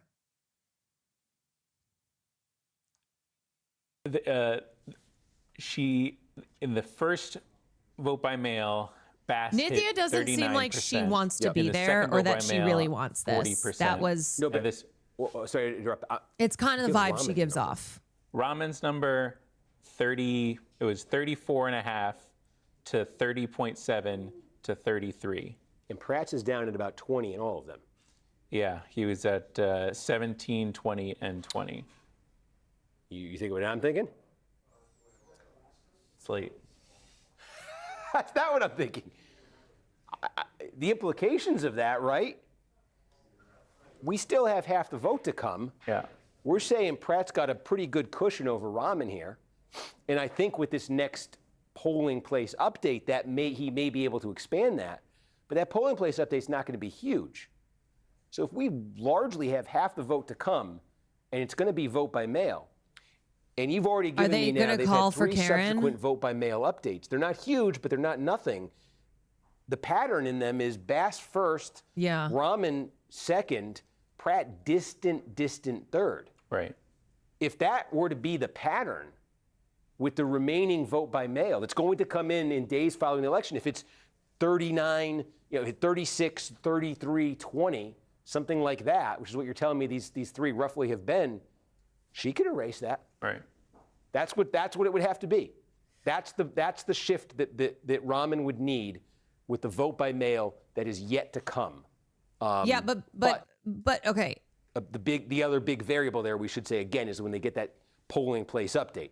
If that polling place update is super friendly to Pratt and bad for Rahman, then that math that I just laid out may change a bit. But it's interesting to see that kind of a shift, because remember, a ton when we got of the first the big late report vote in the LA mayor's race, and she's that competing vote by mail, with that Karen initial on vote those by mail, votes. Pratt had some separation from Rahman.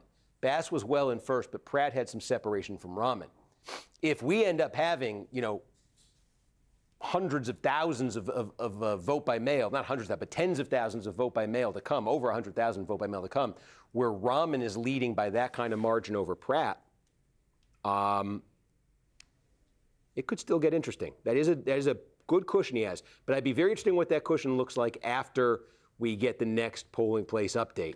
Because then we could take a look at that math and see if it. I think it's a big variable. Yeah. It's a big variable. And again, the guidance we've gotten from our decision desk on the timing of that is, we don't know. Yeah, I mean, additional. No, the margin. It is earlier out there, but I think the pattern in the past has been they report, a few times over the course of the overnight here on the East Coast. What's our plan here? It's been a good broadcast. We can wrap up whenever you're ready. Okay. I mean, Steve feels like he still wants to keep going. I wanted to show the 6th. I do. You were on the 6th. Yeah. No. This is interesting because again, the dynamic here was Kiley, his Republican, his district got blown up. Barra moved into his district. Barra projected to finish first there tonight. Kiley moves to the 6th district, this very kind of strongly Democratic district now. Says, I'm not a Republican anymore. He says, I'm an independent. I'm going to run as an independent. And we got 40% of the vote in right here. And I want to kind of just linger on this a minute because I'm seeing something that may be interesting. So in Sacramento County, we're at about 38%. Payne is leading there over the two Republicans. He is leading, though, right? And because these are like kind of equal-sized.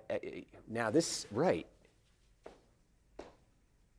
These are pretty comparable, these two counties, in terms of their share of the vote in this district. And you got the Democratic candidate running in 3rd in like half the district, 800 votes behind one Republican. Kiley is not really, he's an independent, but when I do love watching Steve do math Kiley, in real time. Over here, he's the other Republican a little bit stronger here. It's closer. So it nets out he's to. Cooking. I ask you again, are you thinking what I'm thinking? I got distracted by an Orange County vote report. He's like, I'm not with you. Let's see. I'm not with you. And allowing for late arriving vote by mail to favor the Democrats. I think we really have to bake that in. Yeah. That probably is what Pan needs. Pan's closer to getting shut out here than you would have thought. In a district that is the product of the Democrats blowing up Kiley's district to create two Democratic districts. You've got Kiley running in 1st. You've got Pan, the Democrat, running in 2nd, but only 1,230 votes ahead of the other Republican here. Another Democrat, gobbling up 12%, another Democrat 11%. And Pan is lagging in, so he's leading in the Sacramento County portion. So what's going on in Placer County, right?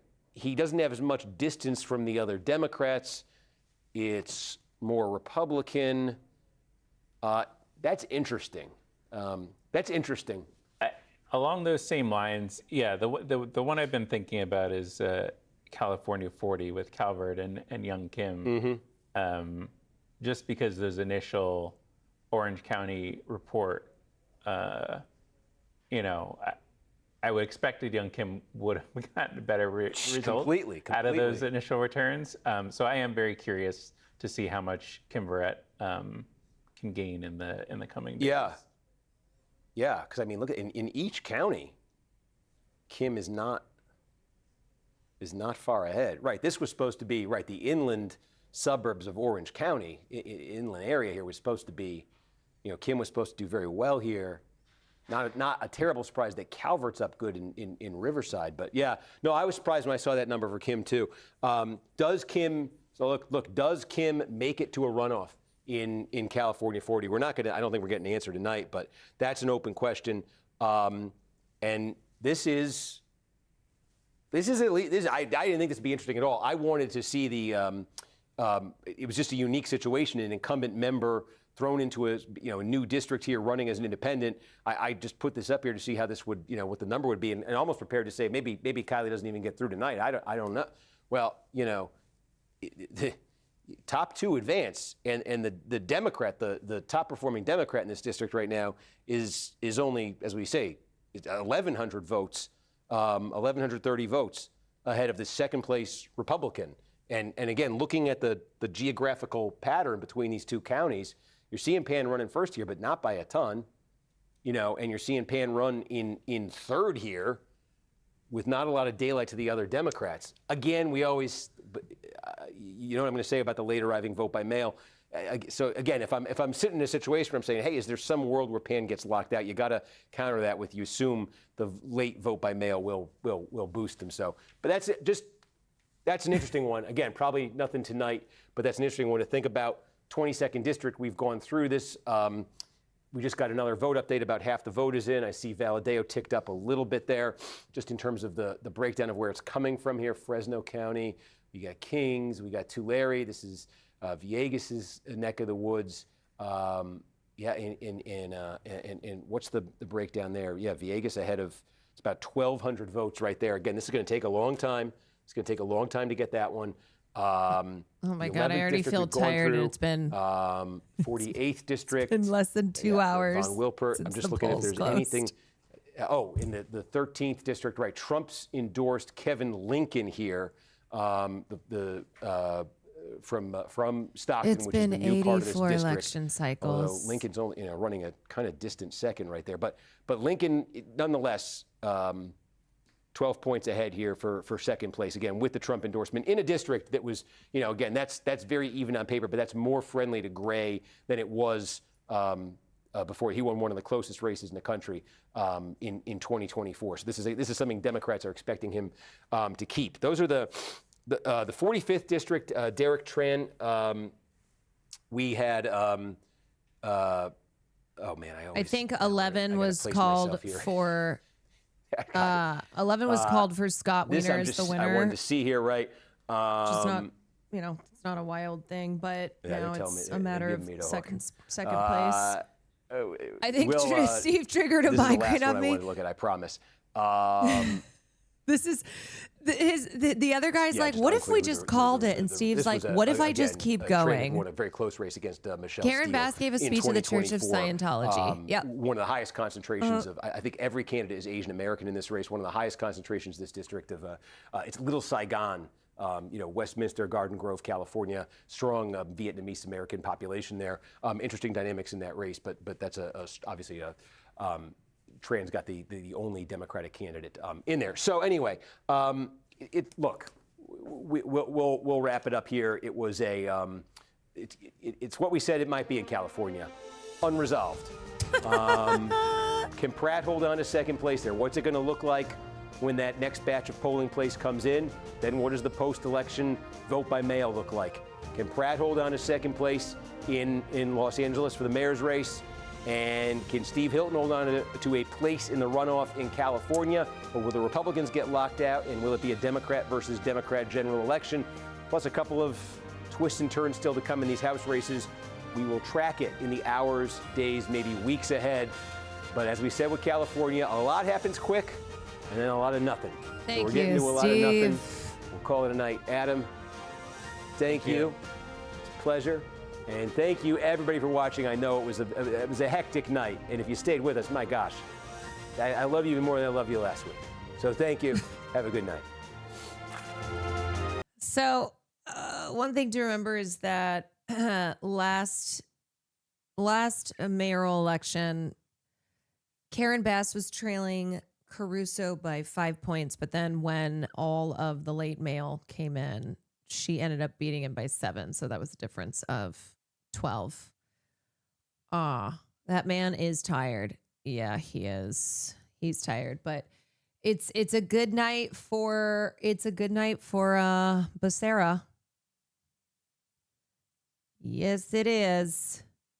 Did Steve just basically say nothing happens? He basically said what he said at the beginning and at many points throughout the Kornacki Cam segment, which is that California takes forever. Okay, so good. What the W's from tonight? Adam Homowy, who won. That was That was great. I was interesting if you're looking at this from the Democratic Party's perspective, they are smiling after tonight because their chances in the general are looking better since Trump's guy Feenstra lost. Marissa Roy is leading for city attorney, which is really, really huge because the DSA, the Democratic Socialist Council members, will have an easier time passing progressive legislation, not passing the legislation, having it be enforced like tenant protections with a city attorney like Marissa Roy. Kenneth is absolutely killing it as he's running for his second term. Kenneth Mejia, who's running for comptroller in Los Angeles. We talked about PG&E during movie night of Aaron Brockovich. Look who Javier Becerra's largest corporate donor is.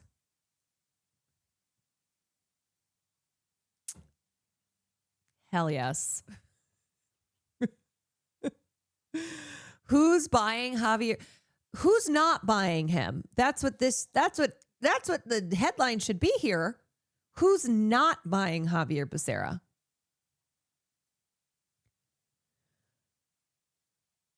A lot of people are hoping Spencer Pratt could lose, so he will move out of LA and California, as he said. Yeah, except a lot of the Zionist freaks in New York said that they would leave New York City if Zohran Mamdani won, and they not only haven't done that, they've continued to be a public nuisance.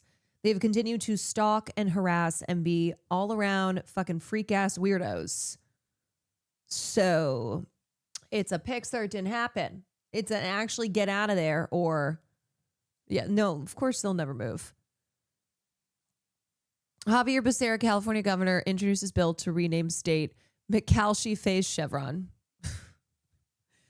Solid Gold Magic Corp. Yeah, he is, he's a corporation in human form. That's who he is. It's insane that he's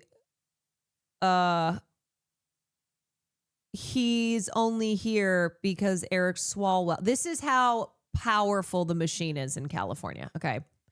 Eric Swalwell was the front runner in this race. Now it was still close, but on the Dem side, he was the front runner. Swalwell has to withdraw because he's a sexual abuser. Piece of shit. And then now we have Javier Becerra, who is leading right now, likely to go to the general. And it's insane that it is a reflection of how powerful the machine is, because this is who then became their guy once Swalwell was out. Katie Porter at a whopping 4%. Where's the pod safe guys talking about? Yeah, thank you so much for they're so brave. California. The big race, of course, is the jungle primary for governor. Same question for each of you. Who'd you end up supporting and why? I am going to vote for Tom Steyer. If the polls are to be believed, and they've been pretty consistent, Becerra is going to move on. One other will. There's a chance Tom Steyer can be that second person. I would much rather have two Democrats battling it out for the future of the Democratic Party in this state than I would have Becerra versus a Republican who has not passed the threshold question of opposing Donald Trump's election lines. Like, that to me is a threshold question. You could be frustrated with Democrats in this state. You can believe that Democrats have fucked up in California, but if you can't say Donald Trump lost that election, if you can't stand up to him, then that is so fucking dangerous, and he's a nut for that. I also really liked my conversation with Tom Steyer. I think he had good answers for some of the questions about where Democrats have gone wrong in California and some of the criticisms. I also really like Katie Porter, but she just that's hasn't the line. Yes. risen to the top of the poll. It sucks because I really like her, but I'm trying to be pragmatic with my vote. If I could wave a magic wand and make someone governor, it would be Katie Porter, but she is down in the polls. Why? I have the same rationale. I want to vote strategically because I think Steyer and Becerra going to a runoff would be great. It would kind of be annoying if we had to deal with, running in Steve Hilton, who's a random British short king who's like deep in the tech community. I don't think his money. height's a problem. I do love that that triggered you of all the Also, not every guy who's short is a short king. Okay, that is a different thing. Short king is different. If I were doing ranked choice, I would be Katie #1. I thought about Becerra, but like I don't feel confident Why, John? giving the top job to someone he's had 35 years in elected office to prove himself, but has received mainly bad reviews from his John, colleagues. come Very on. late to introduce any kind of housing policy whatsoever until after ballots dropped. Even then, it was like more NIMBY than Steyer or Porter or anything else. And now, like, I hope I'm wrong. And if he wins, then like, great, maybe he'll be a great governor. But just it No, he prevented me from voting Becerra. Steyer, I can't believe that's what prevented him from voting Becerra. like, I'm more confident in Steyer. For me, it was like the combination of he's never had any experience in elected office or governing anything, and is a billionaire who basically ran for president first, flame. It's so funny that John is mentioning the issue with Tom Steyer being a billionaire, and yet he did not bring up the fact that all the other California billionaires are funding Becerra. Out there, then spent just the GDP of a small country on this race. I like his positions better than Becerra and a lot of the other candidates, but I'm just like, there's just something a little icky to me about it. So I just voted for Katie Porter because I like her. It is the least strategic thing I could do, but Katie to me is like I've known her a while. The temperament with her staff stuff is obviously like it bothered me a lot because like we've known her forever, and I actually didn't know that until those stories came up. I also don't think she's going to win at this point, but I'm like, who do I want to be governor? She's thought about the job a lot. She has like a really well thought out policy platform. She's actually worked on passing legislation and getting things done when she was in Congress. And I feel like she's just like done the work for the job more than anyone else. This is the pod that's supposed to be saving America.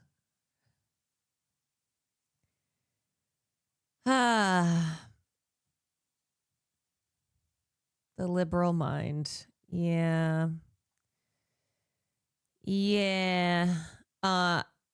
Okay, other races. City Attorney Marissa Roy doing well so far. Oh wait, this is an hour ago. I think it's probably about the same though. Fuck! Tracy Park is terrible. Terrible. Terrible. She's destroying Faiza Malik, though. Okay, Hugo Soto Martinez. That's good.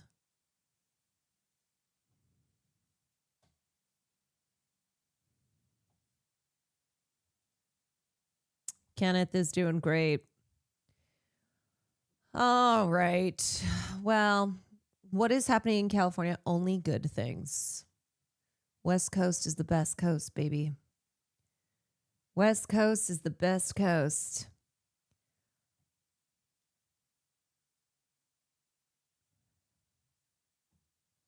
California does need a ranked choice voting ballot measure. Yes.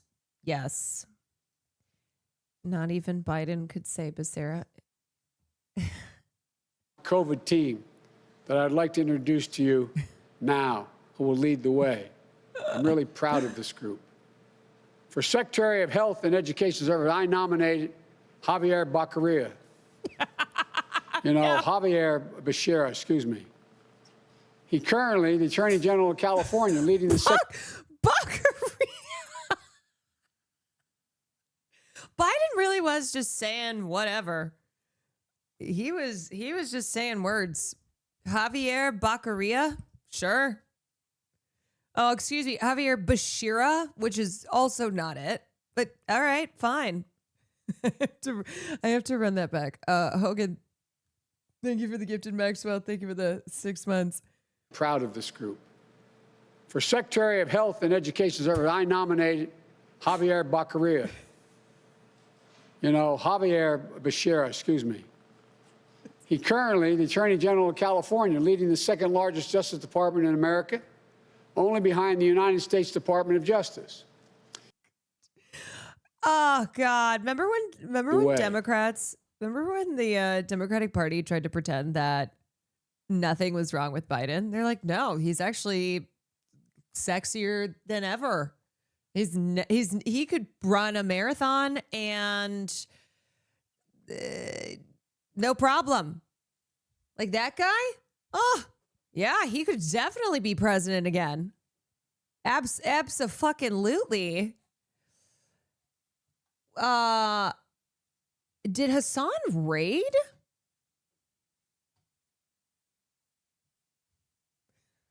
What? An actual raid? What happened? He never raids. Is he okay? What's going on? Is it because New York Post is running more ridiculous pieces? What's happening? Is it because California is not, in fact, California? Despite what those Spencer Pratt supporters were saying. I just can't. I cannot with how on the nose those Spencer Pratt supporters were. Ripping the microphone from the reporter, getting in her face, being drunk, talking about the homeless like they can't wait to go out and personally kill them alongside Spencer Pratt. Just what fucking chuds. They perfectly embodied. Yeah.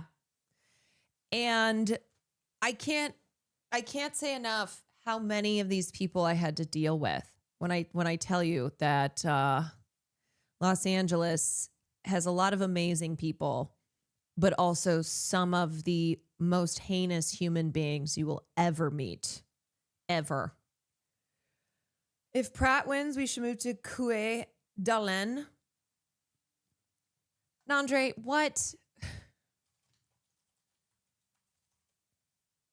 A city in Idaho? Coué. I said Coué, and it's, oh my God, Caire. I have a French degree.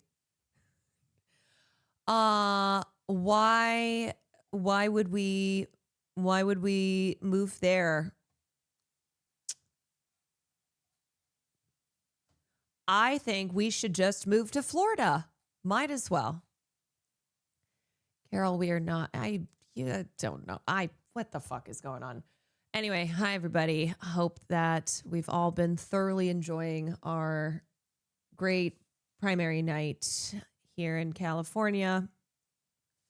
We have been really enjoying seeing the results coming in. And my prediction is we are going to just have more shit from the butt here. And it is laughable that California continues to be labeled as a commie state. And then we can't stop electing corporations in human form. Yeah. How excited are you that whether Javier or Hilton wins, you're getting big, beautiful offshore oil rigs? I love it because I actually am going to be career pivoting into into being an offshore oil rig corporate investor. That's what we do here in California. Can't ever hear shit from Kornacki, so I'm extra glad you're here. You know what? He would say that if he could. He would say that if he could. CL30, thank you for the 19 months. Ev Pair, thank you for the 14. Omen, thank you for the the 666 bits. Thank you. Artikia, thank you for the 7 months. Chooped and Screwed, thank you for the 22 months. Based Alaskan, thank you for the 2 months. I used to know someone who worked on an oil rig. He ended up getting brain damage on the job. Well, he shouldn't go into streaming because streaming is the hardest job in the world. Oil rigs don't even come close. I actually think we need less marine reserves off the California coast and more oil platforms. Making sure nature is healthy is woke. Yeah, I'm. You know what? Yes to everything. Is Javier a downgrade from Gavin? Honestly, yeah. I think it was not until today that I was thinking about the reality that we will probably end up with a worse governor than Gavin Newsom. A governor who's still a Democrat, okay? Before anybody is in here going, California's turning red, California's turning red. California doesn't have to turn red to still be enacting the interests of Republican donors because they share the same donors. So California doesn't have to be red to still be red. It does not have to turn Republican by name to still be acting in a Republican way. Coridactyl, thank you for the 5 gifted. Kidsdor, thank you. Base Alaskan, Millie, Zestuline, Trifio. But again, we had some good wins from tonight. Yes, we did. Namely Adam's win. Adam Homowy in New Jersey. So we hold on to the W's, even when there are more L's. Okay, what else do we have to talk about? We've got. Oh,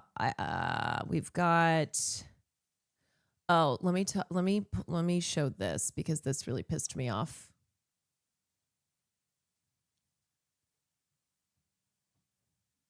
I think you have a duty to run for office now. You have the charisma.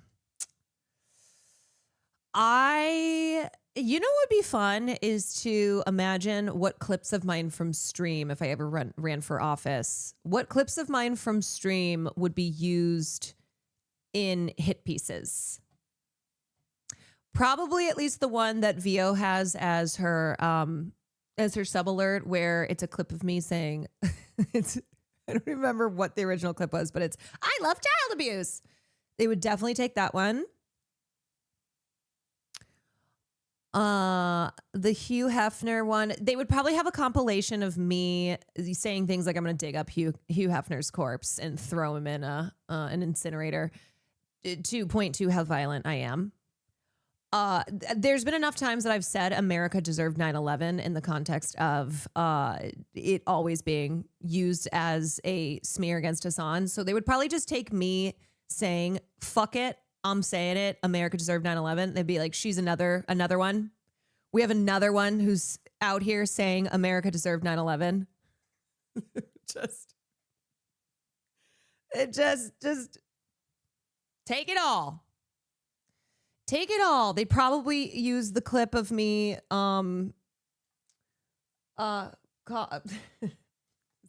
saying that I'm sure my cousin was glad that his mixed race babies turned out more white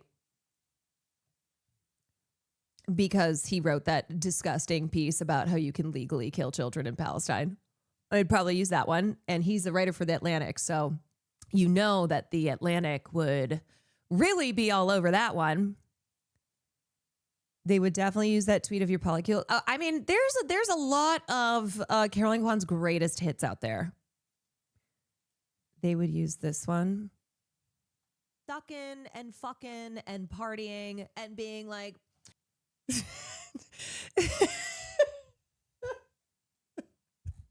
This woman, this 33-year-old unmarried childless woman is talking about sucking and fucking. This is what communism has done to this country. 33-year-old spinsters whose eggs are disappearing by the day, bragging about being a whore.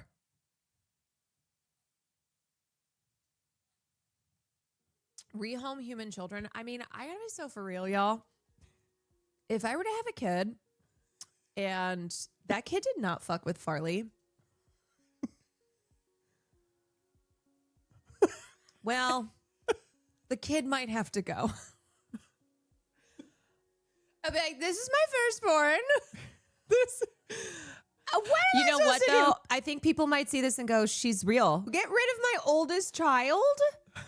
She's so what, real. A little baby comes along?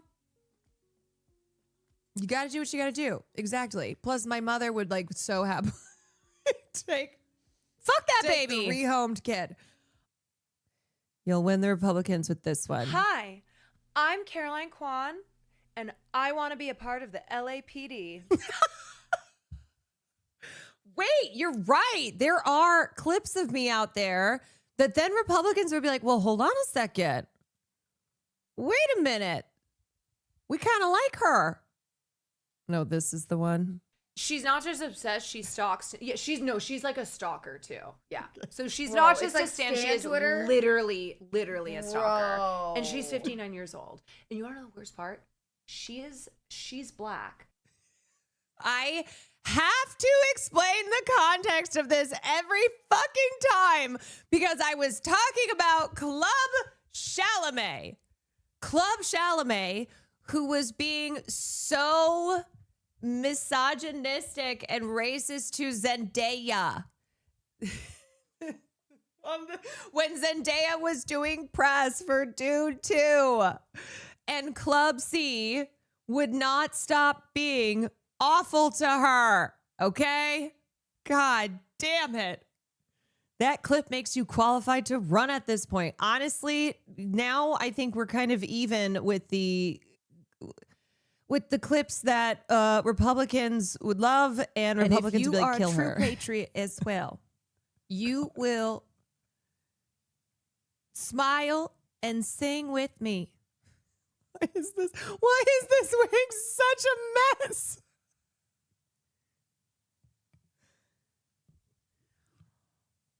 Oh, Donald Trump, the sexiest thing I've seen. Oh God. I forget about these because look, if you it's better. It's better I forget. Oh yes, in case you don't know, I was once a Scientologist. just let me take it one more time, I really think Relax, Daniel. We can create a flexible payment plan that works for you. Oh, no. I really can't do anything like Why that. is it freezing? I'm Mormon. Happily Mormon. Sorry. Me trying to indoctrinate Cutie. Oh. Sorry, it's just hard to take someone seriously who thinks that a guy dug up a version of the Bible in New Jersey. Firstly, it was New York. Secondly, why would God only help one side of the Atlantic? Just a little too illogical. Illogical? Really? Because Xenu bringing aliens on spaceships to Earth is completely logical? The space opera, Also, this is not a movie. This is a documentary. you know what? Forget it. Just leave. This is my old life. What's the market share for Buddhism? How many followers? Yeah, I've lived many, many lives. My friends, and I thought it was. When was that? Oh God, that was almost 10 years ago, I want to say. So I would have been 24. Yeah. You look so young there. Well, it's because when you're in Scientology, you are immortal. You don't age. And then as soon as you leave, you become decrepit. So that's why you should never leave. It's great, but they were hating on it. Hello? What the fuck are you saying on stream? I was saying that you caught me trying to eat you out in my sleep this morning. That is not what happened. Why are you saying that on stream? Because that's what happened. Don't talk about anything ever. Your streams now Yeah, people be like, this is the first gentleman? are silent movies. Are you just mad that I'm such a generous lover that even when I am asleep... Also, do you remember when I first started? Actually, you know what? Everyone across the country would be like, wait, we really fuck with this guy. You know what? Can't stand her, but love him. Stream, and you were like, hey, just make sure you don't share too much private information on stream. You know, some things are better kept private. Nothing happened, though. You stopped me. You woke me up.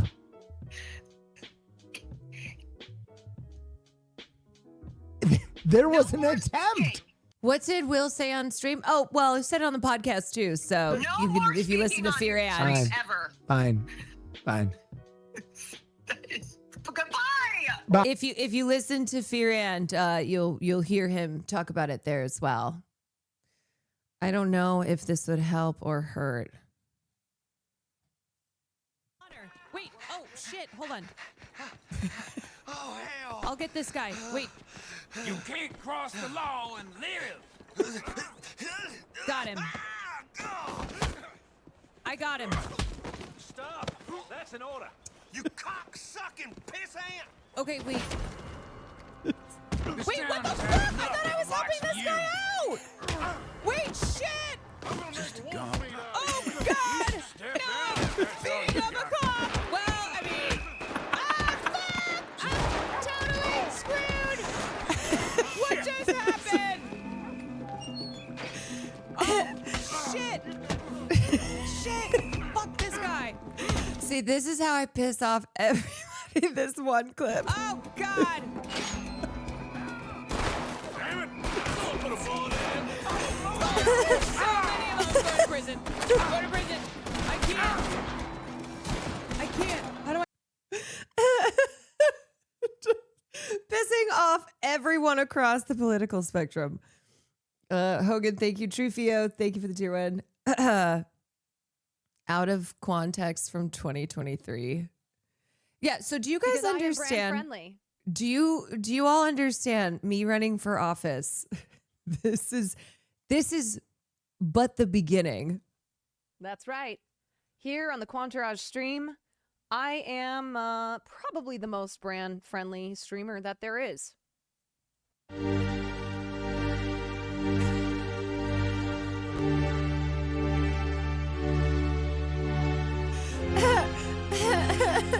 Yeah, fast forward and brands do not fuck with me. What could go wrong? In August 2022, Caroline Kwan began streaming on Twitch with the apparent intention of sharing her takes on film, news. Within weeks, thousands followed her channel. It soon became evident that streaming had eroded her social skills and her sanity. Caroline would never again fit within civilized society. This is what she became. Is that a Master Chief chair? He'd be like, I want a DEFCON 3 the Jews. I'd be like, I want a DEFCON 5 the Jews. I'll never be as big as HASAN. But my hope is... Okay. Can I just...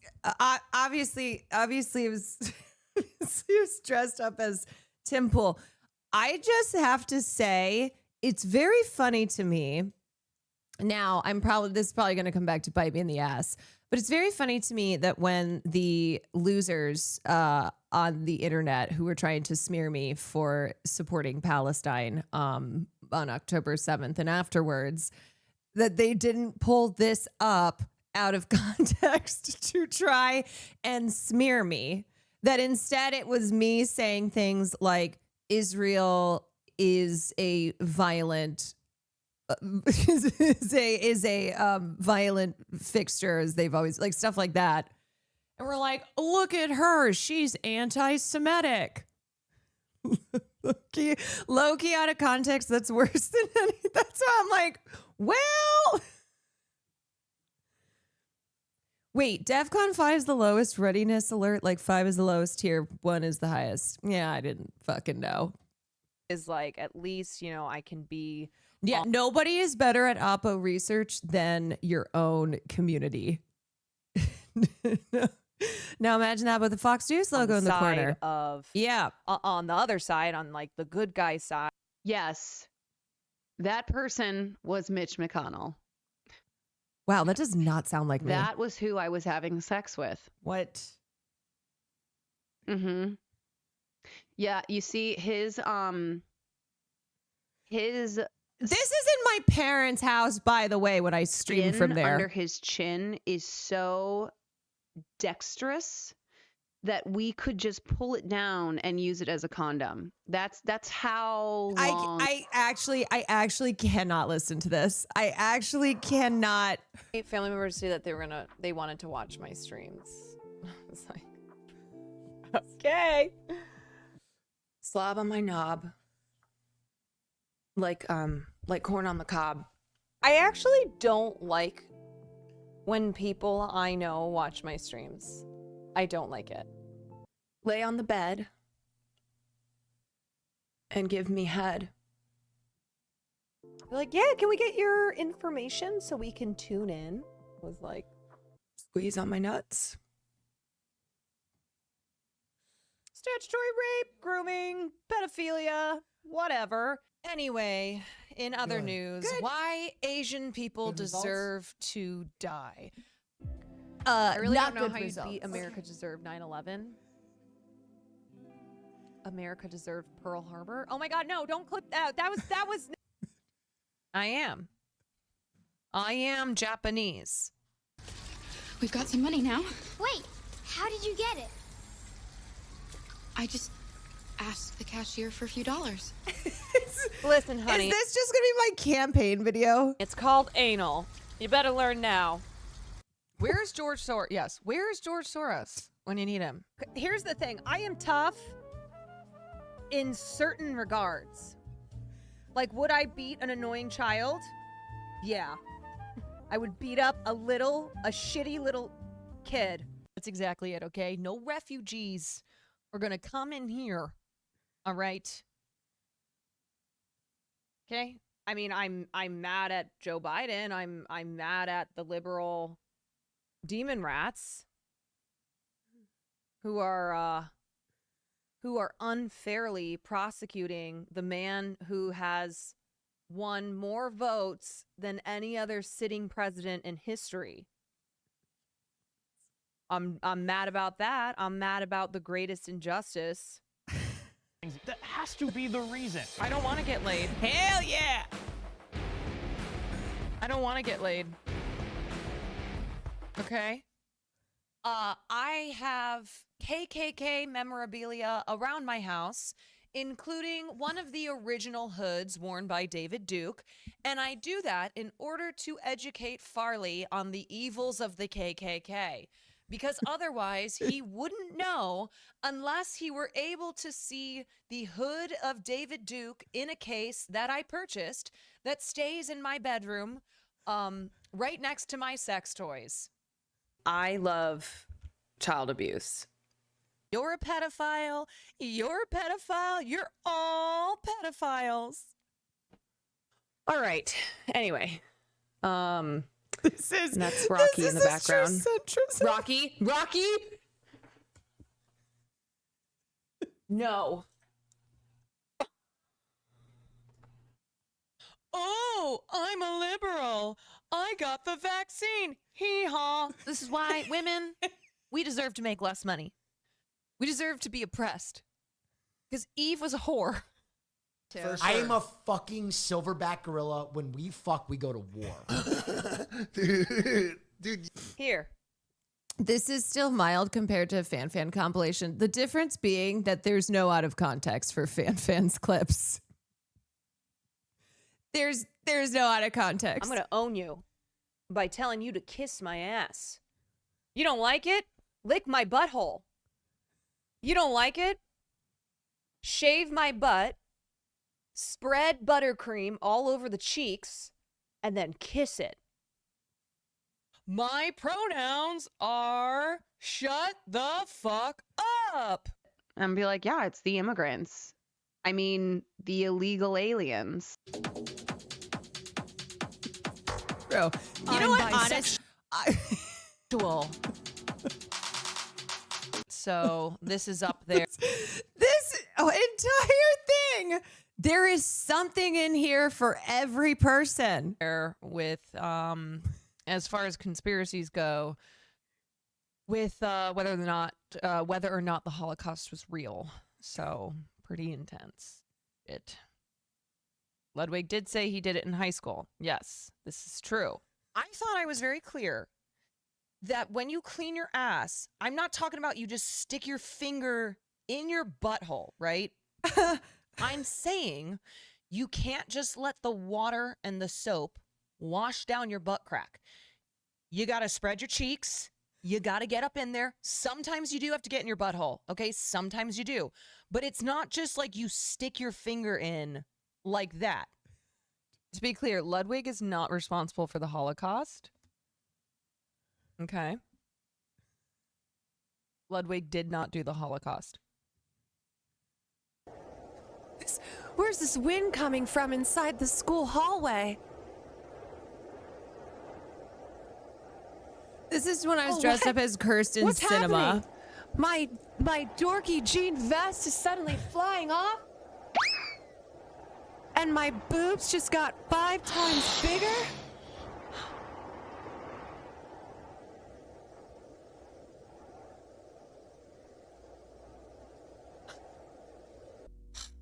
I don't know why I ever shit on capitalism, because you take a day off of work, bad things happen. Okay, we should all work every day for the rest of our lives until we die. Yeah, I do stand by that. Hey, kids, want to try some meth? Later this hour, we're going to be joined by the mayor of Palm Springs, California, Mayor Grace Smash or Garner. pass. Yeah, he's gerrymandering that pussy, you know? But like, I wouldn't want to shoot a child either, unless that child really fucking deserved it. You know what I'm saying? You know what I mean? Like, if that child had bad vibes, then yeah. Wow. First year of streaming. Oh, it's still going. But yeah, 9/11. Yep. Yeah. Yeah. All in 1 year. Streams used to be about something, you know? I am realizing that having watched that video, streams used to really be something, didn't they? The most brand friendly. You know what's funny though is that this was prior to October 7th. And so when I made when I said the line about, oh, I'm the most brand friendly, that was obviously then followed by all these clips, hee-haw. But really what did it, what did it for the brands to make me not brand friendly was me being against genocide. How crazy is that? How crazy is that? Getting blacklisted by AT&T.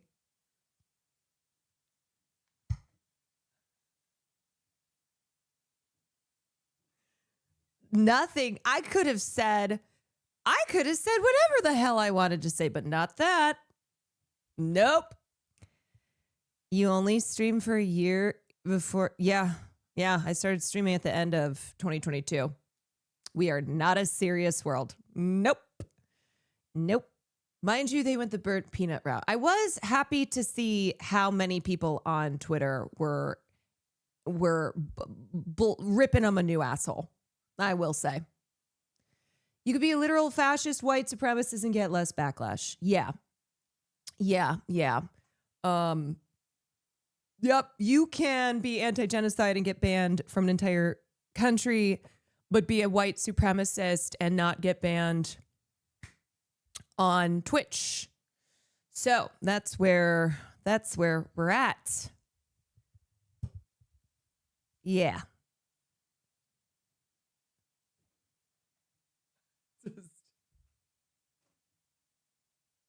Not just less backlash, you'll get 4 lash.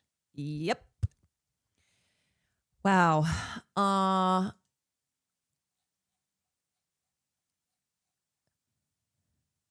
Okay, last clip, and then I want to talk about Tribeca. Accused of hating white people, accused of been accused of hating white people. I've been accused of hating mixed race people. It's basically everything. It's everything. And all of it is true. Yeah, I hate Chinese people, I hate white people, I hate mixed race people. I just hate every single person ever. She's really doing it all, isn't she?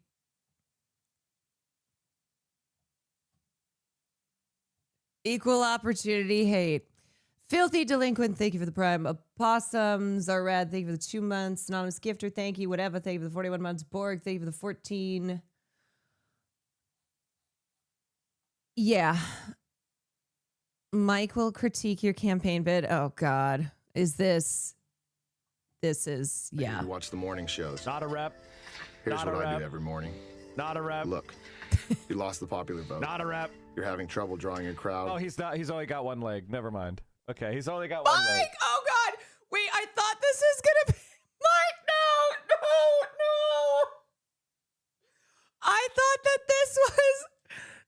I thought this was the McCaskill ad. Mike! He's only got one leg. Okay, Mike! never mind. He's only got one leg. And your approval rating keeps sinking. Never They're kicking mind. thousands of my fellow veterans off their health insurance. Good job. By killing the Affordable Care Act. And banning Muslims won't help. That's not the America I sacrificed for. You want to be a legitimate president, sir? Then act like one. That's pretty impressive weight for one leg. He's pretty strong. Oh, okay. Yeah, nice try. He's pretty strong. Yeah, good try. Half reps with one leg is pretty fucking impressive. I couldn't do that. That's balance? Yeah, that's impressive. You know, the thing about live streaming is sometimes you have to wait and then react rather than be reacting immediately. You have to wait a long time and then react. And then you won't end up in a situation like that. Mike allergic to that? Yeah, Mike. This is classic Mike from PA. Insulting this person and then going, "Oh, never mind. Oh, forget everything I said. Actually, this is great. This is very cool and impressive." Yeah. Okay, so follow up to this Tribeca trash that we talked about a couple days ago, where the first fully generated AI movie, and everyone said, boo, is going to be premiering at Tribeca Film Festival, which, mind you, Tribeca is a festival founded by Robert De Niro. So this week has been awful as far as like legends in the industry and their either statements on AI or affiliations with AI through prestigious festivals like this. It's been bad.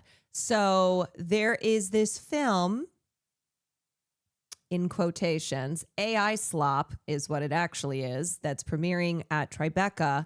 And it is about the Iran protests. And it is as propaganda-filled and as trash as you would think it is.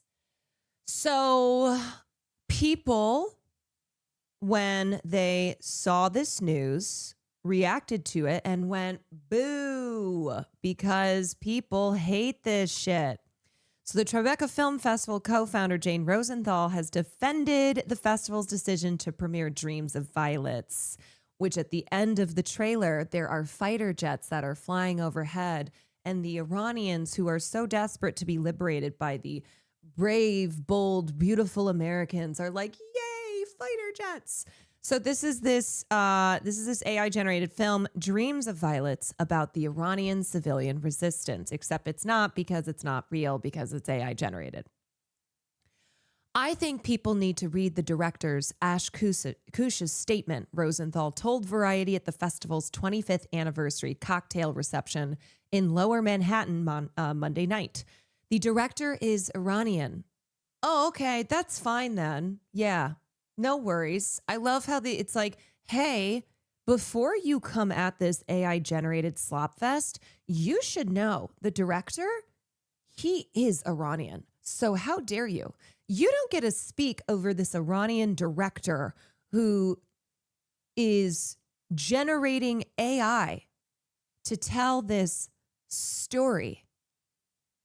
Okay. His family, relatives, and friends are there, and it's the only, by the way, lives in London.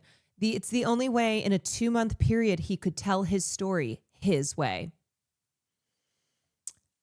Again, I am just always going to refer back to filmmakers like Jafar Panahi, who have been politically courageous in their work. Jafar Panahi would never do something like this, and who has actually continued to make films in Iran, despite the fact that he has been, his films are banned. He has been imprisoned. He has been targeted for his political speech. He had to go back to prison. Yeah, he went back to Iran because he's like, this is my home. I'm not leaving. I'm not one of these diaspora Iranians who's screaming about the state of Iran and promoting, the monarchists returning or promoting whoever Israel and the United States wants. I am an Iranian, and this is my home, and I will continue to make this work that challenges power, and no matter what happens to me. The film, which will premiere June 10th, marks the first full-length live-action film, and I love how they are trying to get us to be excited about this. They're like, isn't it so wonderful? The first full-length live-action film generated by AI to be accepted by a major film festival. It's beautiful.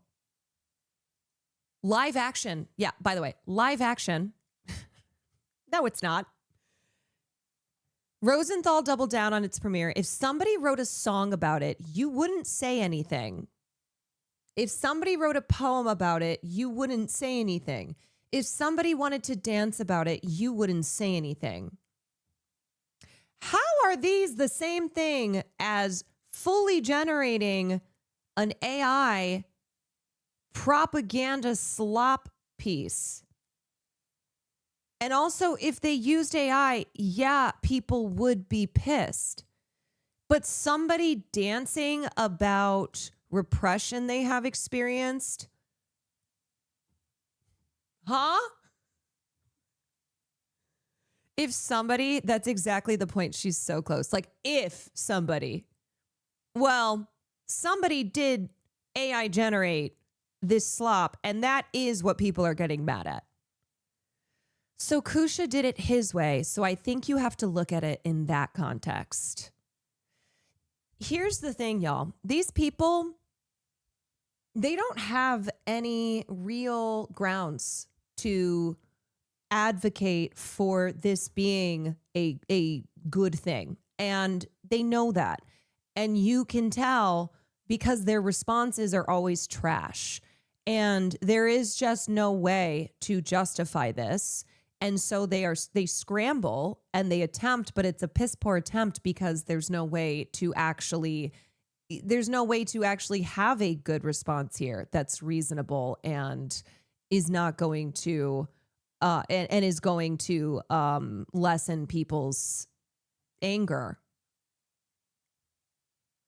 The 75-minute docudrama, no, it's not a docudrama, is inspired by the protests that swept Tehran in January, highlighting 5 Iranians who meet in a Tehran alley before they're executed, all witnessed from a window by Amir, a 10-year-old boy with cerebral palsy. The clashes reflect the real-world protests between Iranian authorities and civilians, which left 7,000 people dead and more than 50,000 people arrested. If it were about World War II, if it were about the Civil War, about any other story, you wouldn't do it. Rosenthal continued, these stories have not gotten out. Actually, you know what? People did, because you know who generated some Revolutionary War slop? Freaking, what's his name? Aronofsky. Darren Aronofsky. And you know what? People roasted his ass. Darren Aronofsky, let me pull it up. Darren Aronofsky's, what was it? Revolutionary War series? Yeah, this shit. A trailer for it dropped and people were like, what the fuck is this? By the way, Seed of a Sacred Fig is an Iranian film that includes real protest footage throughout it. This isn't even original. Yeah, I love how they're pretending as if this is the most important film This is art, first of all, and that it's important art. And that nobody else is telling stories about the Iranian people. It's like, actually, yeah, they are. There are Iranian filmmakers who are telling stories about Iranian life and people. Okay. If it were about World War II, people would, yes, they see, this is bullshit.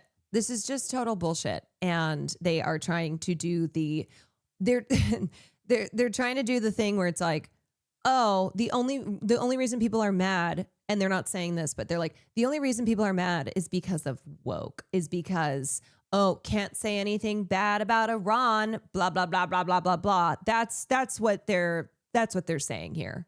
Like, but if it were the Civil War or World War II, nobody would care. And then here is Kusha's director's statement. I want to be honest about why I made it the way I did. It was not a technological exercise. I would have preferred to make this film with a crew, with actors, with the dignity of a full production. That was not available to me. I am one person in exile with no access to Iran, no access to the locations, no access to the people. These are fucking excuses. The AI pipeline made it possible to do what would otherwise have been impossible, to create a memorial film for an event that happened behind a wall I cannot cross. I understand that an AI-generated film about people who actually died raises difficult questions. I have thought about those questions for every minute of every day I have worked on this film. My answer is that the alternative, silence, forgetting the regime's preferred outcome, is worse. The film exists because the dead deserve to be witnessed and because the families inside Iran who cannot speak deserve someone outside who refuses to forget. I am not certain that this is the right form for this story. I am certain that this story needed a form, and this is the form that was available to me. This film is dedicated to the people killed in January 2026. What about the people who've been killed by Israel? The United States? You got, they're like, just hold on, let me. No, because they would not generate an AI film for that. The film is dedicated to the people killed in January 2026 and for the last 47 years to their families inside Iran and to the children who watched. Alongside Robert De Niro, Rosenthal hosted Monday night's opening reception at the Perlman Performing Arts Center, located on the same block as the World Trade Center. A purposeful nod to Tribeca's history. The festival was launched by the duo in the aftermath of the September 11th attacks as part of an effort to help revitalize Lower Manhattan. So you're speaking for people who you don't have contact with. Yeah. Yep. They're using the same rhetoric that they used to dismiss criticism of Israel. Yeah. If this were World War II, if this were Civil War, nobody would care. After opening remarks from Whoopi Goldberg, De Niro and Rosenthal took the stage to reflect on the festival's founding 25 years ago. Much of their joint speech was devoted to former Mayor Michael Bloomberg, who also spoke about his role in helping reshape New York City after 9/11.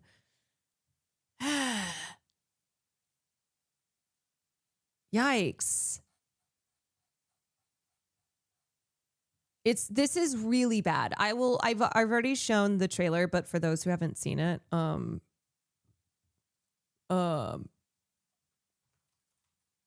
Katie Porter dropped out of the race. Whatever. See ya. رضا میدونستید بنفشه تنها گلیه که تو تاریکی رشد میکنه؟ ریشش نور نمیخواد، فقط یه ترک میخواد، یه شکاف تو زمین، همین. زنین مامان پا نشی باز بری بیرون، تو رو خدا، جون بابات نرو، تو رو خدا نرو.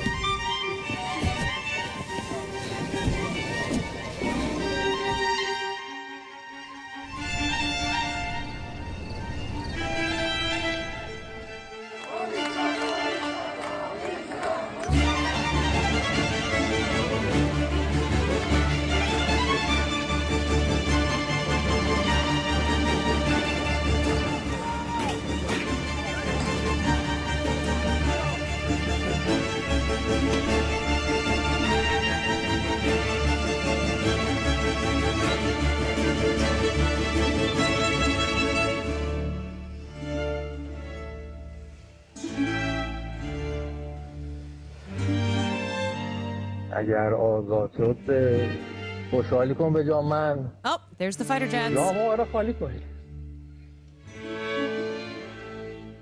If Iran gets liberated, enjoy it for us. Yeah, so at the end here, it makes it very clear what the purpose of this AI slap is. Yep. Mm-hmm. Yeah, so hate to see that happening here at Tribeca Film Festival, and bear in mind that all the talk of AI is the future. No, it's happening now. So they keep talking about this as this bright, beautiful future, the horizon. And this is already happening now, and we see what fucking trash it is. And then in other AI news, you hate to see Marty Scorsese in the final years of his life and career. What are we doing? All I could manage was to post this from this was my response. Walter White in Breaking Bad screaming in the car. Yeah, I would like to believe that this is elder abuse. Not that elder abuse is like something that's good, but believing it's elder abuse because the alternative is Martin Scorsese fully wanting to do this on his own accord, which I do know that his manager pushed him into this and promised that this would be so great and exciting and blah, blah, blah. But there is certainly a generational difference where it seems as if older filmmakers and actors in the biz are looking at AI as genuinely exciting technology.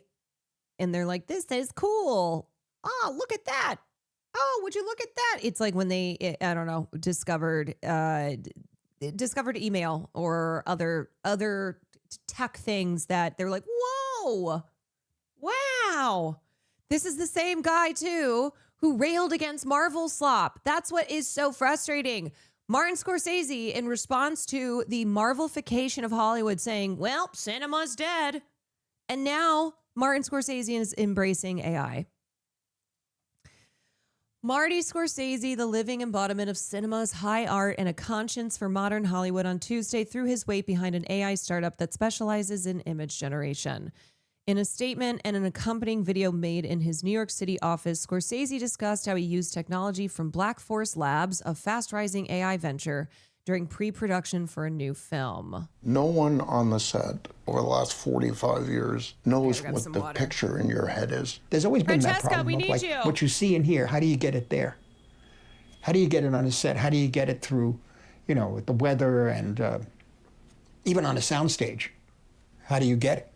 How do you create what you have in your thought, in your mind's eye? It's almost like a painter, How does he or she get that from here onto the canvas?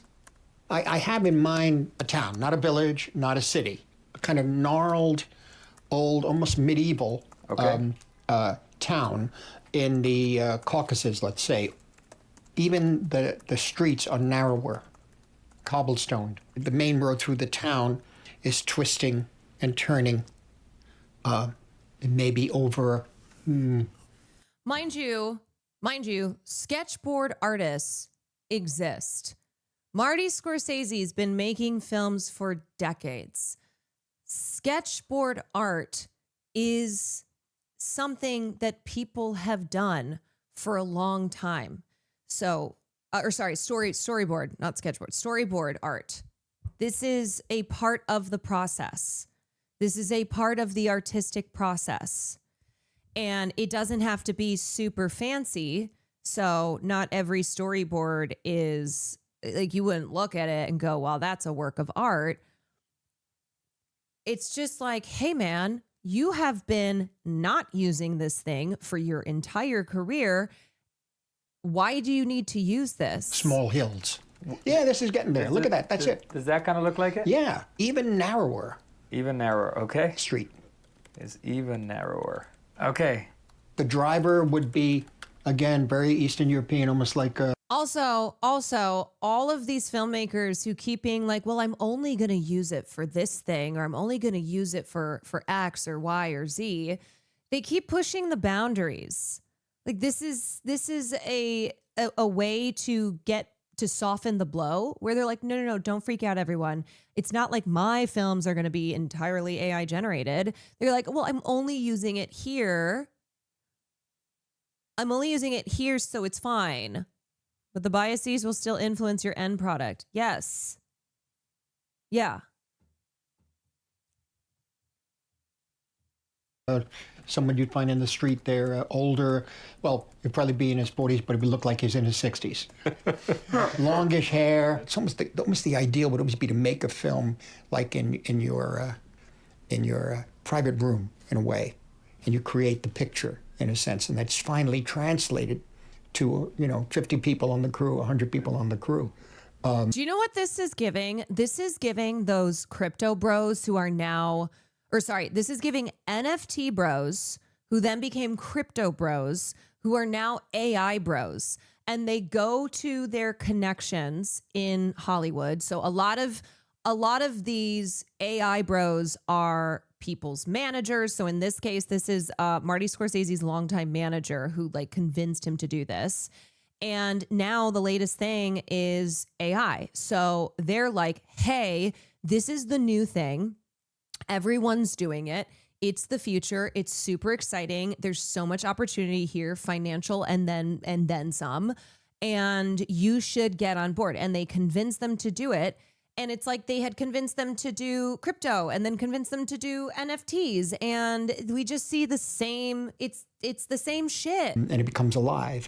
But you do have that control of making the film rather than doing it solely through verbal language. Right.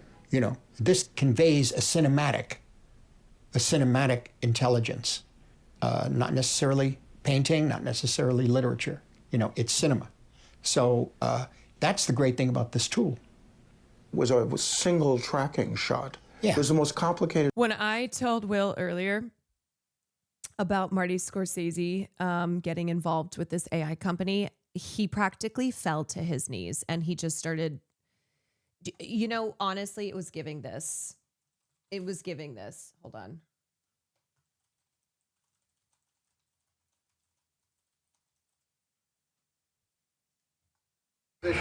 Donald J. Trump is now president of the United States. President Obama, Mr. Trump, for the moment, steps away for the inaugural What a great honor address. to be able to introduce for the first time ever anywhere the 45th President of the United States of America, Donald. Pump on the shoulder. You adjust the microphone as you told, man. For their gracious aid. I am so sorry to my world. I am so sorry to my world. This is not what we want. We will face challenges. There's so much potential. But we will get Most vindicated person in meme history. the job done. For beauty and for devastation. In this one moment, it's She's so valid. incomprehensible that they can exist right now. So fucking valid. So close. President Obama. Yeah. Yep. She was right. Shot I'd ever seen. I was there. But the thing about it, too, is how ultimately it's revealed that he's seated at a table right up front. He's like royalty. There are at least maybe 10 or 12 moments in that sequence that are little vignettes. And Marty, you're talking with people who don't give a shit. we had to stage They the don't vignettes. care. And then figure out where the They lights don't were for care. those vignettes, where they come down the stairs, go past the guy eating a sandwich, and they go into another area. Somebody else passes by, he says hello. And how we got from vignette to vignette, Gracie, thank you for the prime. it had to be worked out Anonymous, physically. thank you. Of course, it still is the case, but if you have a tool like this, you could figure it out much quicker. And you could save production time and also less wear and tear on the crew. He's like royalty. So the camera has Man, to come convey that he's on. led into the inner sanctum, especially. And that's something you can't... Who cares? AI can do that tracking shot in 30 minutes for $10. You describe, you got to see it. Got to see it. And that's what we talk about. Got to see cinematic intelligence. That's got to be It can't be spoken about. You feel it as you're doing it. It's so cool. I wish the world had been able to give you these tools 20 years ago. Yeah, I know. I mean, we would have been probably on schedule. Marty, you're one of the greatest of all time. You didn't need this. What do you mean? What do you mean being on schedule? Do you think people look back on Marty Scorsese's career and they're like, damn, if only Marty Scorsese was on schedule? No, they look back on him and they're like, what a legend. What the fuck? This is the script. I'm interested in the intersection of technology and storytelling and seeing how that can push the bounds of creativity to create deeper and richer experiences for audiences.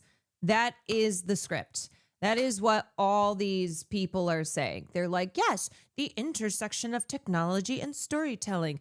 It's going to be great for all of us. Remember, cinema's a young medium, only around 125 years old, so we have to be open to how it can evolve. Do you understand, though? AI is not cinema. I can't believe I'm saying that to Marty Scorsese. Marty Scorsese, do you understand? AI is not cinema!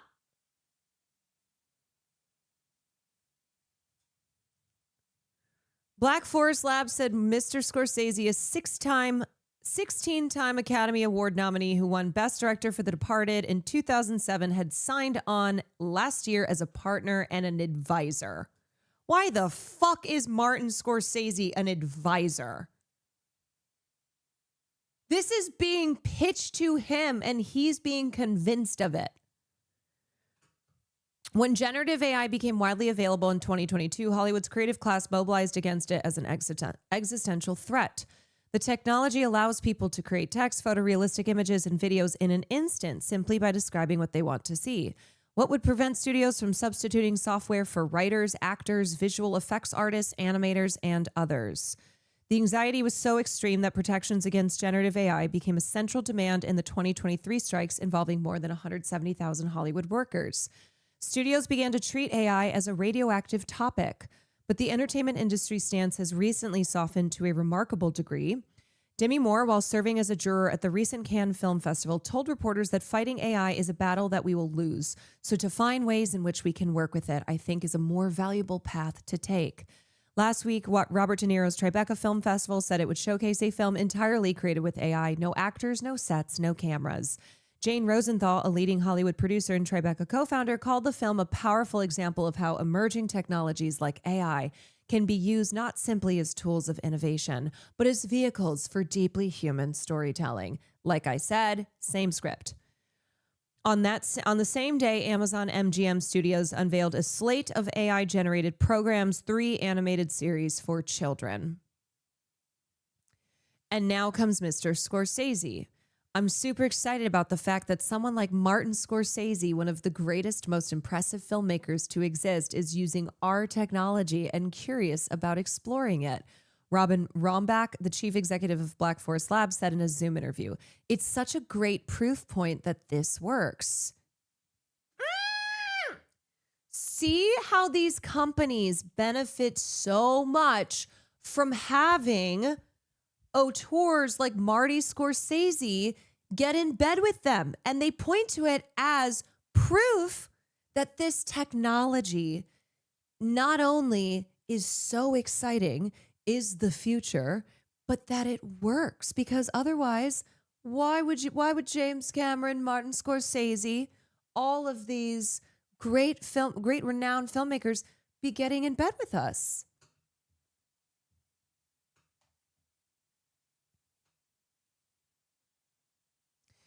I'm not giving him the benefit of the doubt in the sense of him being an innocent old guy being convinced into a bad thing. I think he knows what it is. I think he knows its risks. And I think he does not give a flying fuck. He's on the way out, filling his pockets with easy money. It's just sad to me because it's like, dude, is this how you're going to go out? Is this going to be the end of your career rather than fighting for this medium that in the past you have fought for? When you talked about Marvel slop, when you talked about the rise in all these fucking Marvel movies, but then also the Marvelification across the industry. And you talked about cinema. Man, Generative AI still has prominent Hollywood detractors. Seth Rogen and Guillermo del Toro spoke out against the technology at Cannes last month. Amazon's children's show Endeavor quickly drew criticism, prompting one participant to drop out. Scorsese declined an interview request, but it was clear that his AI endorsement had limits, really, because this is what I mean by they always just keep pushing these boundaries, and this is a way to kind of soften the blow and convince people that it's fine. For 70 years, I've been creating my own storyboards, Mr. Scorsese said in a statement. There's always been this problem of how do you communicate what you see in your head to your cast and crew? Well, it's never been a problem that's prevented you from making films. Literally anyone but Marty, I know. There are some things you have to see and feel. Now, with this tool, I can share what I'm visualizing more clearly and efficiently to my creative team, the production designer, art designer, and cinematographer. I recently tested out this on a scene, and the ability to visualize and immediately share the storyboard was creatively freeing. During the pre-production process, time costs money, and this allowed us to move faster without sacrificing quality or craft. Mr. Rombach co-founded Black Forest Labs in 2024 in Germany after working at Stability AI, a startup that counts the Oscar-winning filmmaker James Cameron as a board member. Rombach helped develop Stability's popular image generator, Stable Diffusion. Black Forest Labs focuses on open AI models called Flux, which generate imagery from text prompts and allow for advanced video editing. A spokesperson for Scorsese said the filmmaker's connection to Black Forest Labs came through Broadlight Capital, an investor in the startup. Broadlight was co-founded by Rick Yorn, who is his talent manager. The firm was also behind Matthew McConaughey's partnership with the AI audio company 11 Labs.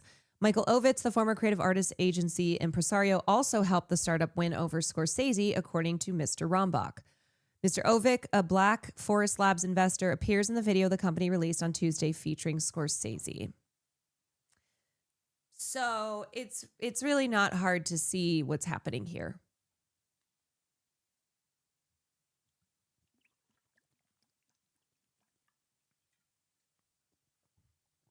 It's really not hard to see how they go to people like Martin Scorsese and they use the people who are closest to him and whose advice he obviously trusts. And they're like, hey, we have an amazing opportunity for you. And this is something that you will not regret. You will not regret getting involved here. And this will only be good for you. And of course, his fucking talent manager, who has a venture capitalist firm, has invested in Black Forest Labs and was one of the people who got Martin Scorsese on board. Man, this fucking sucks. This fucking sucks. I don't even know what else to say. Boots Riley's take. My guess, at 83, they gave his family a gang of money. They throw tens of millions left and right. He has so much money. So much money. He's Martin Scorsese. How much? See, this is what kills me. At the end of the day, it's like, oh, there's never enough money, I guess. There's never enough. He wanted the income stream for them and feels like AI will fall on its face anyway. He doesn't give a fuck. If that's not the case, extra fuck him. Separately, go see I Love Boosters today. Like, yeah, the problem with filmmaking is we didn't have the tools to be creative before this. You know what? Gotta love Boots Riley. Like, how much is your soul worth to sell off? It's just such a shame for these individuals who have such a storied career, such an incredible legacy, and this is how they're going out. The irony of using Scorsese for this is that he's such a singular voice in cinema, and if he had had AI, that particular artistic voice would have never been developed, and he wouldn't be the legend he is. Yeah.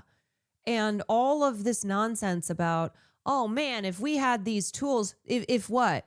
You would have been able to make films? It would have been easier? It would have been better? What? because you're Martin fucking Scorsese. So no one's buying this shit. No one is buying this shit at all. Except for the AI bros. Except for the crowd that is incentivized to convince people that this is all great.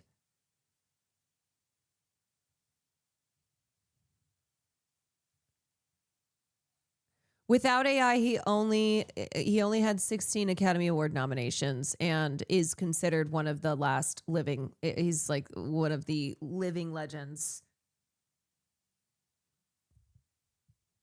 One of the few remaining.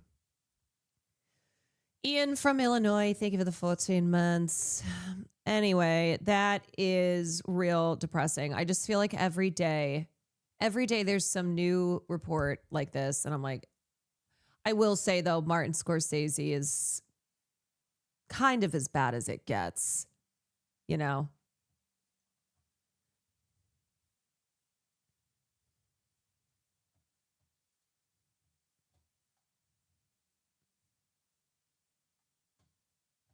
What the fuck is this shit?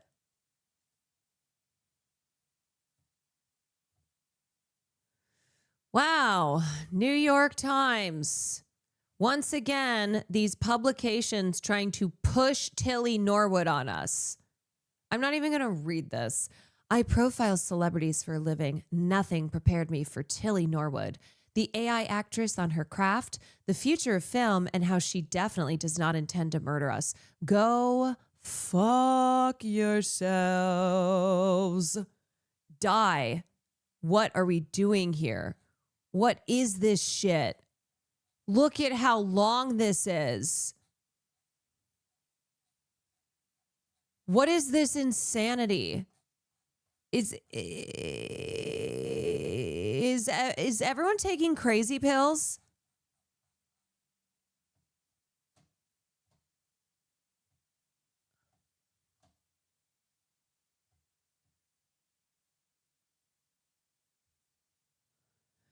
Why did Angelinos vote in Karen Bass again? Well, she hasn't technically won. Why not anyone else? Well, I don't know. I don't have an answer for you. You should ask people who voted for Karen Bass.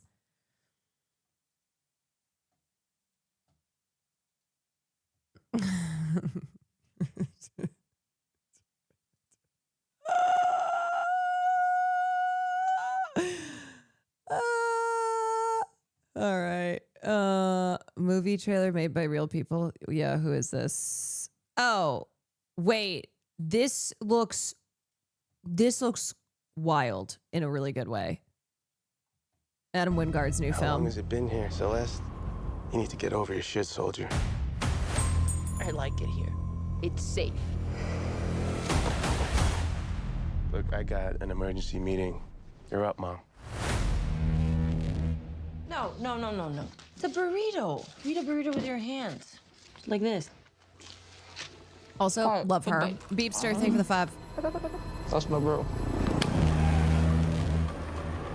This is the second time that Black Hawk has gone over us today. They're up to something in the desert north of here.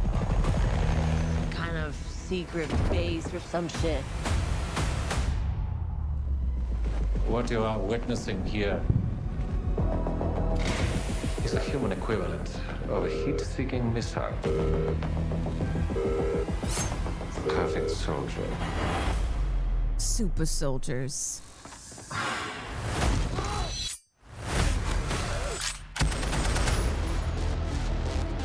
Would you mind telling me what I'm up against tonight? We're set out to create an ideal combatant to be deployed against the domestic populace. These men are conditioned to kill until they are stopped. Do you have any practical advice for engagement? Use your best judgment and cover our tracks.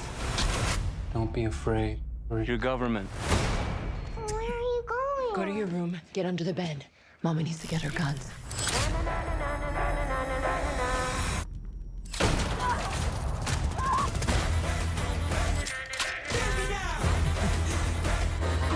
The only way to stop a bad guy with a gun is a good guy with a gun. And in this case, it's true. Cover your ears. Why? I'm just gonna say a lot of bad words, okay? You little bitch! Wrong trailer park, motherfucker! Yeah, what a wild ass film. So the premise of this film: when a rogue squad of genetically engineered super soldiers break loose in the desert, a badass sniper must unleash hell to protect her young daughter. I'm down. You know what? Fuck it. Also, and wait, there's an Until Dawn 2 trailer. What? I thought Until Dawn did not do well. They have a second one?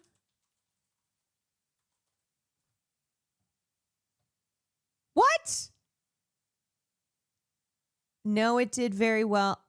Oh my God. Oh my God. Game, not movie. Game, not movie.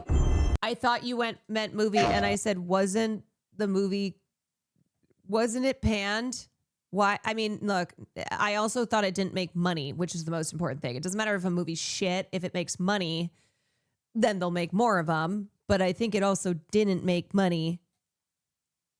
Oh my God, they have the second game going out. Wait, this was one of my favorite games to play on stream. I'm excited.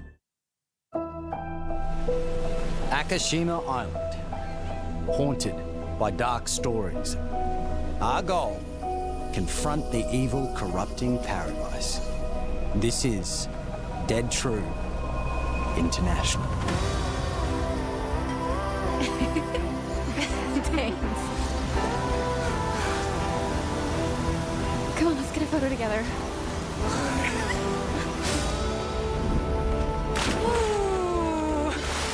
Over! You're rotated on that one. A for effort, dude. Who's the buff idiot? Does no one know this guy? This is how villains are made.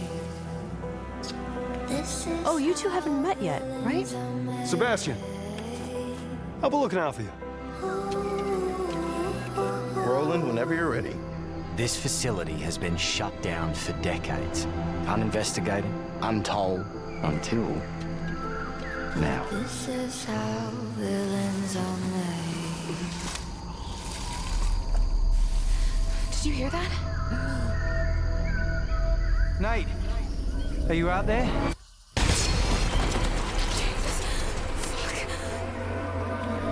Oh, shit. We gotta go. Right! I have a bad feeling. Let's get rid of it. Oh, We're a bit tight. Go! He's coming! Through there. Take a deep breath. Oh, shit! Which way? Steady the mind. We're gonna have to jump! There's rocks down there! Oh my God, I almost wanted to do the QT myself. Oh, shit! Can you do what needs to be done?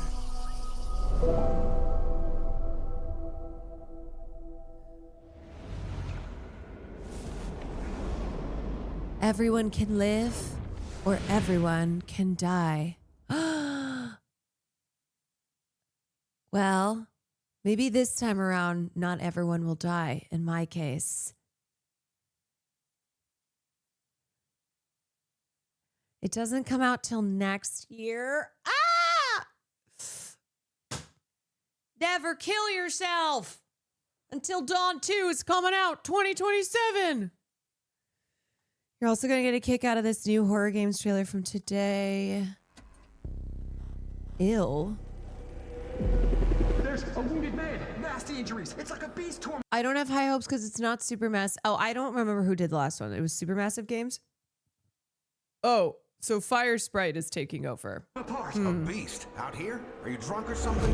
Do him up and show him out. But he's still weak, so be careful. What's going on?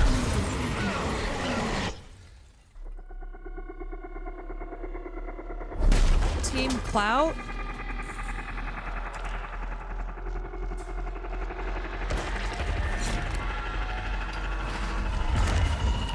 Hurry up, move it!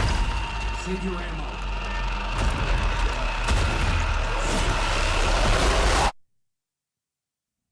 Die, bastard. And you're tough.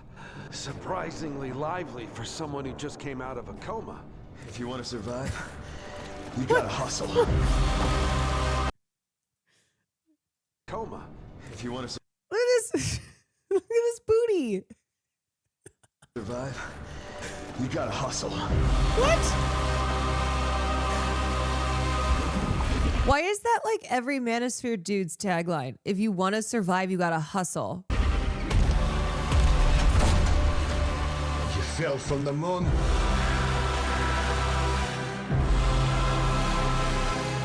I will help you, but you must not go there. I'll take my chances. Turns out I'm a lucky man. You'll find nothing there but death. What? Was that a zombie baby? That it just punched in the head? Well, good luck. Keep quiet in there.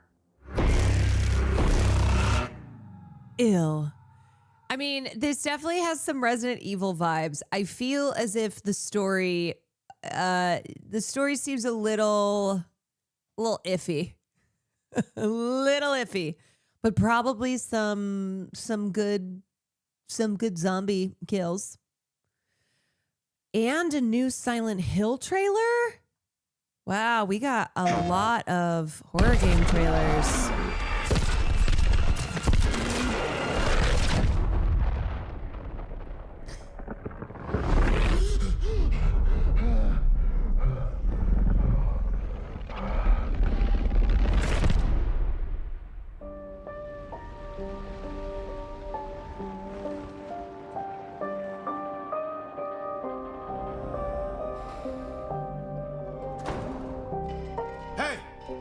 Who's there?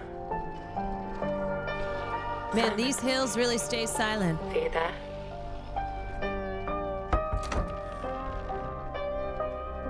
Please say something. Where did you go, Simon? Something doesn't feel right. Silent Hill. Unsilent. This time the hills aren't silent. This time the hills are talking.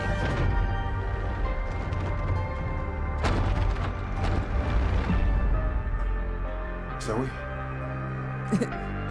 I'm sorry, Silent Hill, not so silent. What are you doing here?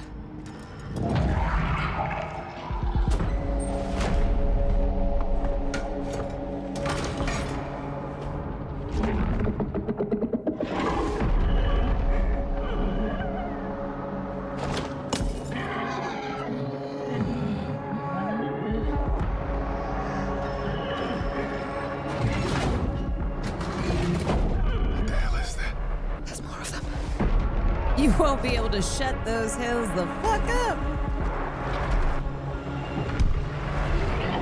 Silent Hill, were you silenced or were you silent? I'm so sorry.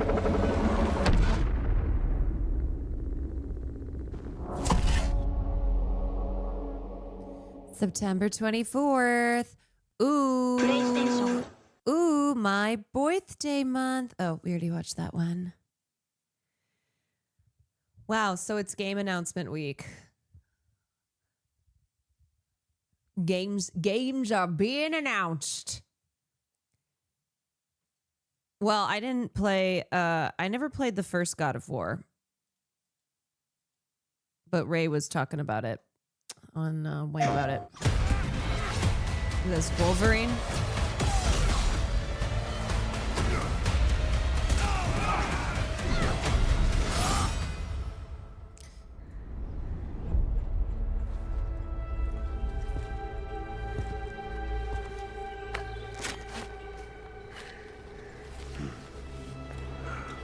see if we can find the one that got away.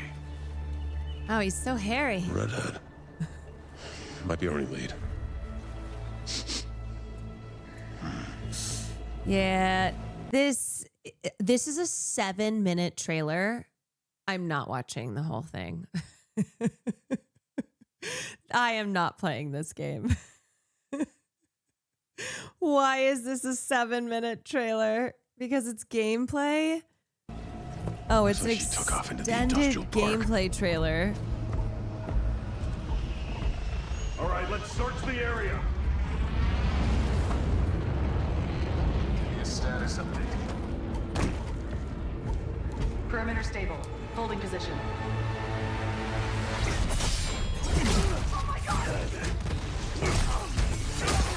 Whoa. Wait, that's actually so intense. Damn. Wait, shit. Wait, hold on a second. Okay, maybe I'm back in. Maybe I'm...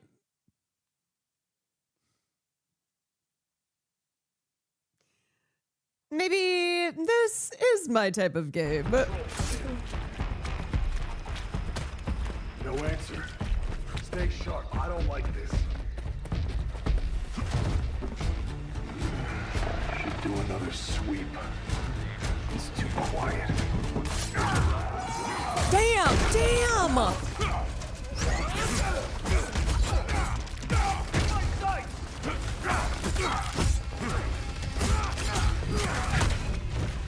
Dude, he is soaking in blood.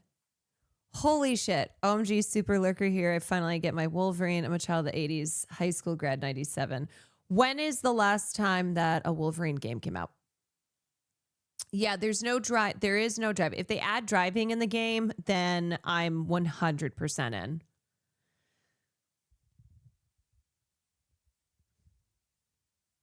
Probably around okay, so it's been a while. Oh, there is driving in this. Oh, shit. But is it the kind of driving where it's really computers doing a lot of the driving? See, I like to be totally free when it comes to driving. I don't want any computer control. Skip ahead. Okay. Let's see. Wow, he's just ripping people's guts apart. Oh, sick. Sick. Shit.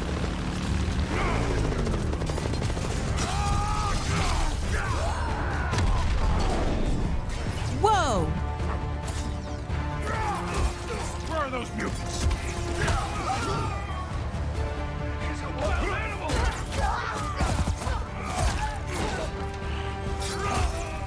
Sick.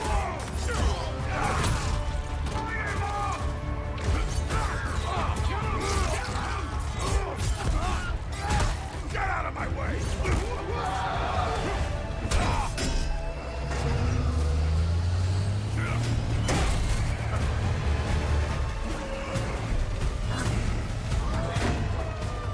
You're mine, shorty.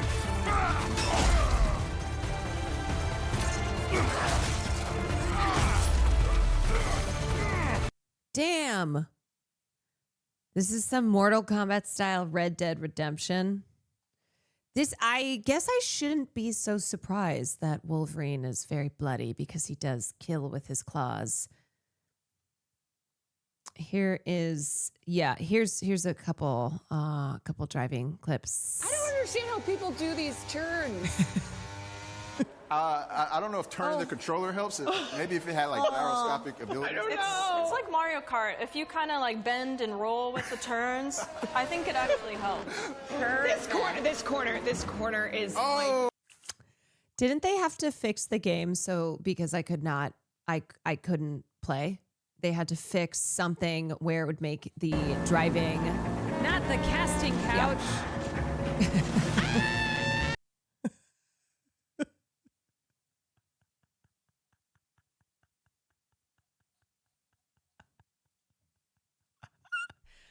let me just state for the record. Oh my God, I was like, what happened to my face? Oh, I forgot I got laser. I did not commit crimes while driving a U-Haul, okay? I did not go on a U-Haul crime spree. I didn't. Just for the record. For the record, no crimes were committed. Yeah, I definitely didn't destroy a U-Haul one time. Okay, no crimes that I'm actively aware of were committed while I was driving a U-Haul.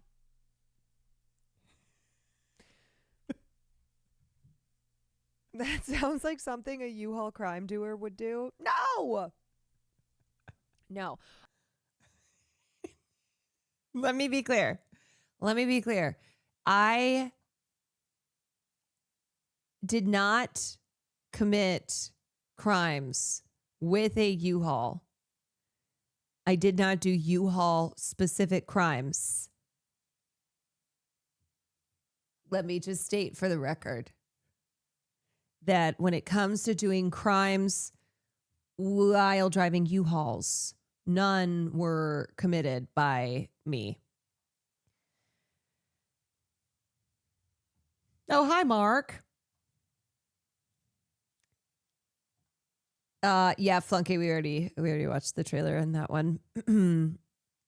Okay, wait, what time is it? 5:30? Oh, actually, you know what I do need to play soon, and I am in the middle of Red Dead Redemption, but I might take a little break and play Control, not starting tonight. But I did get invited to an event for the new Control game that's coming out, Control Resonant. And I know y'all have been wanting me to play Control, so I was like, oh, maybe I should play Control one of these days. Soon.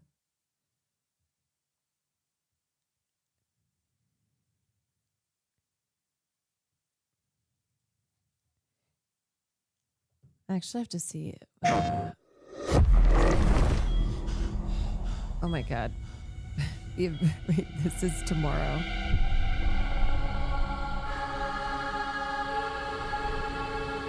Something is coming. I have to go. Wait, is this going to be... I probably won't remember. It felt like an earthquake. But it was just a paperclip falling off a desk. The tiniest tremor before the main event. Jesse. I know what they put you through. You never had a chance.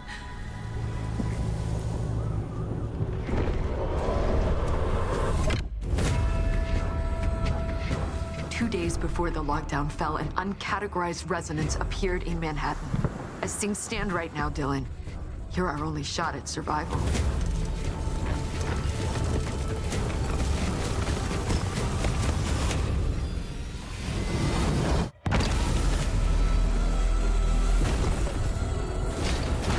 You are not FBC. You're not even fucking human. The FBC locked me in that cell for years and forgot about me. The hiss, it was a way out.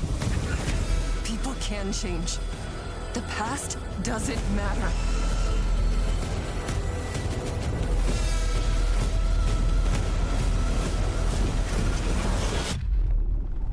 Who are you today?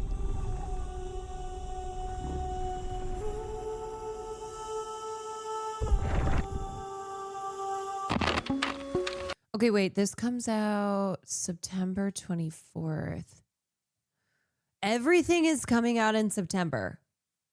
Yo, September, big month. Big month for everything. Okay, so I think I need to play the first one before this. I'm going to this event tomorrow that I just realized is at 9 in the morning. And maybe there's potential for getting sponsored by Control Resonant. I don't know. We'll see. But I do have Control on the list. So I have meant to play it.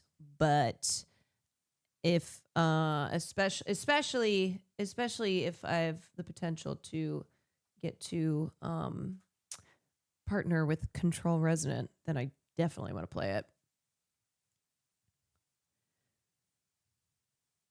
Also, the Alan Wake games are connected to the Control games. Oh. I didn't know. I'm deaf. Devs made the original Max Payne. You might have heard of the shitty movie version. No, I don't think so. Yeah, there are a lot of games coming out in September. Oh wait, I accidentally closed that clip of Austin that I wanted to see. Okay, wait. Straight, you would be with Valkyrie on the pod? Didn't you say that if you were straight, you would be with Valkyrie on the pod? Fuck. Did I?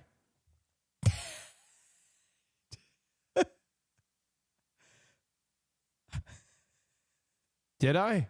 This little rat. I mean, how many women has he said this to? Can't a man have a couple wives? This fucking whore. His skeezy cackle there at the end. Can a man have a couple broads? Come on. What's having 4 wives during Pride Month? Well, I guess this was from 3 days ago. So, the eve of Pride Month. And now, nothing heterosexual shall pass from Austin Show's lips in Pride Month, or he will burst into flames. The devs and the creator of Alan Wake made Control and Max Payne. He's very much a cinema guy, but very eccentric, like Kojima.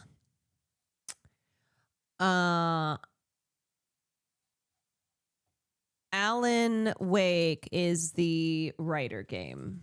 Yes, I've been told that I would like that one because I once was a writer. You're going to like the lore of Control. Yeah, that's... So I wonder if I should start it... I wonder if I should start this week. Because I wanted to play a little more Red Dead later this week. Control, I looked it up. It's like 12 hours of gameplay. You haven't played... No, I haven't played Alan Wake.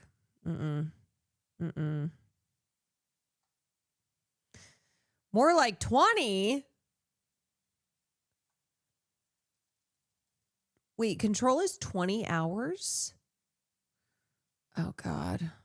Oh, Jesus. This just popped up on Twitter. Oh, no. Absolutely not. I think the next 5 months is I'm going to have time to build out this team to show everybody the level of Democratic supporters that I have behind me, the heavy hitters that are in this room, that are all behind me. And I think this idea that I don't represent Democrats and Republicans and independents, anyone that's just a Los Angeles citizen that wants basic quality of life, I'll be able to show that in 5 months. Right now, the media likes to say, oh, he's this. I'm not that. I'm an Angelino who said enough is enough, and I had to step up. I didn't know I'd be here tonight, but it's obviously God's plan, and I'm going to go all the way, and I'm going to show everybody that I'm their mayor. I'm not going to... Yes, sir.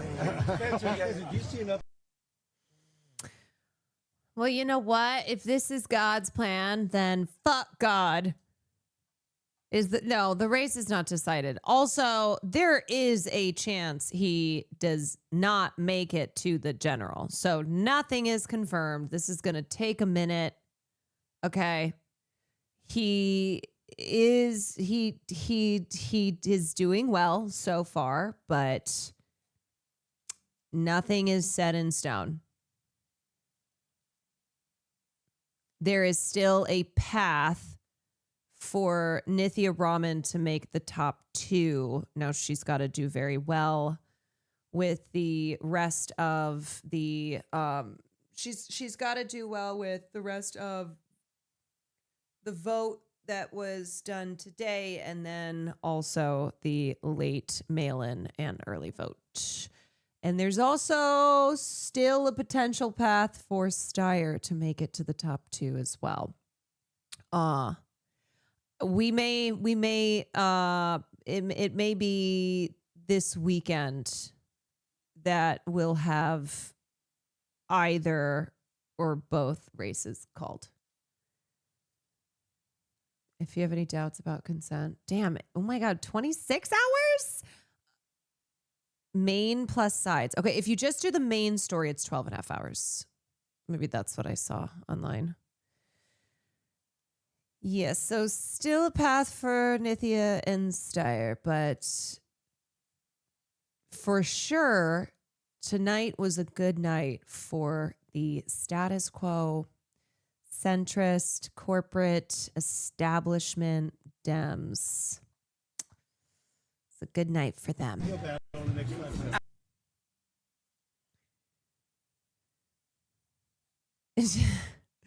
Stop That Train director Adam Shankman has denied claims that the film uses AI-generated scenes. We employed hundreds of VFX artists who all killed themselves. Period. Oh. We employed hundreds of VFX artists who all killed themselves getting this out for release, and not one job was taken out of human hands.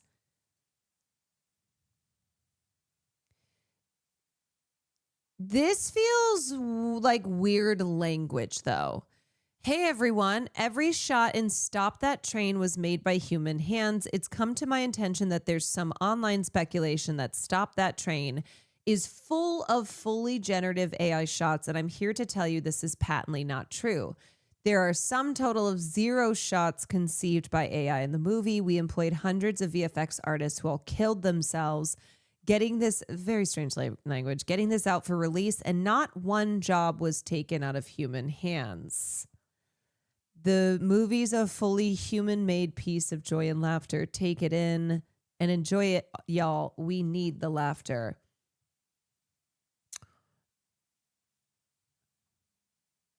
Why? Yeah, the IMDb page for the movie and Variety both confirm Acme AI did work on the movie. I don't care if none of the AI stuff made it to the final movie. People don't want. See, this is not the same thing as we didn't use AI in the process of making our film. And I think that's why the language here seems kind of strange. This rumor did not spawn from like people making shit up online, FYI. In the reporting on this, it was listed that Acme's gray stage model with AI generated environments was used to produce the film. And that Acme was a VFX and AI partner. So if this is true, that AI was not used at all in the process of making this film, all right, good. But we employed, hold on a second. We employed hundreds of VFX artists who all killed themselves. They killed themselves because that is how you make cinema. That is how you make art. That is how you dedicate yourself as an artist, okay? If you aren't killing yourself, if you aren't dying after you have done your work in the creation of a piece of cinema, then what are you even doing? You should be dying. You should be dead. If you're not dead, get dead. If you're not dead, than get dead. You're talking like dudes who misinterpret whiplash. They're like, hey, actually he was right because he did make him a genius. So you do have to suffer to the point of almost dying. Yes, you do.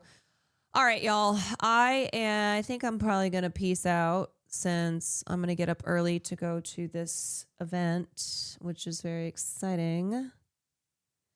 And maybe I'll start Control later this week.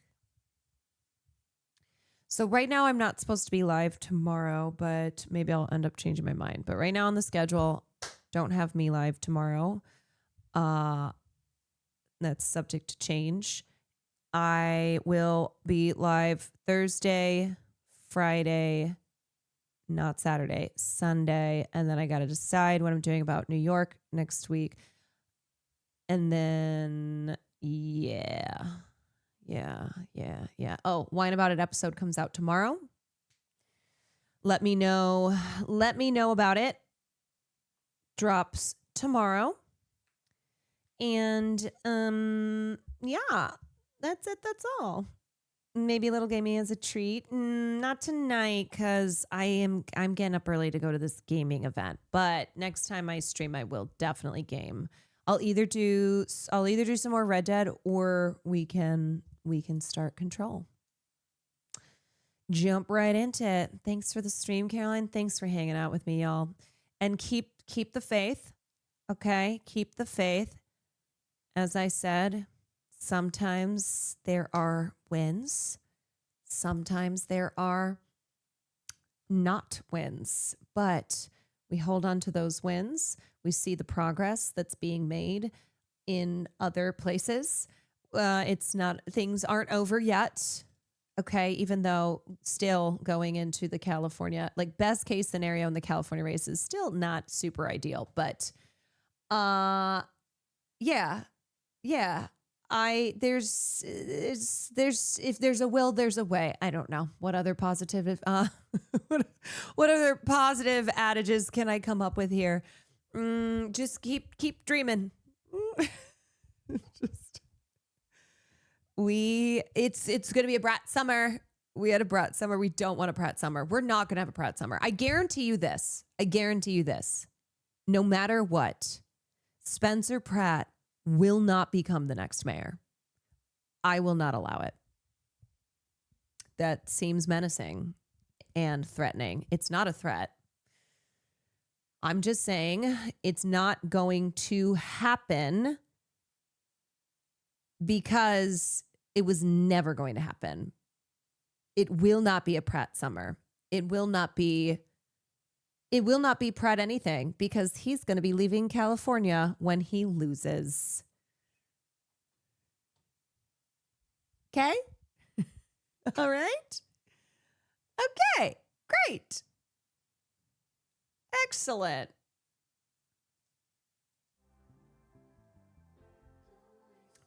Apparently this is the new summer.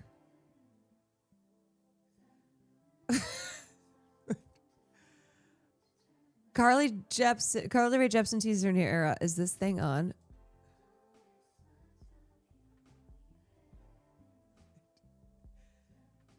Bitch, it's a racist summer. You know what? Yeah.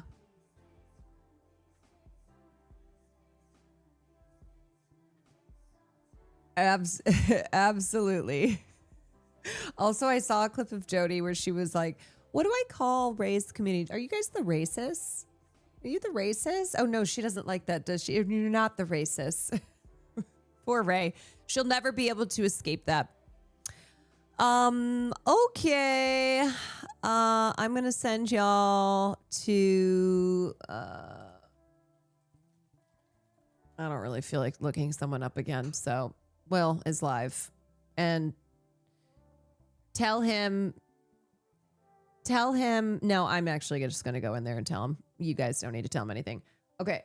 I will see y'all next time. Thank you for her. Thank you for being here tonight. Thank you for spending your time with me. And be well until I catch you on the next one. Good night, everybody.